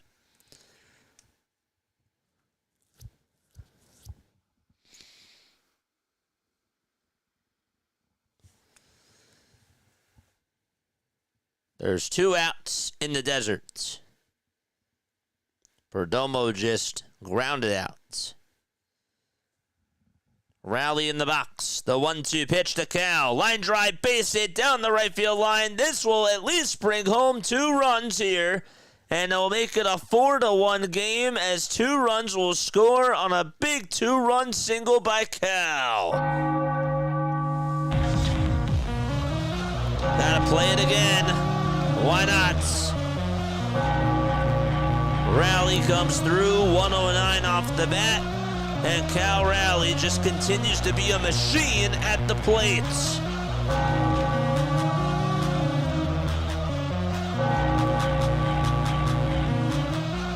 Gosh.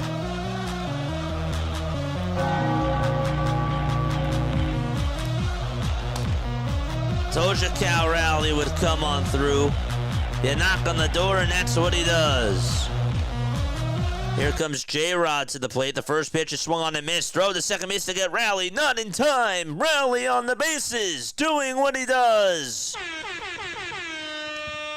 And so that's going to put 2 runners in scoring position. Cal Raleigh playing small ball, went on the first pitch, and got himself a very good jump. And so that'll put 2 runners in scoring position. Butterfly is here. Hello, Butterfly. Very, very nice to see you. Appreciate you for stopping on by. The 0-1 to J-Rod. Swing and a miss. And it's an 0-2 count to Julio Rodriguez. Jonathan Cannon not doing so well so far for the Chicago White Sox. We'll get you back over to the Diamondbacks game, but obviously all the interest goes right now to the Seattle Mariners. 0-2 to Rodriguez. Fly ball hit out to right field. That ball is crushed into the third deck. Holy cow. Julio Rodriguez absolutely destroys that baseball.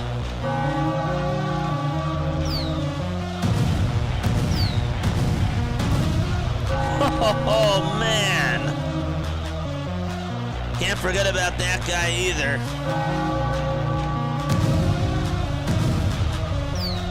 109 off the bat.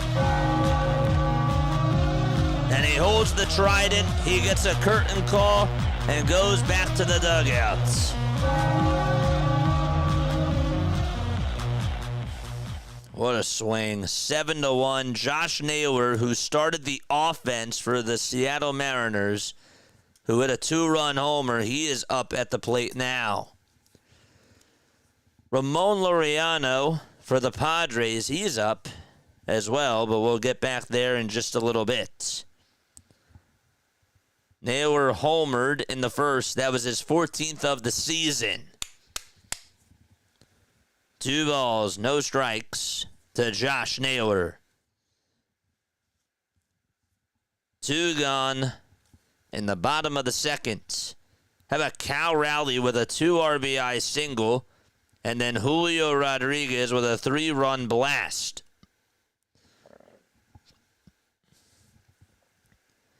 The 2-0 to Naylor, check swing, foul ball. We'll add the Padres back into the mix really quickly. Laureano is up, and the 3-1 is swung on and missed. That was ball 4.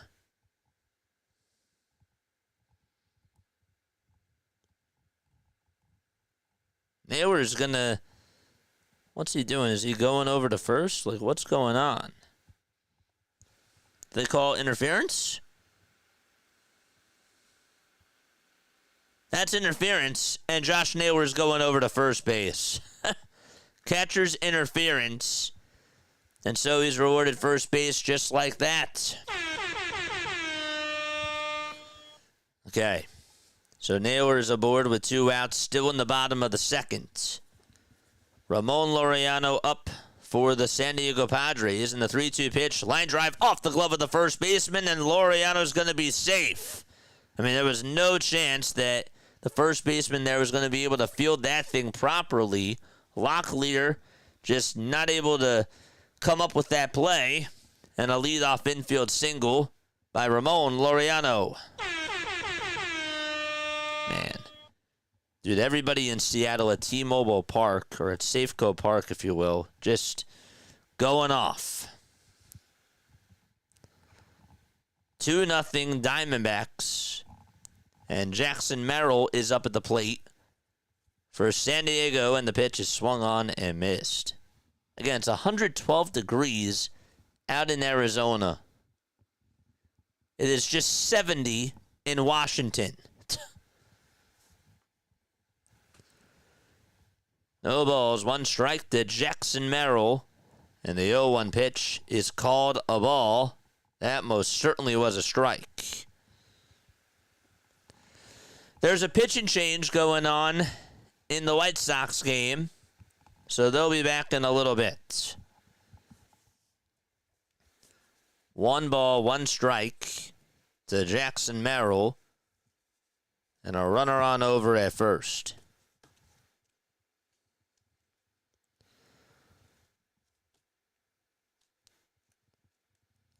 White Sox game is in a pitching change right now.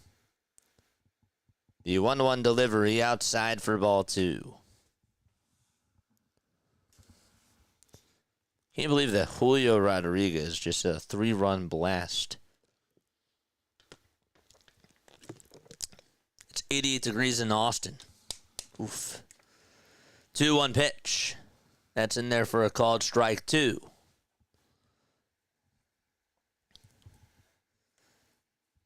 Machado waits in the on-deck circle. 2 balls, 2 strikes, 50 pitches thrown by Anthony DeScalfani. 2-2 pitch, and there's a foul ball.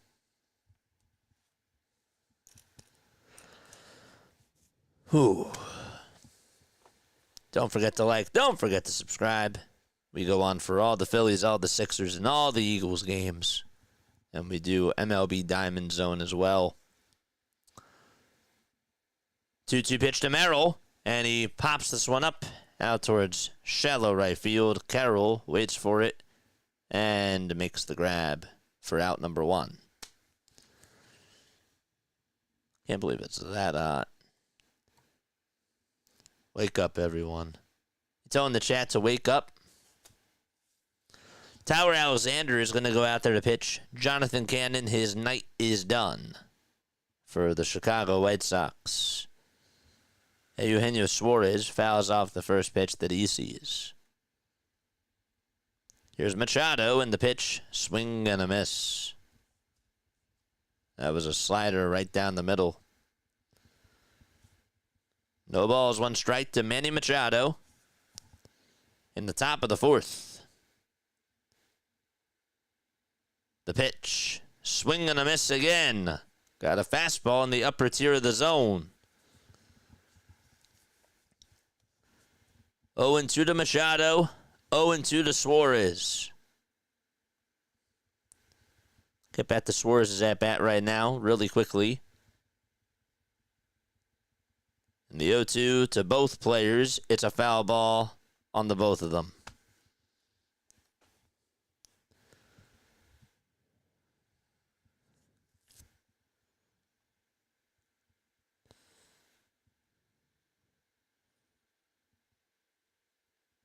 The 0-2 to Manny. Inside for a ball.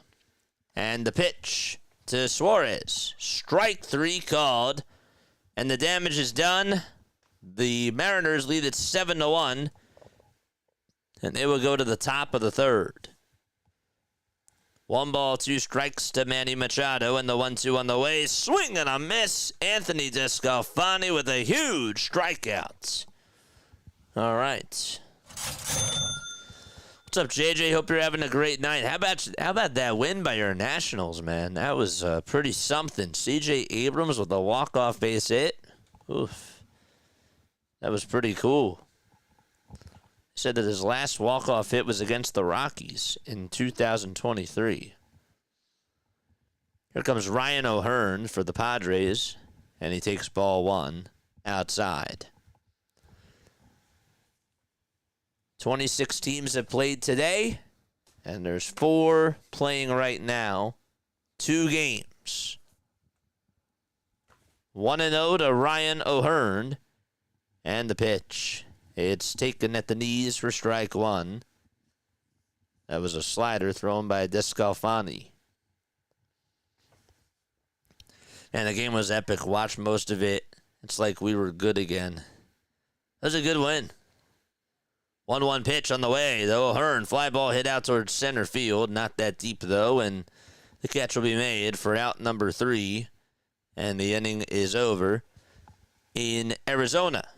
They're going to the bottom of the 4th inning. 2-0 out in the 111-degree weather in Phoenix, Arizona. I can't stress that enough.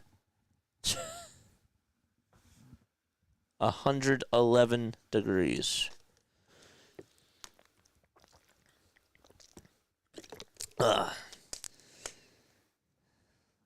There you go. Good job, moderators. We're in the top of the 3rd out in Seattle, and Baldwin just grounded a single out to center field for the Chicago White Sox. They have a lot of work to do, but George Kirby gives up a single in the top of the 3rd, and the White Sox do have a base runner. The Diamondbacks, when they come on up, they will be in the bottom of the 4th inning. And the guys that they will have up, it'll be Locklear, Alexander, and McCann.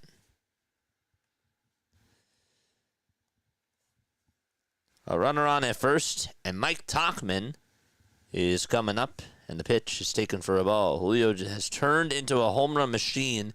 You put a couple quarters in, he will hit you a couple of homers. You know what they call a 111 game in bowling? A turkey, right? Just kidding. What is it? I actually don't know. 1 ball, 1 strike. To Mike Tauchman. The pitch. Foul ball.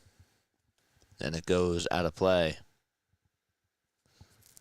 Could the Phillies offense just not start up today?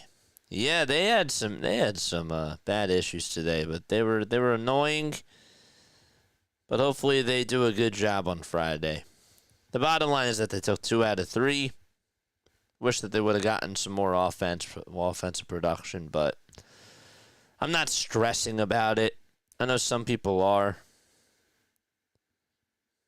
The shit house. 1-2 is the count to Mike Tauchman. And the 1-2 pitch, that's going to get on by the catcher, Cal Rowley. It's a wild pitch. And it's a 2-2 count with a runner on over at second. Locklear just walked against Nestor Cortez, and the leadoff man is aboard out in the deserts. Okay. But back to Tauchman's at bat for the White Sox. 2 balls, 2 strikes. The 2-2 pitch, and it's a foul ball.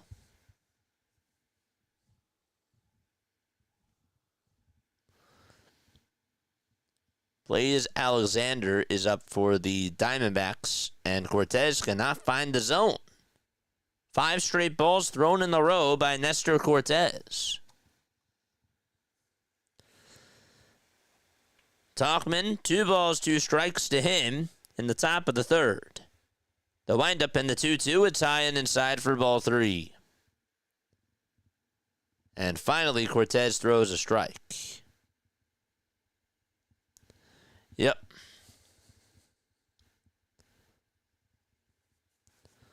Three and 2 to Mike Tauchman. The payoff pitch and a cold strike 3 at the knees and a 1 away in the top of the third. Alexander for the Diamondbacks just grounded on into a 6-4-3 double play, and that'll mean that there's 2 gone in the bottom of the 4th. Good defense by Jose Iglesias. 2 gone there. 1 gone in the 3rd inning for the White Sox. The pitch is up high for a ball. Lenyn Sosa is up at the plate. He's had a very good year. 280 average, 12 homers, and 44 RBI for him. The 1-0 pitch. That's in there for a strike. Oh, yes. Oh, yes, District Nation. That's really cool. 1 ball, 1 strike. 1 away in the top of the third. And the 1-1 is outside for ball 2.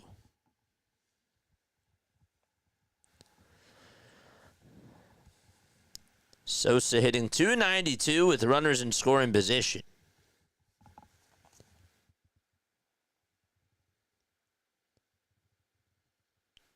The 2-1 pitch. Foul ball.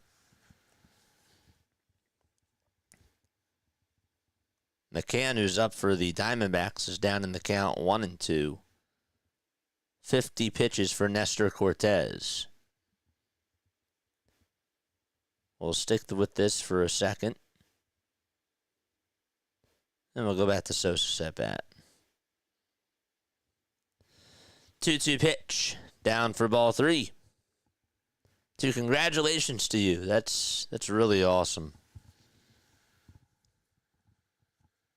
Thanks for stopping by here, my friend. McCann with the 2-2. Ground out over towards second base. And he is retired. 3-2 to Sosa. And that's going to put runners on over at first and second as the pitch was high and outside for ball 4. Padres and Diamondbacks are going to the top of the 5th inning. But the White Sox looking to try to get back into business here in the top of the 3rd with just 1 out. And we'll see what happens. George Kirby in a jam, and Andrew Benintendi is coming up. Sosa's over at first. There's also a runner on at second. The pitch to Andrew, and he takes a strike at the knees. Just one of those days. It can't be Christmas every day, but they did take 2 out of 3, so I'm cool with that. No, exactly. The doctor is in. Yes, he is. But I'm proud of you, though, man. 0-1 pitch. Ground ball, base it out to right field. This is going to get a run home as the runner from third is going to come on home and score. It's now 7-2 as the White Sox cut it to a 5-run deficit. All right, so they get themselves a big RBI base hit.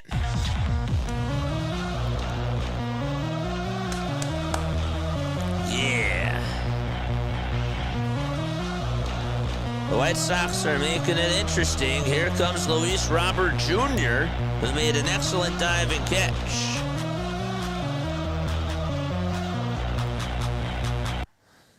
Robert is up. A .222 average for him, 12 homers, and the pitch is swung on and missed for strike one. Padres are going to the top of the fifth. Get you back there too, but this is a little bit interesting right now. Robert is up. No balls, one strike. Sosa leads off at second, and there's a runner on over at first. The 0-1. Foul ball. That's Andrew Benintendi at first base. Let's go, chat. Let's go. Charge! 0-2 to Luis Robert Jr. And the pitch is down and in for ball one.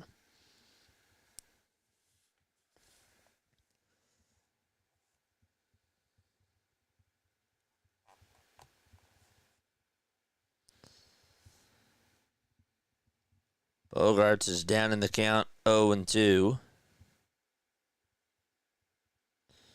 1-2 to Robert. And that is a foul ball. Or actually, it was taken for a ball. Excuse me.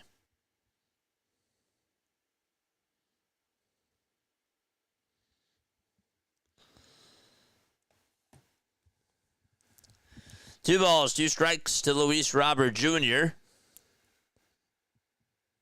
And the pitch is up high for ball three. Barossa just made an excellent catch. He took away a base hit from Xander Bogaerts in the Padres game. And there's one out in the top of the fifth. 3-2 to Robert. Outside for ball four. And the bases are loaded. The tying run is already in the on-deck circle for the Chicago White Sox. Man, oh boy. And timeout will be taken here. Colson Montgomery is coming up. And so with the timeouts, we'll go back to San Diego's game. The 0-1 is outside for a ball. It's 1 ball, 1 strike to Jake Cronenworth. Bob Nutting has yet to call me. 1 ball, 1 strike to Cronenworth, and the pitch looked a little bit inside, but that is taken for a called strike 2.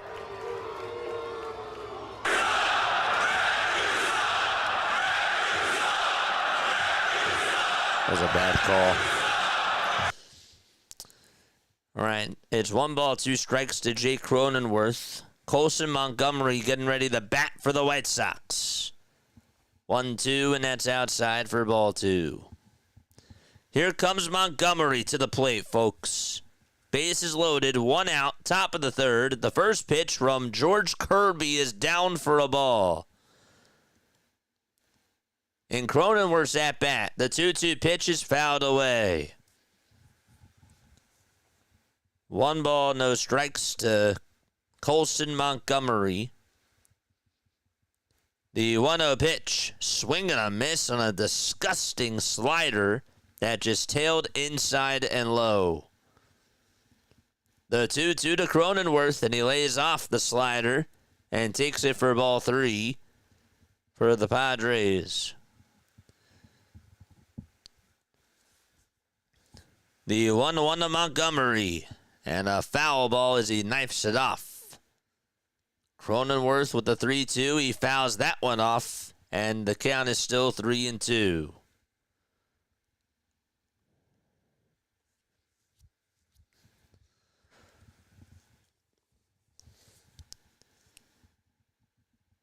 Three balls, 2 strikes to Jake Cronenworth. And the 3-2 pitch, line drive, base hit out to right field, and Cronenworth gets on with a single. Okay, so Cronenworth is aboard. Timeout taken in the Arizona game. Back to Seattle we go. The 1-2 pitch is in the dirt for ball 2. The ball bounces away from Raleigh, but not too far away. So Descalfani is going to come on out, and Jalen Beeks is going to come on in. And so the Diamondbacks will make a pitching change. 2 balls, 2 strikes to Montgomery. The 2-2 on the way. Swing and a miss. And a huge second out for George Kirby. That was big. He most certainly needed that. I was thinking he was going to go back to the slider again because that looked really, really good out of the fingertips of his hand. 2 outs, and Curtis Mead is coming up. He had an RBI single in the second, and he bounces the first pitch foul towards the right side of the box. 2 good games so far. Mariners and White Sox 7-2, and Padres and Diamondbacks 2-0. No balls, 1 strike to Curtis Mead. Bases loaded, top of the third. The Seattle Mariners put up a lot of runs in the bottom of the second, and the White Sox trying to claw back. The 0-1, and that is down for a ball. If you like sports and you aren't subscribed, what are you doing? JJ's the man. Dude, so are you, seriously. Really. I really mean that. But thank you. And so is Dr. Delay. 1-1 pitch. And there's a fly ball. This one's hit out towards right field. It'll stay in the ballpark, and the inning is over. The White Sox leave the bases loaded and can't get home a run with the bases loaded, but they do get 1 run home before bases were loaded to make it a 7-2 game. Jalen Beeks will come on in to pitch for the Arizona Diamondbacks. And the first pitch that he throws is in there for a strike. Second pitch is down for a ball. Jose Iglesias in the box for the San Diego Padres. The 1-1 pitch is down for ball 2.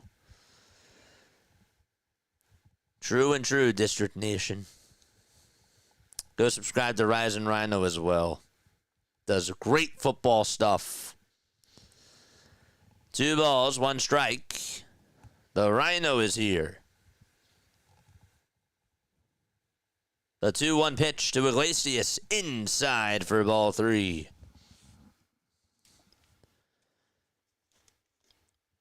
Jose Leclerc just underwent right shoulder surgery. Oof.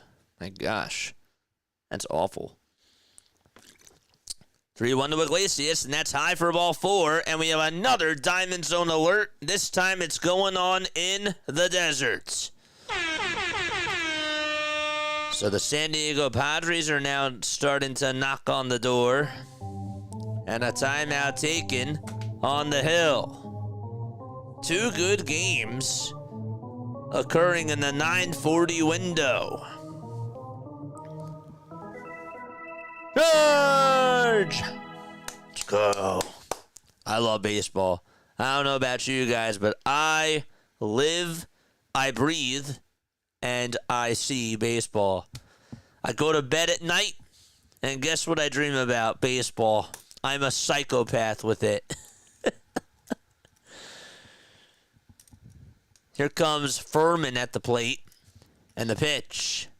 And it is swung on and missed. It's now down to 110 in Arizona. That's not a joke. No balls, 1 strike to Furman.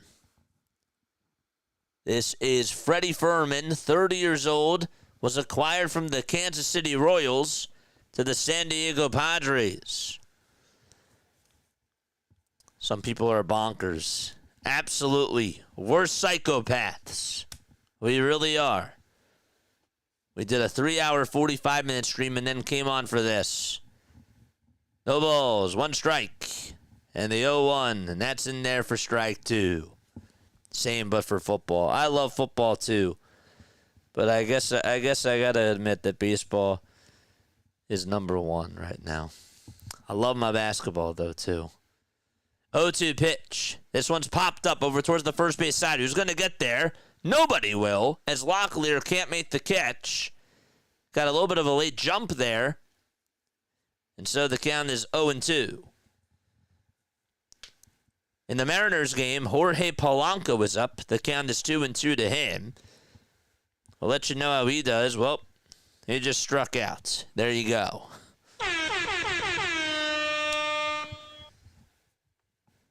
And now Dominic Canzone is coming up. No balls, 2 strikes to Freddie Furman. And the 0-2 on the way. Fly ball hit out over towards right field. Carroll's on the run over towards the line. He'll make the catch. There's out number 2. Tagging up from second, going over to third base will be Cronenworth. And so he is over at third. And the tying run still remains at first. But Luis Arraez is due up for the San Diego Padres. The ball is 1 strike to Dominic Canzone in the Mariners game. And Canzone sends this one out to deep right field, and it is caught in front of the wall. Just stayed in the ballpark. Michael A. Taylor brought it back in, and he made the catch just in front of the Microsoft sign. First pitch on the way, that's taken for a strike, and the throw to second, not in time. The throw to the plate, though, to get Cronenworth, that is in time. They tried to do a double steal, and the Padres were unsuccessful. Good job by Perdomo as he caught it. He threw a strike over to home plate, and so the Padres tried something, and it did not work. They tried to do a double steal. It was unsuccessful. The throw to second was not in time, but the throw to the plate to get Jake, that was most certainly in time right there. And we are going to the bottom of the 5th in the desert.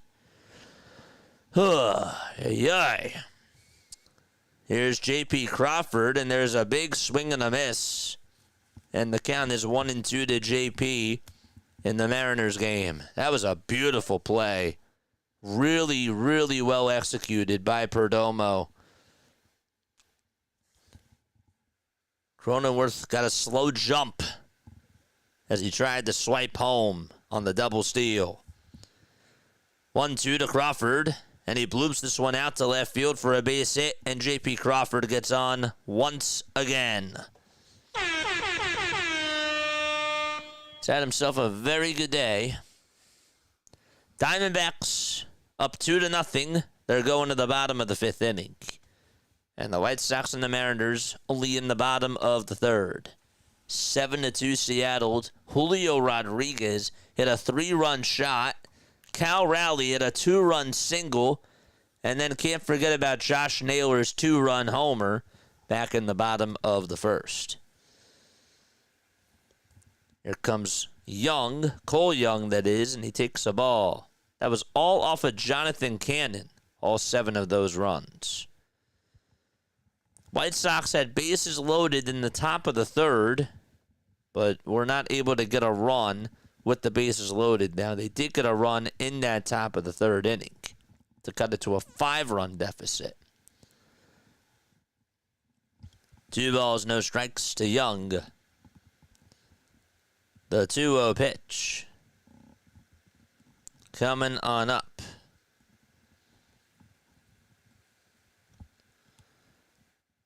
Here it is.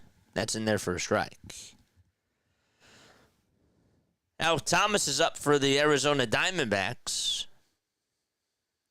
So we go back to back with the both of these games. It's a 1-1 count to Thomas. Cortez kicks, deals, and the pitch is swung on and missed. And the count is 1-2. 3 balls, 1 strike to Young. The 1-2 to Thomas, foul ball. The 3-1 pitch to Young, and that's taken for strike 2.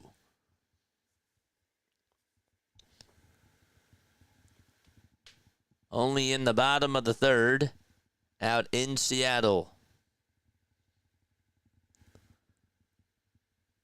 The 1-2 to Thomas. Low for ball 2. And Young fouls off the next pitch for the Seattle Mariners.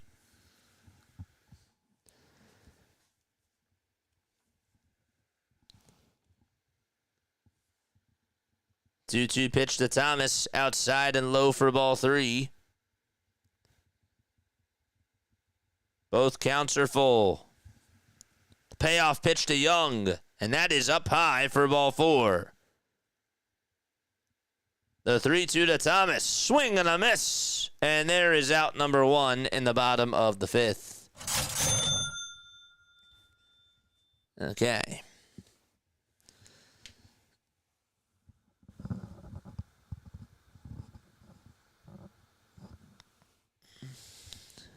One gone, bottom of the 5th, out in the desert at Chase Field. And the pitch to Barossa is taken for strike 1. Randy Arozarena is up for the Seattle Mariners. And Arozarena takes outside for ball 1. We'll stay here really quickly. Randy trying to extend the lead for the Mariners. Crawford leads off at second. The 1-0 pitch in there for strike 1.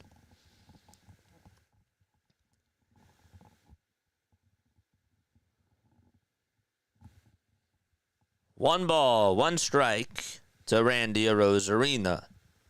And the pitch on the way, taken right down the middle for strike 2, and Arozarena disagrees. That was certainly a strike, though. No debate.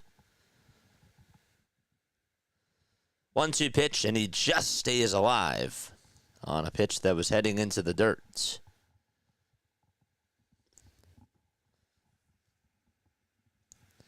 White Sox 2 for 5 tonight with runners in scoring position. Mariners 2 for 3. Cortez just struck out another batter for the Arizona Diamondbacks, and there's 2 away.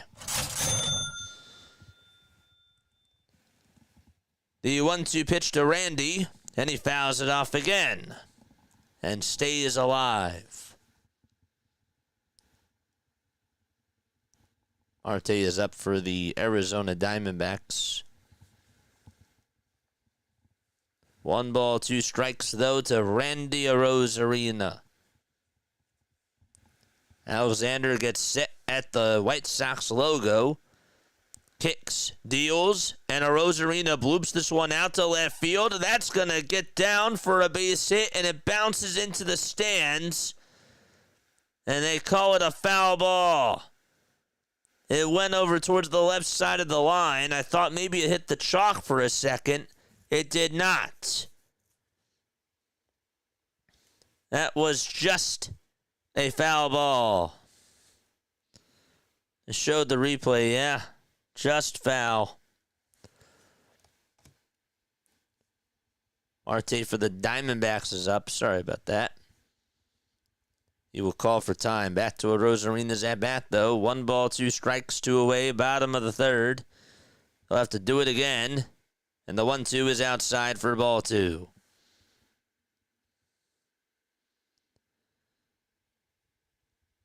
Two and 2 is the count to Marte. And 2-2 is the count to Arozarena.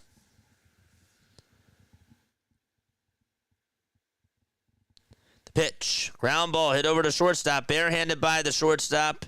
And the throw to first just dug out by the first baseman to get out number 3. Colson Montgomery doing an incredible job for the White Sox. And the Mariners can't come home with anything. They go to the top of the 4th. The White Sox are coming up.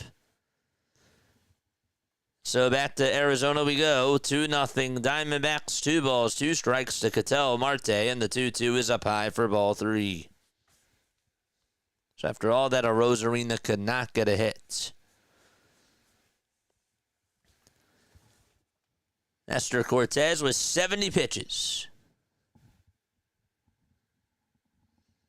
3-2 pitch. Up high for ball 4. And so Marte gets on with a 2-out walk. And Corbin Carroll is due up next for the Arizona Diamondbacks. All righty. Let's go, chat. Wow, camera was not showing the pitch. Never seen that happen, says Dilated Entertainment. What's up, my friend? Happy to see you on here. George! That was bad. That was really, really bad. That's all right. Timeout taken here in the Arizona ball game. Ruben Niebla is going to have a conversation, and he wants to try to calm Cortez down. Time is 11 o'clock. There's still plenty of baseball to go in both games.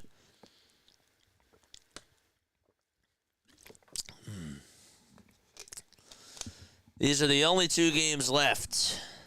That's it. Got to put the iPad away and the laptop.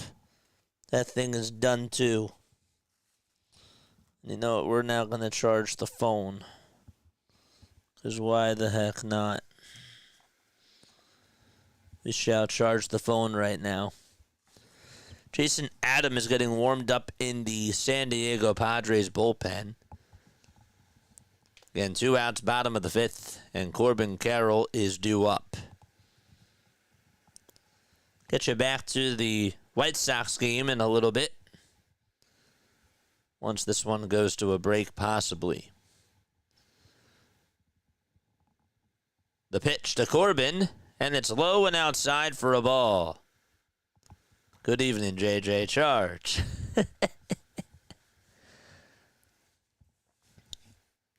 Kyle Teal is up for the White Sox. 1 ball, no strikes, though, to Corbin Carroll in the bottom of the 5th. 2 outs. The 1-0 to Carroll, outside for ball 2, and pressure on Nestor Cortez.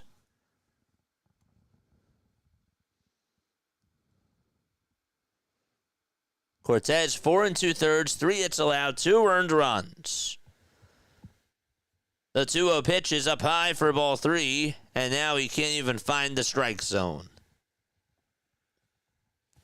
And Perdomo waits in the on-deck circle.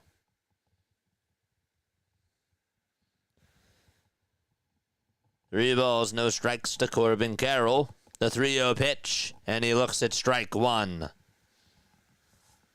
Perfect time for some ice cream. That sounds good. That sounds really, really good. Runner leads off over at first. The 3-1 to Carroll, and that is taken for a called ball that was clearly at the knees. And man, oh man, another controversial call. But the Diamondbacks will certainly take that. Padres fans not so happy about it, and rightfully so. But that's going to put 2 runners on with 2 outs in the bottom of the 5th inning. And timeout will be taken. And Mike Schilt is going to go pull the plug as Jason Adam will come on in. Oh my gosh. James Hoy with another bad call.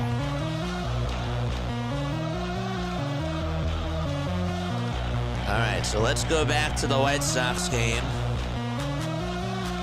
No balls, 1 strike to Michael Taylor. Top of the 4th, 1 away. The 0-1 pitch to Michael, and that's inside for ball 1.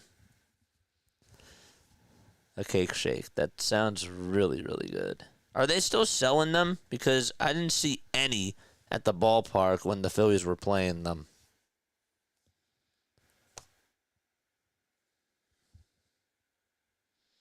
One ball, 1 strike to Michael A. Taylor.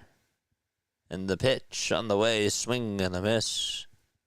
He did ground into a fielder's choice back in the 2nd inning. 1-2 is the count, top of the 4th. 1 away. 66 pitches for George Kirby. Kirby will get the signs. He kicks, he deals, and the 1-2 is swung on and missed. And that was way out of the zone. Michael Taylor went chasing after it, and there's 2 gone in the top of the 4th. George Kirby with another strikeout. The Padres game is back on, so we will head over there right now.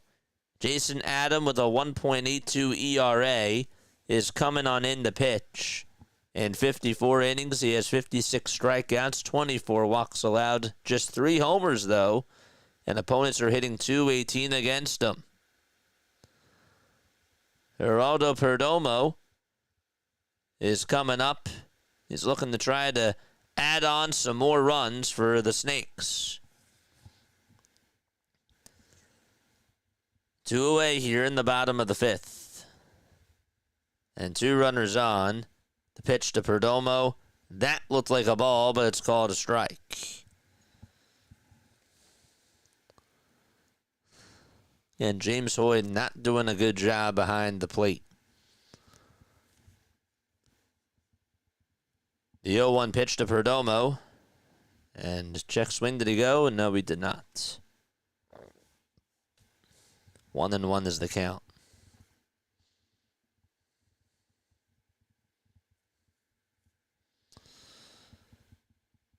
Marte over at second. Carroll's at first. Adam kicks, deals the pitch, swing and a miss.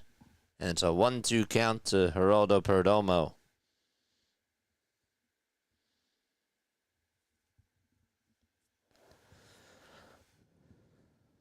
See that the Blue Jays put up 20 runs this afternoon against the Colorado Rockies. 1 ball, 2 strikes to Perdomo. Adam kicks, deals, and it's swung on and missed by Perdomo for out number 3.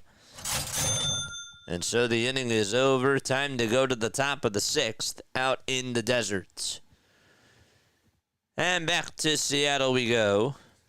2 balls, 2 strikes in the top of the 4th inning. That's to Baldwin. 2 away in the 2-2. Here it is. Swing and a miss. The inning is over. The side is retired. We're going to the bottom of the 4th out in Seattle. All right. I'm going to take a quick step off while both games are in a break. And I will see you very, very soon.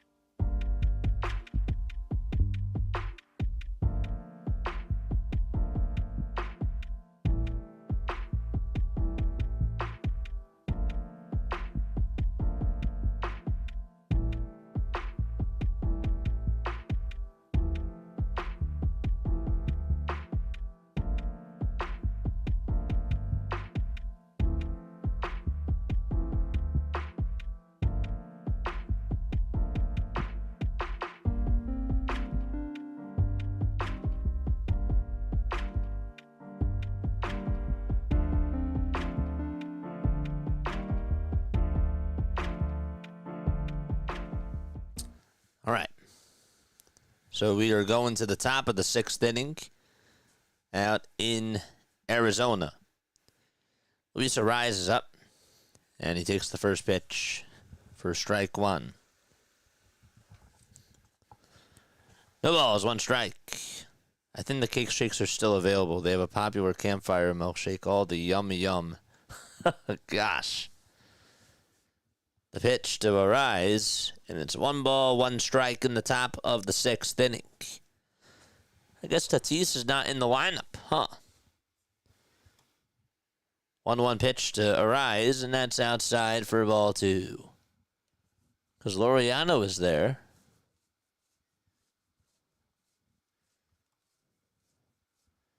Tatis must have the night off because, oh, that's right, he went 0 for 6. 2 balls, 1 strike, and the pitch on the way is in there for strike 2. By the way, Cal Raleigh is up for the Mariners. It's 0-2 to him.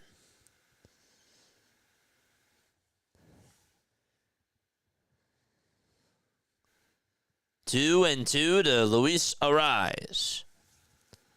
Still with you. 2-2 pitch, and that's up high for ball 3 to Ariz. Raleigh will take the 0-2 outside and high for a ball. 3-2 pitch to Ariz. Swing on a ground ball, and it's hit over towards second base, and the throw to first is in time for out number 1. Raleigh's count is now 2-2. Just in the bottom of the 4th over in Seattle.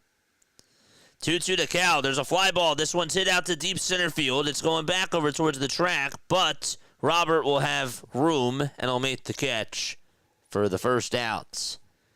Raleigh just not able to get the home run there. Did not want to miss that at bats. 1 ball, no strikes to Ramon Laureano in the Padres Diamondbacks game. Beeks still pitching. The 1-0 pitch is up high for ball 2. Got to tell you that Ariz did swing at ball 4.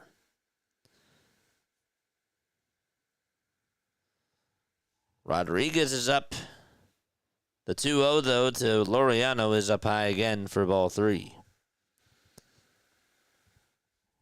Rodriguez down in the count 0-2 for the Mariners. They're going to intentionally walk Laureano and put him on over at first with 1 out. I don't know why. That's what just happened. 1-2 to Julio Rodriguez. 5 seconds left on the pitch clock. And the 1-2 is in there for a called strike 3 to Julio Rodriguez. So 2 out in Seattle. Jackson Merrill is the next man up for the San Diego Padres. First pitch was taken for a ball. The toss back to first, not in time. Diamondbacks lead it 2-0. They had a solo homer from Corbin Carroll in the bottom of the first. And then Alec Thomas hit a sac fly in the bottom of the second. Here's the 1-0 to Jackson, and he takes a called strike. Merrill just hitting .266 this year with 8 homers and 49 RBI. It's been a down year for him. 1-1 pitch. Line drive caught at second. Toss back to first. Not in time. Laureano just got his hands back in there. Dove on in there head first. And they say hold it for a second. Nope. They won't replay it. Josh Naylor just flied out to left. The inning is over out in Seattle. They're going to the top of the 5th. Oh, Shantae, prayers. I really hope that your dog's okay. Oh, no. Hold up. Oh, man. I hope that your dog's okay. Had that happen a couple of, about like a month ago. That's no fun. Here comes Manny Machado, and the pitch is in there for a strike. It's never too early for ice cream. Machado is up. No balls, 1 strike. And the 0-1 to Manny, and he grounds this one over to third base, and the throw to second. That's going to end the inning. We go to the bottom of the 6th out at Chase Field. Lawrence Gurriel Jr. will lead it off for the Arizona Diamondbacks. Shantae, I really hope that you're okay. Thoughts and prayers to your dog. What's your dog's name, if you don't mind me asking?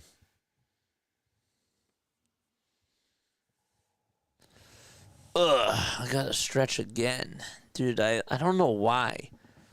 Even though, like, I've been sitting a lot today, I feel like I need to stretch. It's, like, kind of a weird thing, I guess. Used to seeing other people sit for hours. Like, a lot of gamers do it. Not saying that it's healthy, but yeah, weird. If you guys are new, make sure you hit the thumbs up button and subscribe to the channel. We do appreciate each and every one of you. It's okay. He's just having a tough time breathing lately, and we found out he has low blood pressure. Oh, his name is Ralphie. Ralphie, we love you, man. Aww. Oh, man. We love you too, Shantae. We really do. We're going to the top of the 5th inning. Mike Tauchman will start it off for the White Sox. And the first pitch is fouled away. No balls, 1 strike to Mike Tauchman. George Kirby with 75 pitches. 0-1 is the count. The windup and the 0-1. Check swing. He went around. Count is 0-2.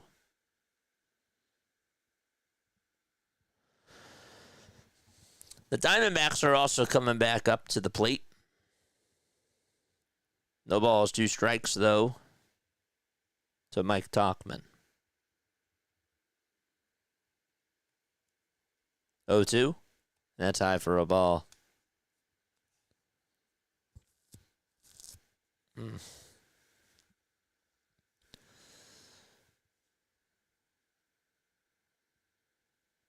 The 1-2 pitch. Line drive, base hit out to center field by Tauchman. And he gets on with a leadoff single to start off the top of the 5th inning. Thank you for your prayers. I love you too, all. I wish I could give you a hug. No balls, 2 strikes to Lourdes Gurriel Jr. in the Diamondbacks game.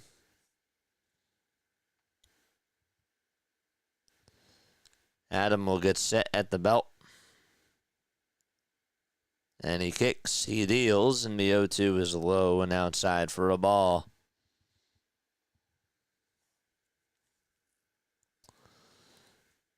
Ralphie. Get better, Ralphie.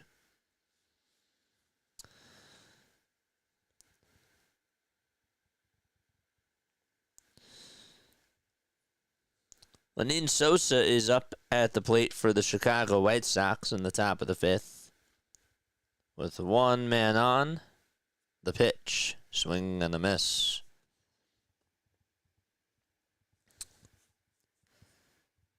One ball, 2 strikes, though, to Lourdes Gurriel Jr. in the Arizona ball game. Here's the 0-1, and that's in there for strike 2.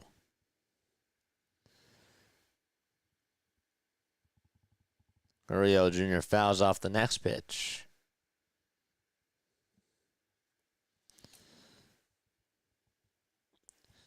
The 0-2, swing and a miss, and Sosa strikes out. 1 away in the top of the 5th.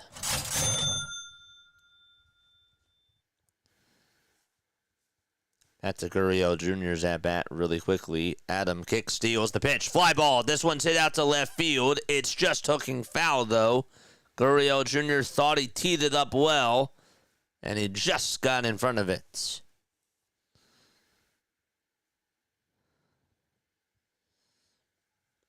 Here's Andrew Benintendi for the Chicago White Sox, and he fouls off the first pitch and is behind in the count 0-1. Gurriel did just strike out. Struck out looking at a pitch.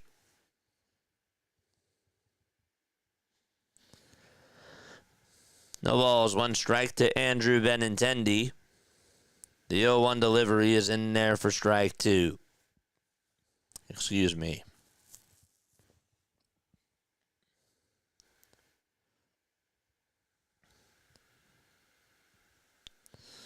0-2 is the count to Andrew Benintendi against George Kirby with 83 pitches. Man that's up for the Diamondbacks is Tyler Locklear. He's down in the count 0-1. 0-2 to Andrew. It's down and in.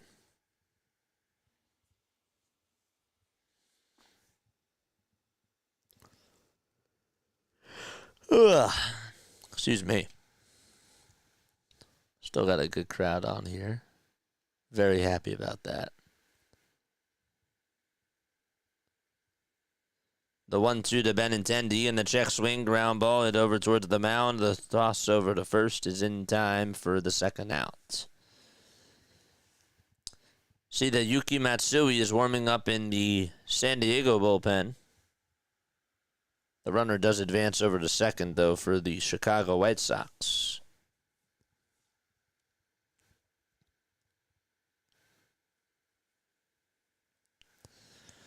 Two outs, top of the fifth. Seattle leads it 7-2. And Luis Robert Jr. is up at the plate. Pitch to Robert. Line drive hit out to left field. It'll be caught by a Rosarina on the run. And the inning is over.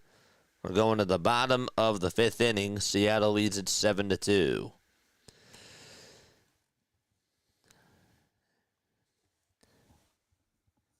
Blaze Alexander in the box for the Arizona Diamondbacks. 1 ball, no strikes to him. 2 away in the bottom of the sixth. It's 2-0 Arizona. Here's the pitch, and that's outside for ball 2.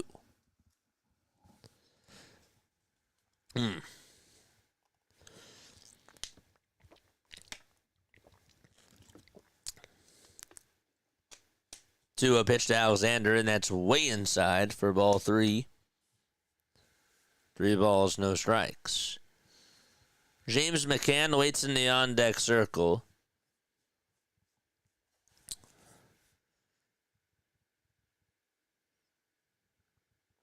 The 3-0 pitch to Alexander, and that's on the outside corner for a called strike at 96 miles per hour. What do you guys think about the Roman Anthony contract? 8 years, $130 million. That's up to $230 million.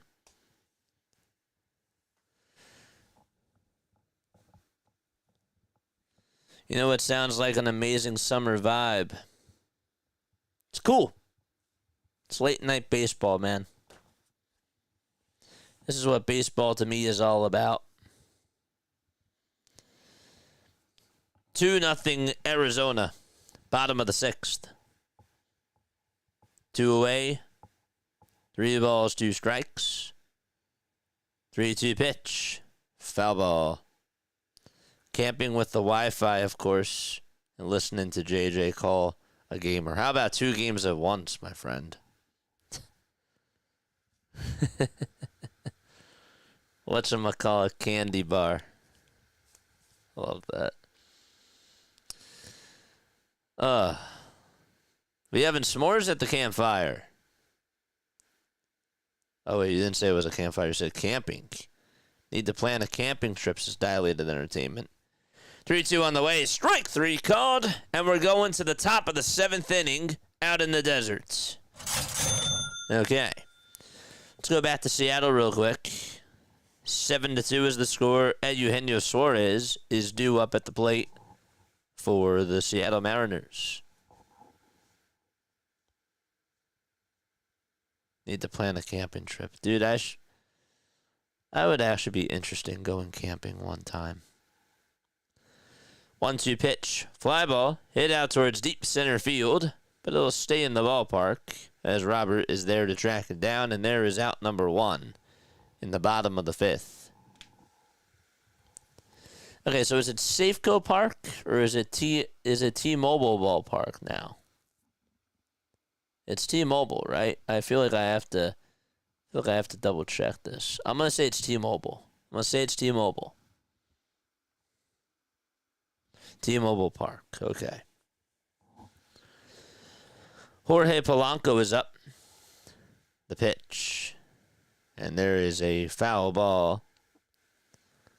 Remember, Jonathan Cannon got the start for the Chicago White Sox. How's the trip, man? How's camping going?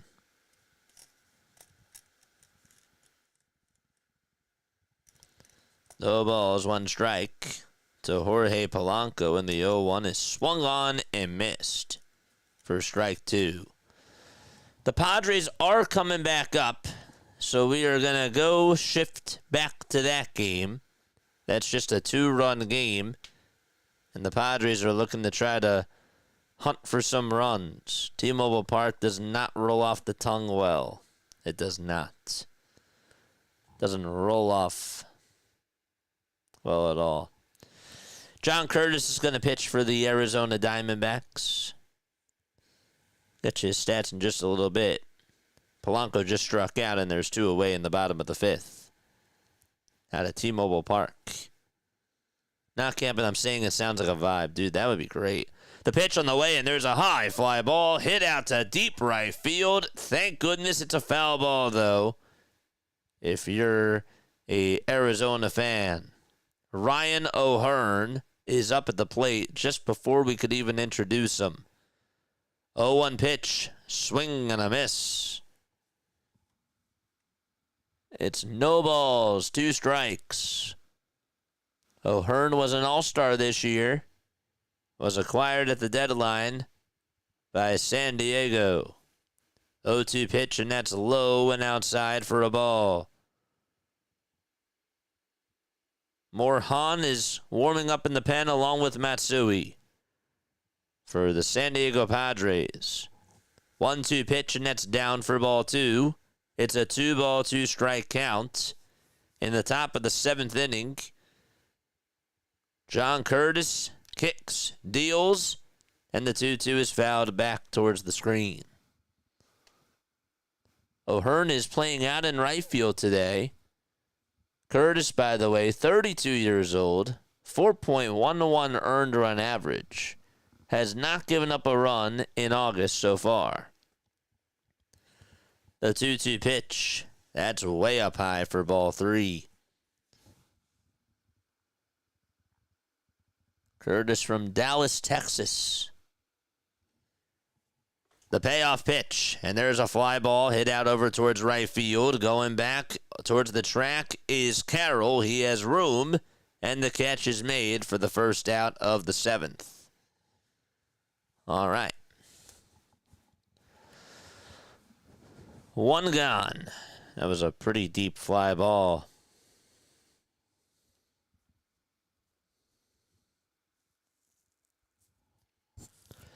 Here comes Xander Bogaerts. Bogaerts hitless in 2 at-bats. The pitch on the way, and that's taken for a called strike. Right down the middle.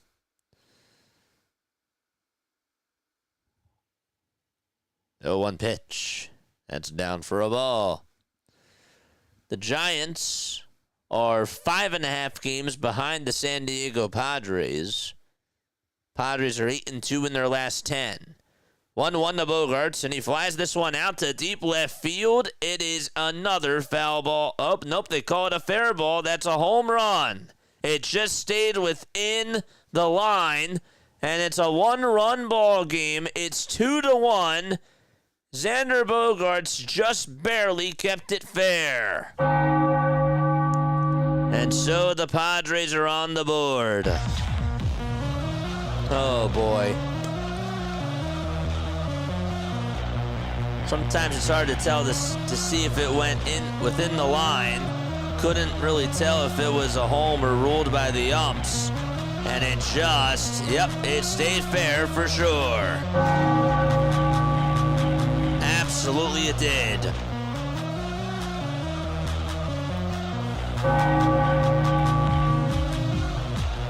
So the Padres are on the board.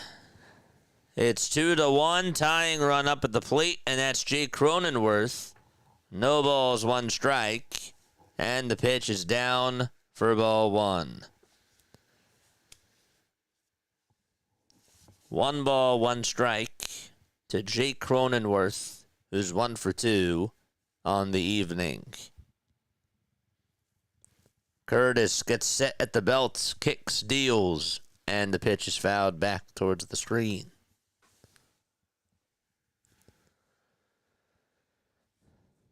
Cronenworth with 9 long balls this year and 37 RBI as well.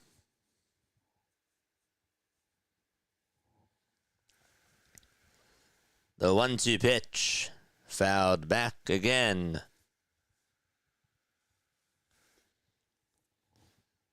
White Sox are in the top of the 6th.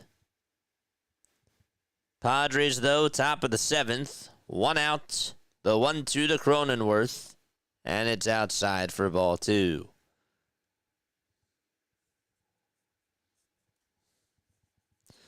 Iglesias waits in the on-deck circle for San Diego. 2-2 pitch. Swing and a miss. And there's out number 2 in the top of the 7th inning.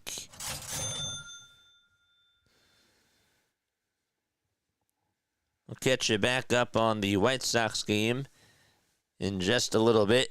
It's a 5-run deficit, though, for Chicago. 2 away. Here's Jose Iglesias, and Iglesias takes high for ball 1 for San Diego. The 1-0 pitch. There's a called strike. That's on the outside corner for strike 1. We're at the 5-hour, 12-minute marker. 1-1 pitch to Iglesias. Check swing. Did he go? Did he go is the question. Very late cut. And they say he did not. Went flat on his back as he tried to appeal to see if he went around. He did not go. 2 balls, 1 strike, top of the 7th inning, 2 outs. Curtis kicks, fires, and throws a strike on the outside corner for strike 2.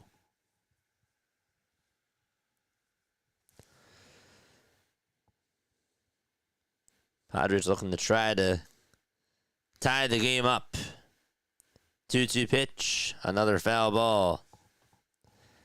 Gotta tell you, this regular season series between the both of these teams overall has been really, really good. A lot of drama. The 2-2 to Iglesias. He grounds this one over to shortstop. Perdomo has it, throws it over to first. We're going to the bottom of the 7th out in Arizona. McCann will lead it off. For the Diamondbacks, it's 2-1, Arizona. So while that game's in a break, we'll head back over to T-Mobile Park. The 2-2 pitch from Kirby, swing and a miss. And out number 2 as Curtis Mead strikes out in the top of the 6th inning. There's still plenty of baseball left to go here, too. White Sox have not scored since the top of the 3rd. Their bases loaded with 1 out. Only got 1 run. Here's Kyle Teal, and he takes down for a ball. He is the catcher. 49 likes. Let's go. Let's go, baby. 1-0 is the count. The 1-0 pitch on the way. Swing and a miss. And it's a 1-1 count now to Kyle Teal.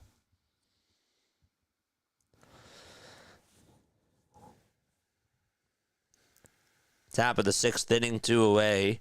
3 seconds left on the pitch clock. The 1-1 pitch. Inside for ball 2. Can someone be number 50?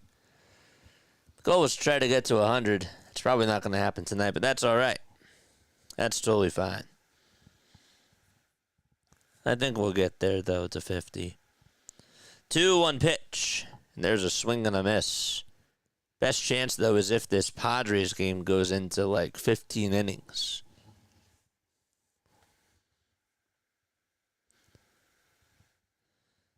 2 balls, 2 strikes to Kyle Teal.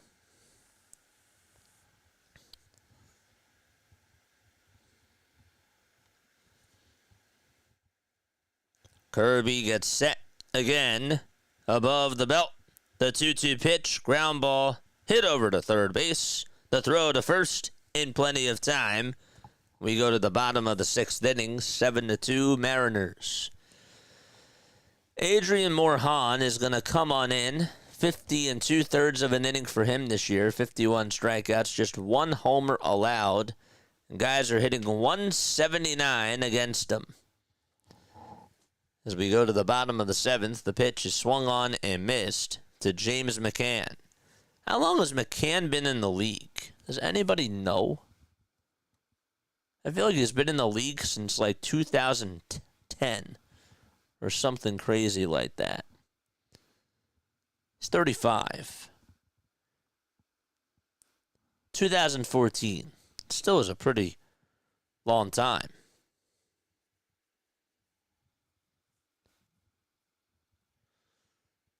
They just called a pitch clock violation on the pitcher. Morejon will get set at the letters, and he kicks, deals, and the pitch is lined into right field for a base hit. And a leadoff single by James McCann, the vet, as he comes through and gets on with a leadoff base hit.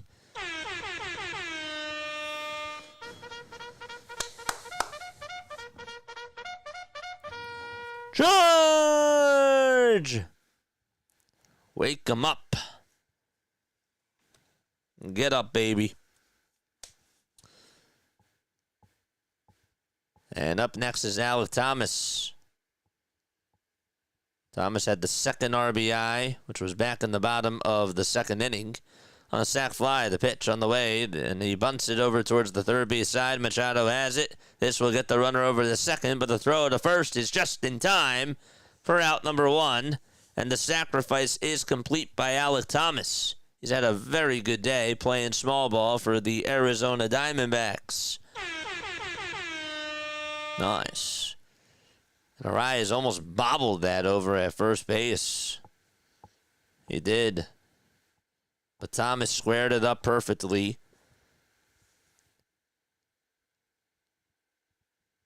And Barossa is up at the plate for Arizona.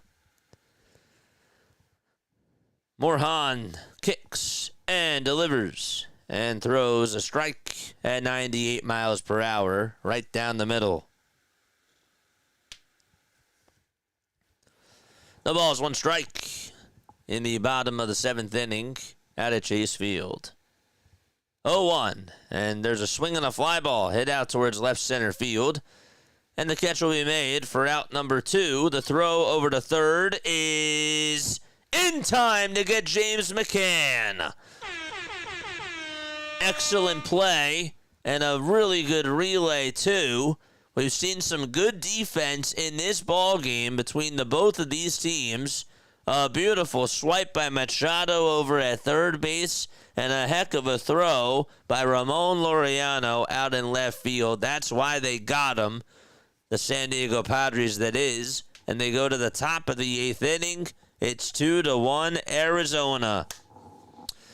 It's all right. Okay, once they return, we'll head back over there. It's 7-2 in the bottom of the 6th, though, out in Seattle. 3 balls, 1 strike to J.P. Crawford, and he takes strike 2 right down the pike. Alexander's been pitching a while for the Chicago White Sox. 3-2 pitch. Fly ball. Hit it over towards center field. It's carrying, but it'll stay in the ballpark. And Robert Jr. tracks it down towards his right side. Makes the catch. And there's out number 1. He did. He slid feet first. Kind of surprised me, too. I'm happy that you said that. Furman is going to... say that Furman's going to lead off the top of the 8th inning. But I really think it's going to be a rise that's due up.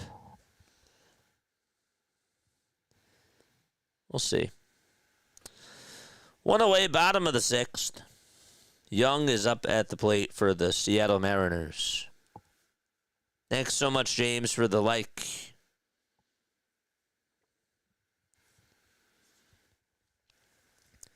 Oh, 1 pitch. It's high for a ball.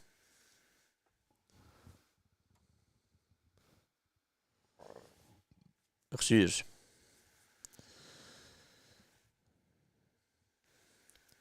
One ball, 1 strike. The 1-1 pitch on the way to Young. Swing and a miss. Jake Woodford is going to go out there to pitch for Arizona. 6.32 ERA, 15 2/3 of an inning, 1 homer allowed, 5 walks, and 8 strikeouts in those 15 2/3. And Furman is due up. They were correct. Not keeping score. That's a little bit hard to do for 2 games at once. And when you're doing really 10 total games today, I think it was 10, right? 7? 7 games. But still.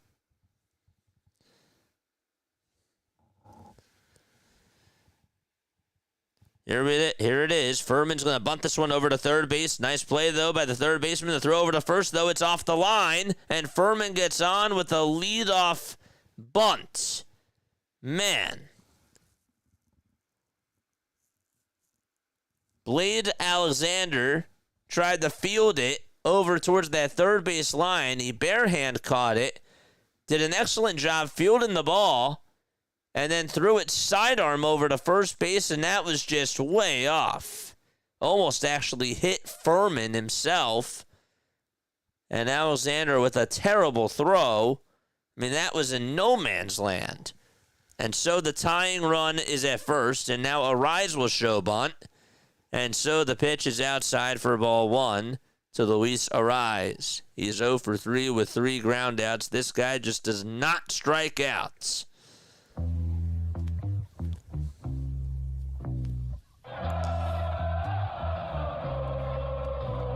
Toss back over to first. Not in time.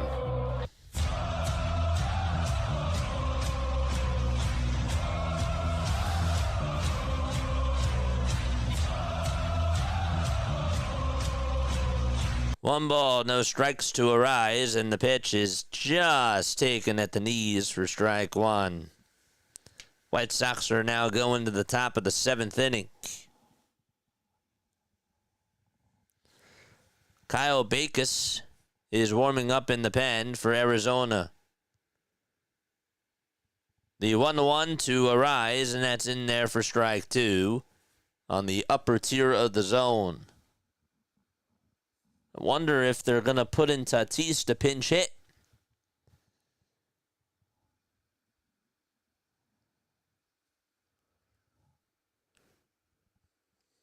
One and 2 is the count, though.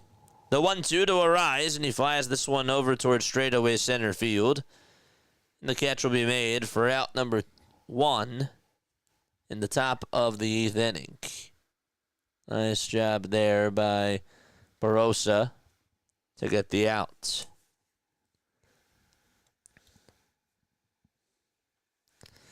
Macaroni and cheese on third. Don't make me hungry.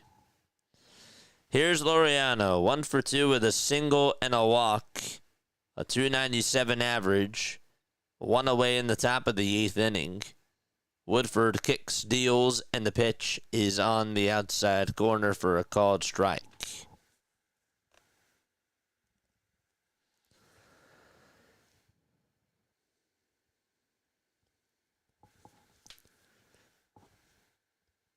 Oh, 1 delivery to Laureano.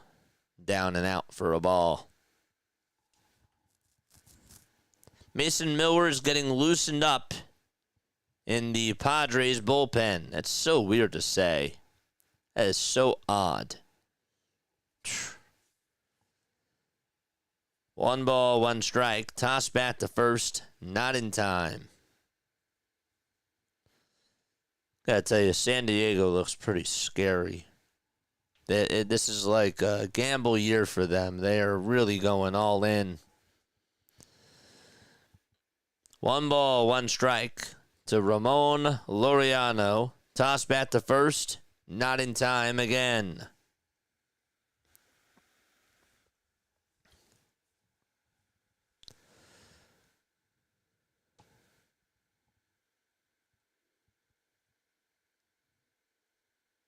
Woodford kicks, deals, and the pitch is fouled off of Laureano's foot. Loosened up in tights. In my head, I say Ayo.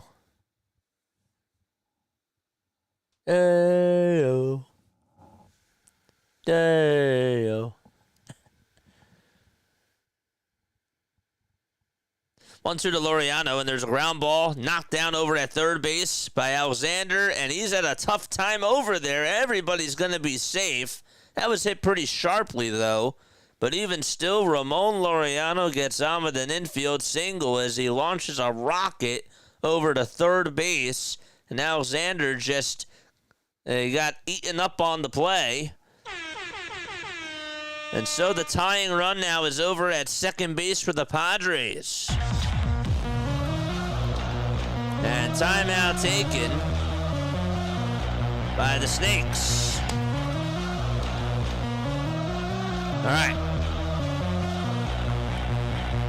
Torey Lovullo's going to make a change. Backus will come on in. We'll see what happens. In the meantime, Michael A. Taylor is up for the Chicago White Sox. It's 2 balls, 2 strikes, and the pitch is down and away for ball 3. 3-2 is the count. The payoff pitch on the way, and there's a line drive hit out to left center field. That's going to split the gap and go all the way over towards the Nintendo sign. And so a leadoff double for Michael A. Taylor against Bazardo. So George Kirby's night is done. And he is not responsible for Michael A. Taylor's base hit. But Taylor is at second base. And the next man up, well, who's it going to be, JJ? Good question. Been losing track of the batting orders, man. It'll be Baldwin. Baldwin singled to right. Brooks Baldwin, that is coming up. Need some scrambled eggs. Y'all are making me hungry. No balls, 1 strike to Baldwin. And the 0-1 pitch is in there for strike 2. We will certainly keep our eyes on this game, but obviously the Padres game is really, really close. That's coming back on now. 0-2 pitch and a called strike 3. And that is to Baldwin for out number 1 of the top of the 7th.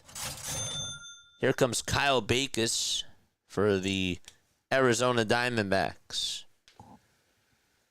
Trying to keep it a 1-run ball game.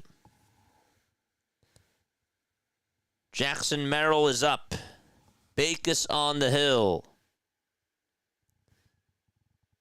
Tying run at second. The pitch to Merrill. He pops it up right behind the plate. It's a foul ball, and it'll find the seats.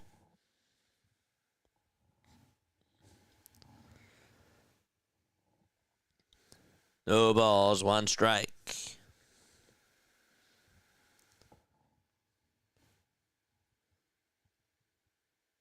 Backus gets set and deals in the 0-1. Ground ball down the third base line. And so Alexander goes over to third, and the tag is not in time.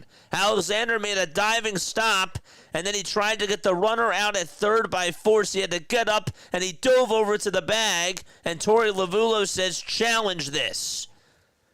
So Jackson Merrill just kept it fair down the third base bag. It actually hit the top of the bag. Alexander was able to scoop it up on the backhand, and he dove over to third. Oh, he's out.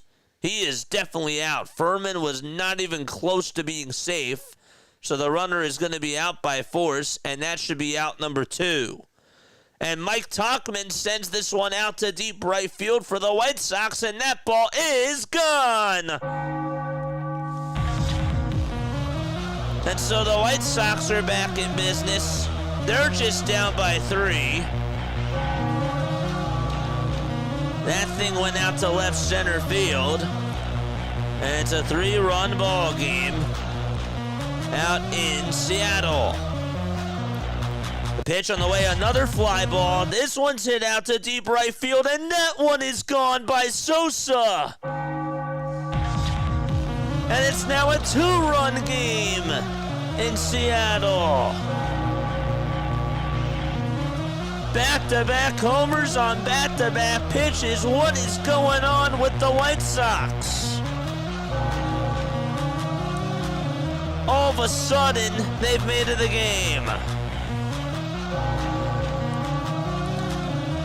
Oh my gosh. Sosa with a solo homer and Tauchman with a 2-run homer on back-to-back pitches. What the heck? All right, so now Manny Machado is coming up. It's a 2-run game all of a sudden in Seattle. Gosh. 2-1 Arizona, and Manny Machado is up at the plate. The pitch to Machado, swing and a miss. And the call was overturned, by the way. He was clearly out at third. Nice play by Alexander, too, to just dive on over to the bag and beat Furman. No balls, 1 strike. The pitch to Machado, it's inside for a ball. We got a late night in Seattle incoming. Munoz is probably going to have to pitch, it seems. 1 ball, 1 strike. To Manny Machado, and the 1-1, swing and a miss. Benintendi did just ground out over to first, and there's 2 away in Seattle in the top of the 7th. 1-2 though to Machado. Tying run at second. The 1-2 on the way. Swing and a miss, and Machado strikes out. Oh man, the Diamondbacks defense comes on through, and Machado can't do anything about the strikeout there as he went chasing after a fastball out of the zone. Let's go back over to Seattle because, again, back-to-back homers on back-to-back pitches. Mike Tauchman and Lenyn Sosa just hit 2 homers, and it's a 2-run game now. Luis Robert Jr. is up, and the 0-1 is fouled away. It was a 7-1 ball game, and now it's 7-5. The Snakes are slithering.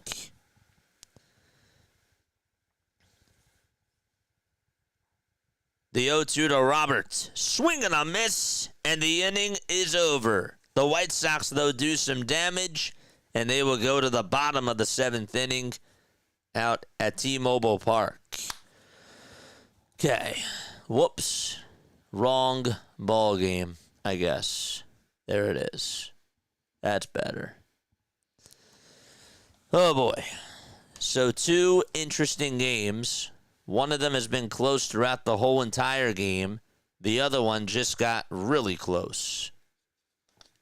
And it's a 7-5 game.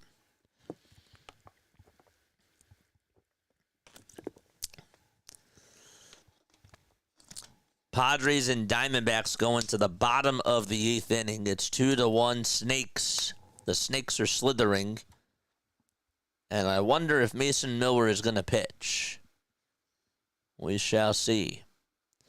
Marte, Carroll, and Perdomo are due up at the plates. Morhan is still going to pitch.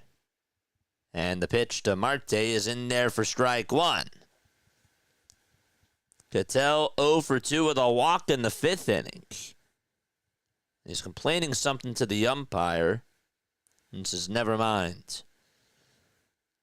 0-1 to Cattell Marte. The 0-1 from Morhan. Swinging a ground ball hit over to third base, backhanded by Machado. The throw across the diamond. There's out number 1 in the bottom of the 8th inning.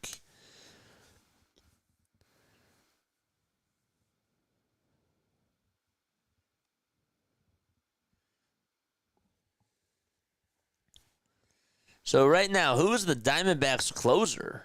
I guess it would probably be Beeks, but Beeks just pitched. So is it going to be Graveman? 1 out, bottom of the 8th. Here's Corbin Carroll, and he bounces this one over in front of the mound. Spinning and turning as Morejon, and the throw over to first to get the speedster is in plenty of time for out number 2.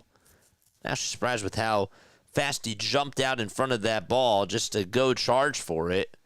And so there's 2 quickies in the bottom of the 8th inning. Steven Wilson is going to pitch for the Chicago White Sox. Again, they just made it a game there. Cal Raleigh is up, and Raleigh sends this one out to left field, but it'll be caught right on the track by Andrew Benintendi for out number 1. Geraldo Perdomo will step on into the box for Arizona, and he takes way outside for ball 1 at 99 miles per hour. We are ready to approach midnight in 5 minutes. 1 ball, no strikes. The 1-0 pitch to Perdomo, and that's in there for strike 1 at 98 miles per hour. Julio Rodriguez will step on up for the Mariners, and he takes strike 1 at the knees. Perdomo calls for time for Arizona, so back to Seattle we go. The 0-1 to Rodriguez, and that's down and away for a ball.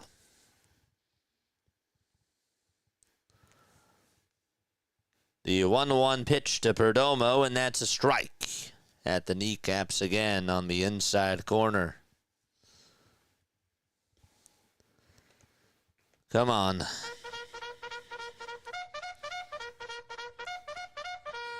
Charge!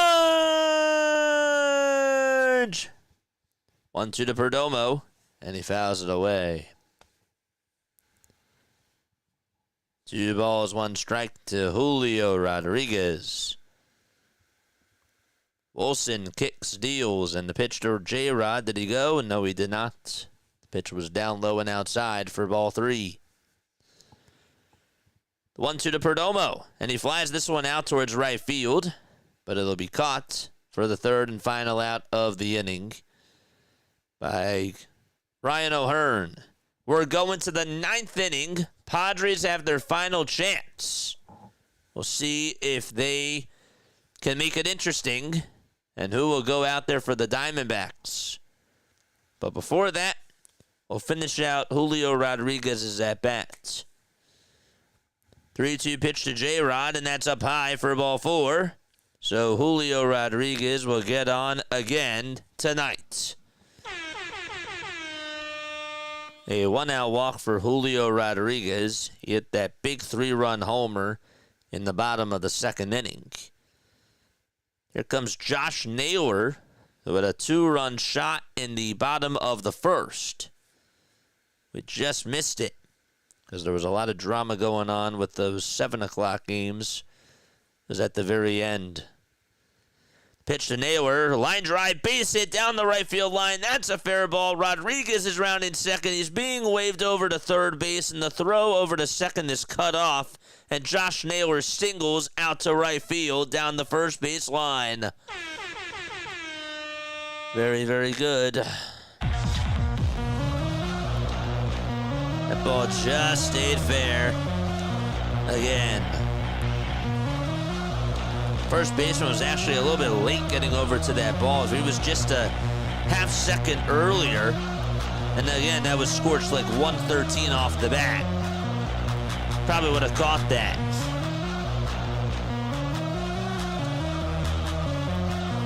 Eugenio Suarez is up at the plate. And the pitch to Suarez, and he flies this one out towards left center field. This will be deep enough for the run to score from third. Robert Jr. makes the catch. Rodriguez tags up from third. He'll score. It's 8-5 Seattle. And a big insurance run provided by Suarez.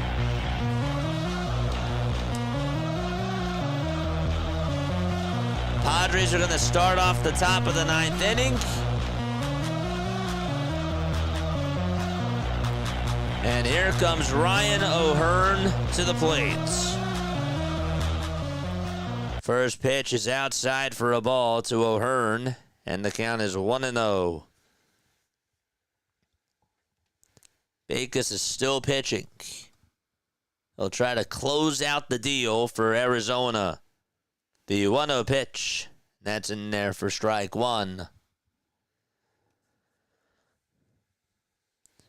1 ball, 1 strike. It's the top of the ninth. 1-1. Fly ball hit out to deep right field by O'Hearn, and we are tied 2-2. A blown save. O'Hearn just missed a homer before, and he ties it back in the ninth.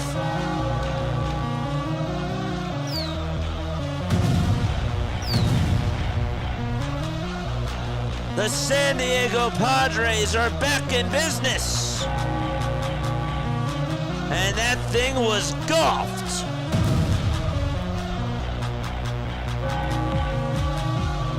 Wow. Oh, man. That's why they got him. That's why they got him. Xander Bogaerts is up. It's a brand new game in the top of the ninth inning out in Arizona. 112 degrees. The pitch, and that's inside to Xander Bogaerts. What a swing by Ryan O'Hearn. 1-0 pitch, and that is taken down for ball two. I know, didn't even think about that. Yep. Backus just blew the save. Bogaerts is up. He homered earlier. The 2-0 pitch. And that is in there for a called strike. The count is 2-1 to Xander.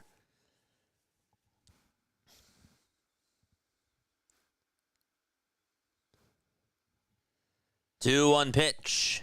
And that is outside for ball three. The Padres did win in extra innings in last night's game by a score of 10-5.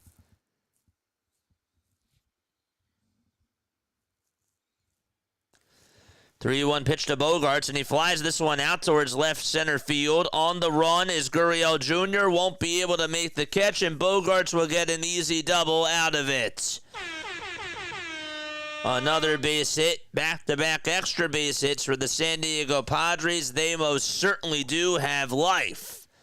And a big base hit by Xander. And Arizona in a load of trouble.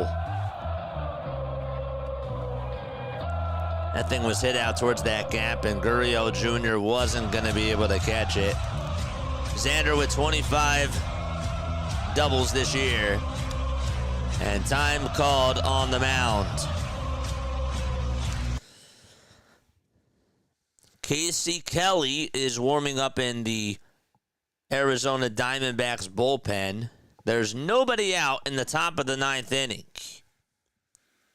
Jorge Polanco just got walked for the Seattle Mariners. It's 8-5 in Seattle in the bottom of the seventh.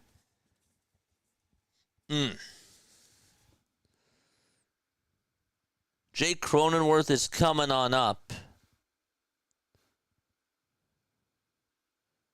Wanted to make sure that I mentioned that Ryan O'Hearn hit his 14th homer of the season in the top of the ninth to tie it up.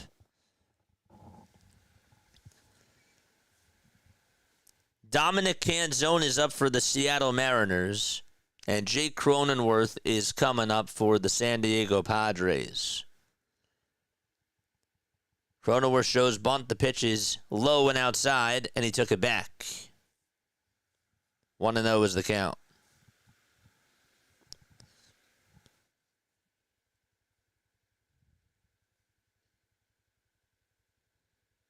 They just did a double steal in Seattle, and so it's a 1-2 count to Canzone with 2 away and 2 runners in scoring position. 1 ball, 1 strike to Jake Cronenworth. The go-ahead run is over at second base, and the Padres looking to try to come back and take the lead. 1-1 pitch. He bunts it over towards the third base side. This will get the runner over to third. The throw over to first, though, just in time. Nice play over at first base by Ketel Marte to catch that and hang on to the bag. So now the Padres have their go-ahead runner over at third. He's 90 feet away from scoring.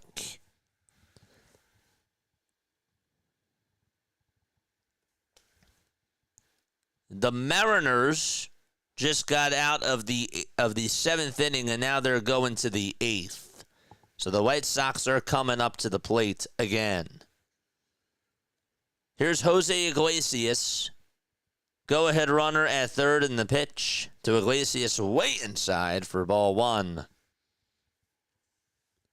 1-0 is the count to Jose Iglesias.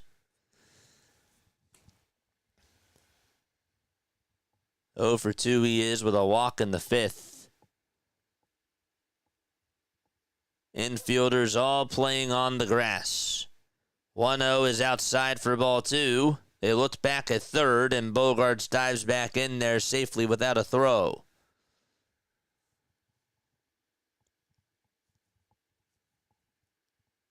White Sox are still in business, and the Padres, they're in business too. 2-0 pitch to Iglesias, down for ball three. That's a 3-0 count. Just past midnight, it's 12:05 a.m. Eastern Time.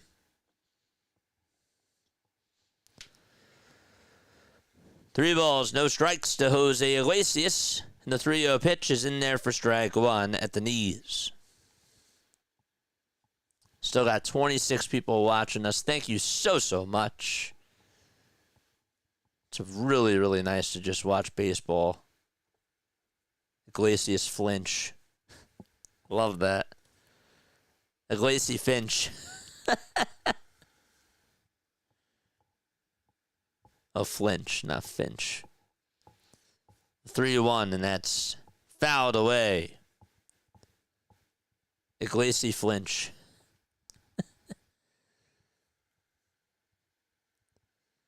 3-2 pitch to Jose. Line drive, base it out to right field, and this will give the Padres the lead. Jose Iglesias comes through, and San Diego will get Mason Miller warmed up in their bullpen. And Torey Lovullo will make a move. He's seen enough from Vegas. Oh, man. Gosh. What a game. Can't believe it. Oh, boy.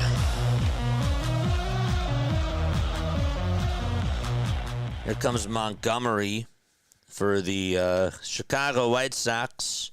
This is also a game now, too. Gabe Spire is pitching for Seattle. 1 ball, 1 strike to Montgomery. Colson Montgomery in the batter's box, hitting on the left side. D-backs just hate holding leads. I guess so. 1-1 pitch, and that's down for ball two. The Mariners, we saw a game earlier this year where they had a no-hitter from, I think it was Brian Wu, and then they blew the lead to the Yankees, and the Yankees won in extra innings. 2 balls, 1 strike, and the 2-1 is popped up over towards the first base side in foul territory, and the catch will be made by Josh Naylor for out number 1 in the 8th inning. 1 gone in the top of the 8th. That was on 4 pitches. It's 11 where I'm at. Nice. Very, very cool. Curtis Mead is coming up for Chicago, and Mead swings and misses at the first pitch for strike 1. The Diamondbacks are back on. Get you back there, too. Casey Kelly is going to pitch. If Curtis gets on, we'll let you know. Curtis just lined one down the left field line, but that's a foul ball, though. 1 ball, no strikes. Kelly is pitching. And Furman is up for San Diego. 1 ball, no strikes to Furman. The 1-0 pitch. That is way outside and low for ball 2.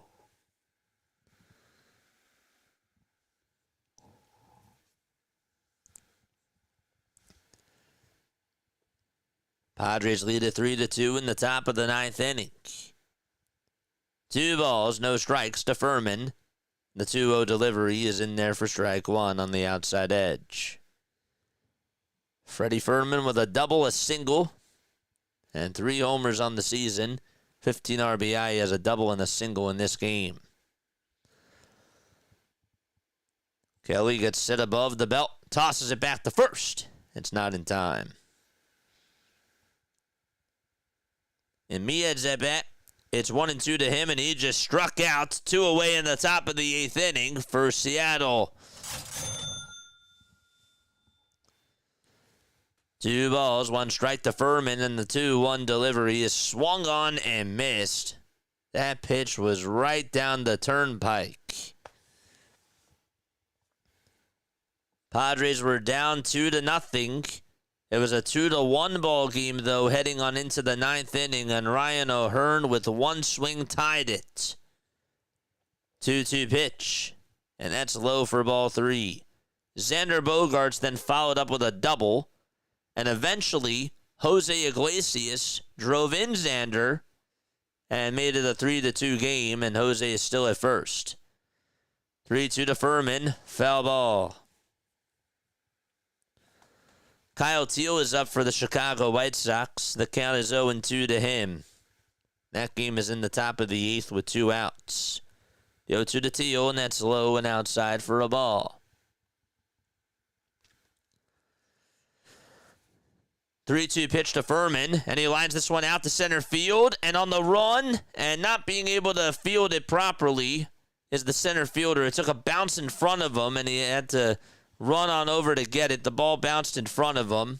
And going on over to third base is Iglesias. I thought maybe that the center fielder was going to be able to catch that. He almost did. But then he had to trap it out in front of him. The ball, as it went on into the glove, it popped out. Actually hit his jersey. I thought maybe it went into the glove. It did not. It deflected off the glove and then deflected off of his right side. So runners are at the corners nonetheless, and Luis Ariz, who's 0 for 4, is up in the top of the 9th. The pitch, and there's a fastball right down the middle. White Sox not able to score any runs. They're going to the bottom of the 8th inning in Seattle. No balls, 1 strike. Kelly kicks and deals, and the pitch is outside for ball 1 to Luis.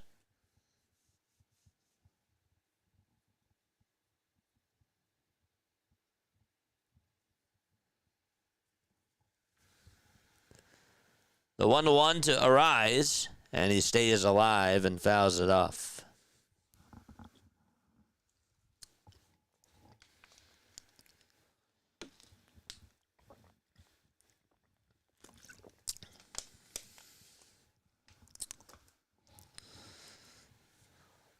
We're going to get to the 6-hour marker. 1-2 pitch, and that's down for ball 2. Ariz says hold it, though, over at third base. And Iglesias stays at third. Furman does go on over to second base, and that is big because that gets rid of the double play. Oh, boy. So Kelly trying to get out of the jam. He could definitely use a strikeout here. 2 balls, 2 strikes. And the windup and the pitch. Ground ball hit over to third base. The throw to home plate. That's going to be in time to get Jose Iglesias. He was running all the way. And runners are now going to be at the corners. And that'll put the runner from second over to third.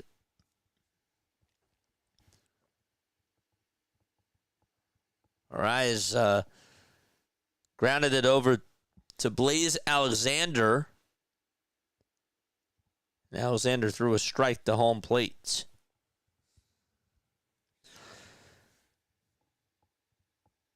That was a big out. 5-2 fielder's choice.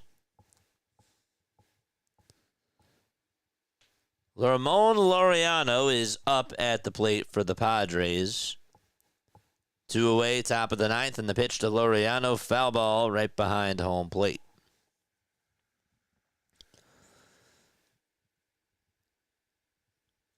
Mariners are up to bat in the bottom of the 8th inning over there.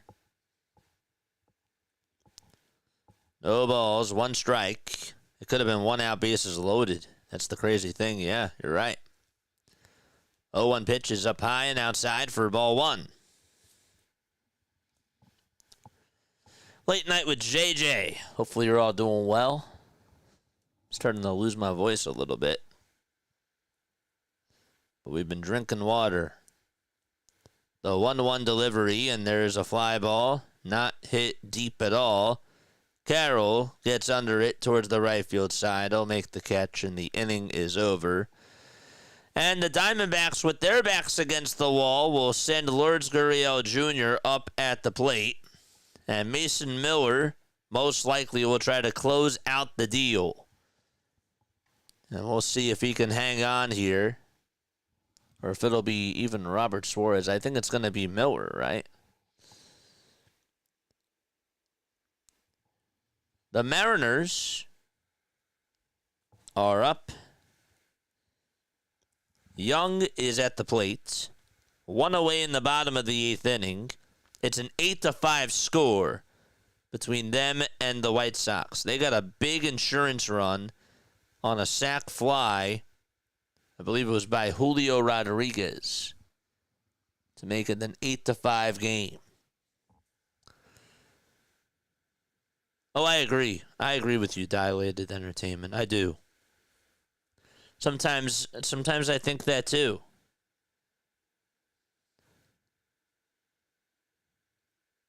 Yep. 2-1 pitch.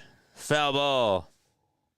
And it's weird because we can't really see the base coaches because that's limited to our viewing. You know? 2-2 is the count to Young. And Young slaps a foul.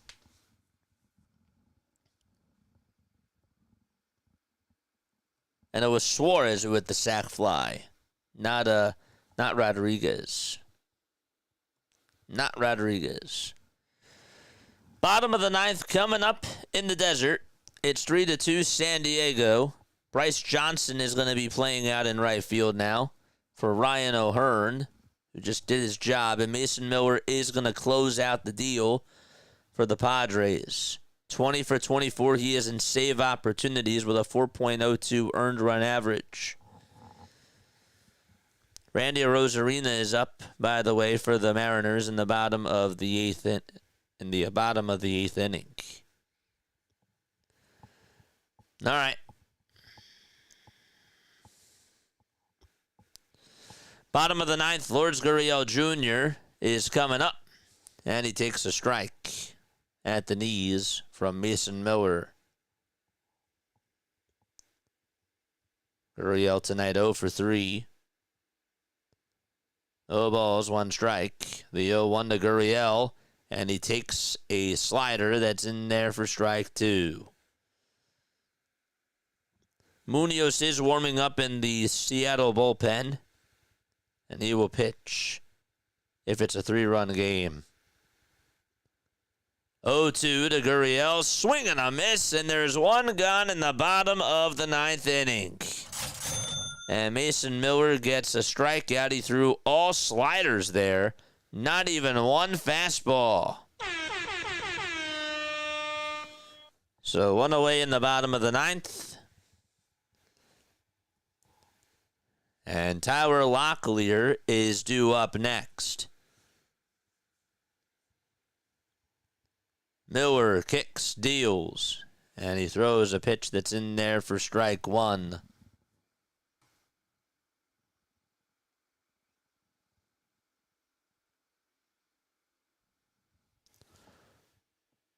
0-1 pitch. There's a fastball right down the middle for strike 2.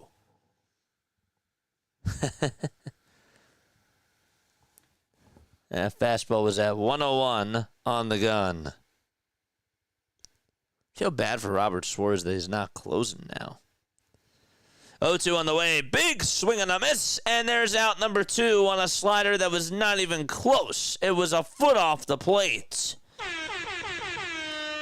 And so Arizona down to their final outs. Almost done here. Bottom of the 9th. Barring something crazy happens. Blaze Alexander is due up.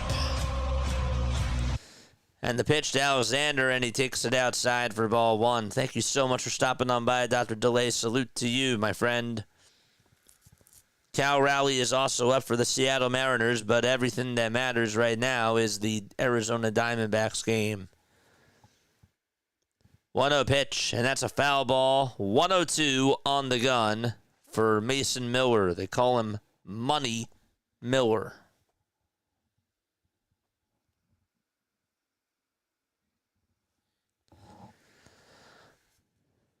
One ball, one strike.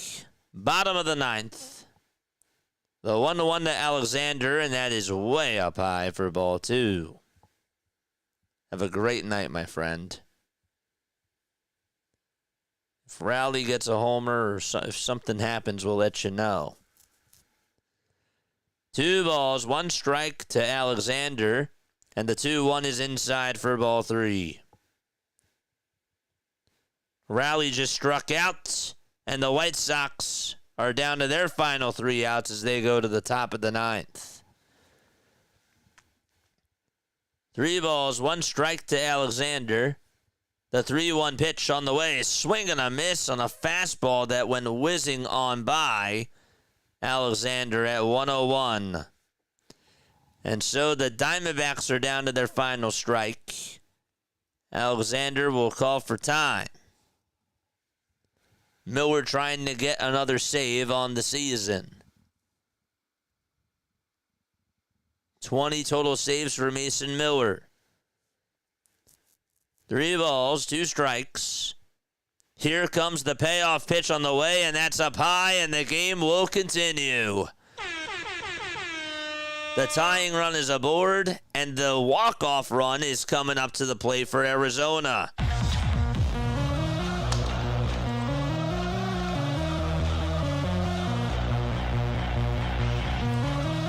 Del Castillo is going to pinch hit. Adrian Del Castillo has not homered this year.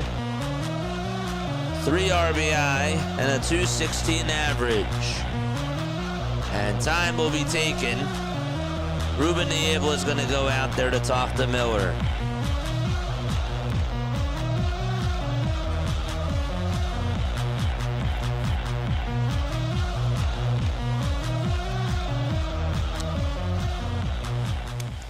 See if the Diamondbacks have a comeback in them.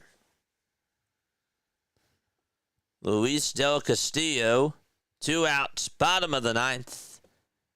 And he is up with the tying run over at first.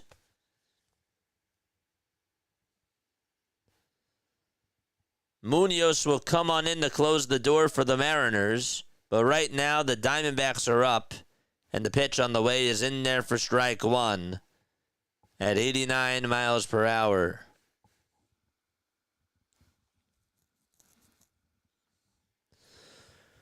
No balls, 1 strike. Munoz 25 saves and 31 opportunities. Here's the 0-1 from Miller and another slider taken for strike 2 at the knees. And so Arizona down to their final strike once again.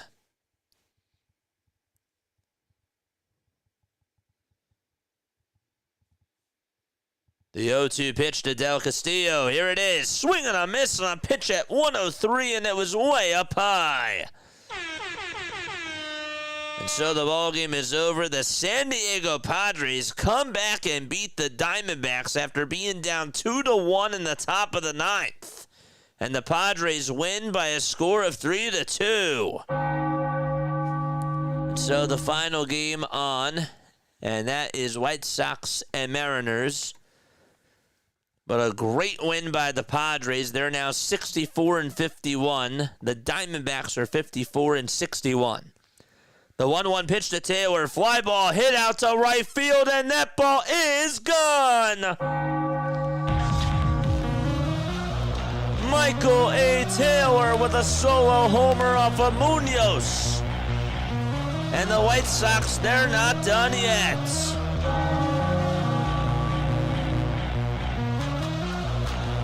What a ball game this is.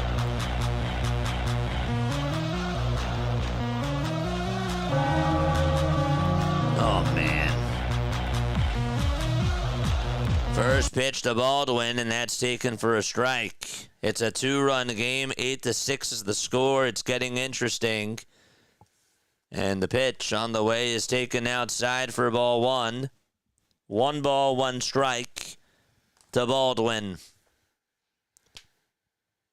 Here's the 1-1 pitch, and that's way outside again for ball 2.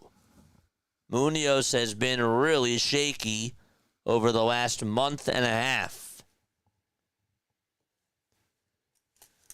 2-1 pitch to Baldwin, and he fouls off a 98-mile-per-hour pitch that was outside. That home run came crashing down on those fans.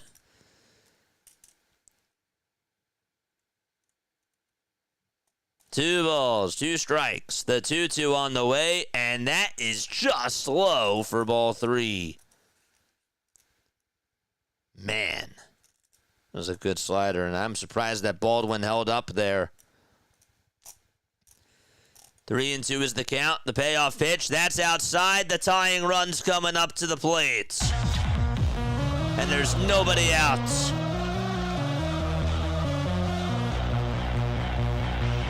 Gosh. Munoz has a very high walk and a very high strikeout rate. And Tauchman is coming up. First pitch to Tauchman, swing and a miss. He's 2 for 4 tonight. There's nobody out in the top of the 9th.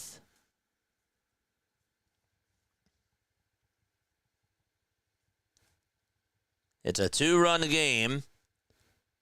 0-1 pitch is up high for a ball. 1 ball, 1 strike. I don't see anybody warming up in the Seattle pen. This is their guy. 1-1 pitch. It's chopped foul towards the right behind home plate. I don't see anybody warming up. Munoz's ERA is at a 1.26.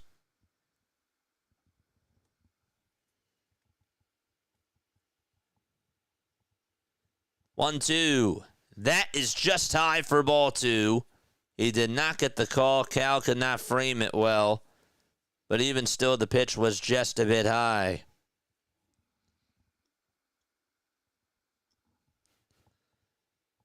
2-2 pitch on the way. Foul ball. Munoz has a mean release. He really does. Like, he has really good stuff. And he actually, really overall, has pitched good in his last 6 outings or so. But every time we watch him, not such good things happen. The 2-2, and that's up high for ball 3. The count is full, and still nobody out in the top of the 9th. It was a 7-1 game. It's now 8-6. 3-2 pitch, and Tauchman fouls it off the end of the bat.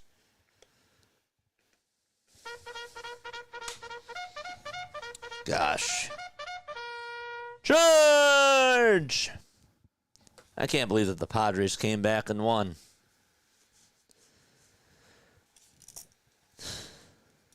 Three-two on the way. Check swing, foul ball. That would have been close.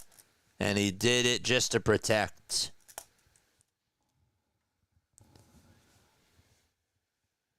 Just got a bit of contact with it. And he just knifed it off.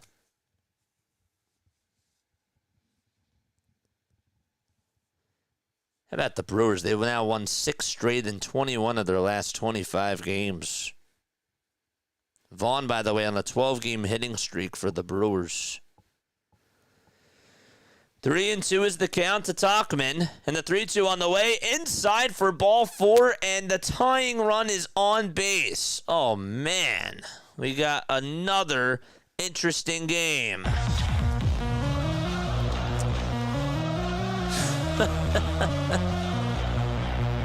This is baseball, man. Still nobody out. And Munoz is out of sorts. I feel like I've been playing this all night. This game, honestly, wasn't even that close. And now all of a sudden, the White Sox are knocking on the door. And this is big for Seattle because they have got to win these games.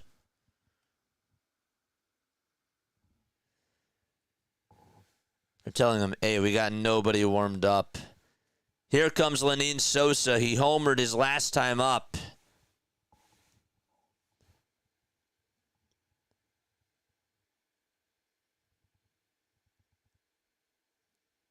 The pitch. And there's a fastball right down the middle for strike 1 at 99 on the gun.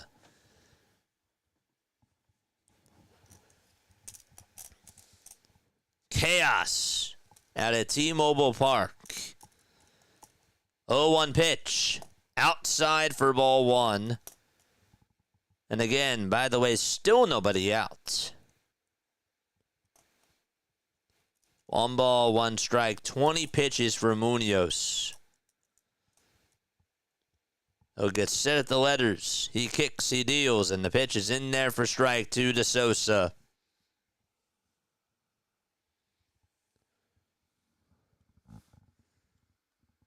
For the wild card, the Mariners are a half game above the Yankees. Yankees still holding on to that 3rd wild card spot.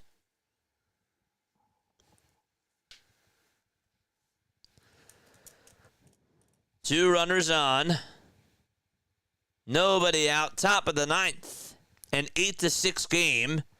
And the 1-2 on the way. Swing and a miss. And finally, Munoz gets the first out of the 9th. Lenyn Sosa strikes out. He went with a slider that was just a bit inside. And Sosa just could not catch up to it. Swung right through it. Here comes Andrew Benintendi. Luis Robert Jr. will be in the on-deck circle. He is open for a chance. Munoz just trying to get out of the inning and get the save. The pitch. And there's a fastball right down the middle for strike 1.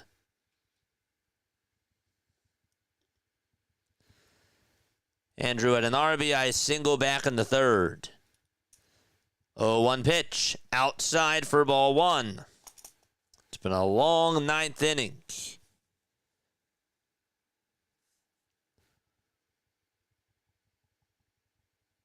Munoz working up a sweat. He looks back at second. Now back to the plate. And the 1-1 delivery. There's a fly ball. This one's hit out to left field. Rosarena's there. He'll make the grab. And there's out number 2. And the White Sox, they're down to their final out.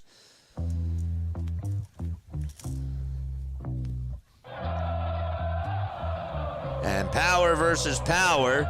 Here comes Luis Robert Jr. And a timeout will be taken by Cal Rowley. He is. He's feeling more confident after that big out to Sosa. And now you got the toughest out on this White Sox team. Robert is up at the plate. And the pitch on the way. Ground ball hit over to third base. And that is the ball game. Eugenio Suarez took it over to the bag. The pitch was inside. It got really dicey in the 9th inning, but Munoz does get a save, and the win by Seattle. The final score is 8-6 against the Chicago White Sox. Let's go. The Mariners hang on, and second place in the AL wildcard standings is still in their possession.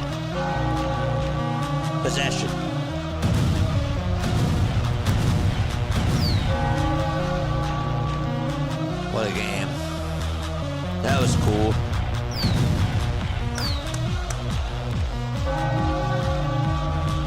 That was crazy. Oy, oy. Well, thank you all so much for rocking with me. That's going to wrap it up for baseball today. So, all of our final scores were this. All right, so we started off the day with Phillies and Orioles. 5-1 was the final score. Baltimore got the win. The Giants, they did beat the Pirates by a score of 4-2. The Guardians won 4-1 against the New York Mets, and the Mets got swept by Cleveland. The Twins, they won 9-4 against the Detroit Tigers. And then you got Cubs beating the Reds by a score of 6-1. The Yankees, they avoided the sweep out in Arlington. 3-2 was the final score against the Texas Rangers. The Blue Jays, they won 20-1 in the bottom of the 9th inning. Wait, why did I say that? The bottom of the 9th? Oh, that's because it said it was in the bottom of the 9th. They won 20-1. That was the final score out in Colorado. Sorry about that. The Rays, they hung on and they beat the Angels by a score of 5-4. That's when we really started. And the Dodgers, they lost 5-3 to the St. Louis Cardinals. That was quite a finish, too. Marlins and Astros, 6-4 final score there against the Houston Astros. Nationals, they won 2-1 against the Athletics. And how about the Royals? Royals got a big win against the Boston Red Sox. Red Sox have been playing really good baseball, but not today. 7-3 final score out of Fenway Park. The Brewers continue to be scorching hot, and they won 5-4 against the Atlanta Braves. The Padres, they came back, and they won 3-2 out in the desert. And the Seattle Mariners, even though it got a little dicey at the end, they won by a score of 8-6. And so those are all your final scores around Major League Baseball in all 15 games that occurred today. Thank you all so much for being on here. I'm tired. I gotta hop off. I do. It definitely got to me tonight, but I had so much fun. It'll be great. Everything was great. What's coming up? Tomorrow I was gonna go live. I might just take the day off tomorrow. We'll see how I'm feeling. I can't promise. I'll probably do Diamond Zone, but I'm not going to promise. And then on Friday, we got Phillies and Rangers. Saturday, we got Phillies and Rangers, possibly. I might not be on Saturday, depending on what goes on at what time. And then Sunday, I got Phillies and Rangers and Sunday Night Baseball. So we got some more baseball content this week, and I will see you all on the next one. Well, it's over, everybody. Have yourselves a great rest of your night. Get some sleep, and yeah, see you on the next one.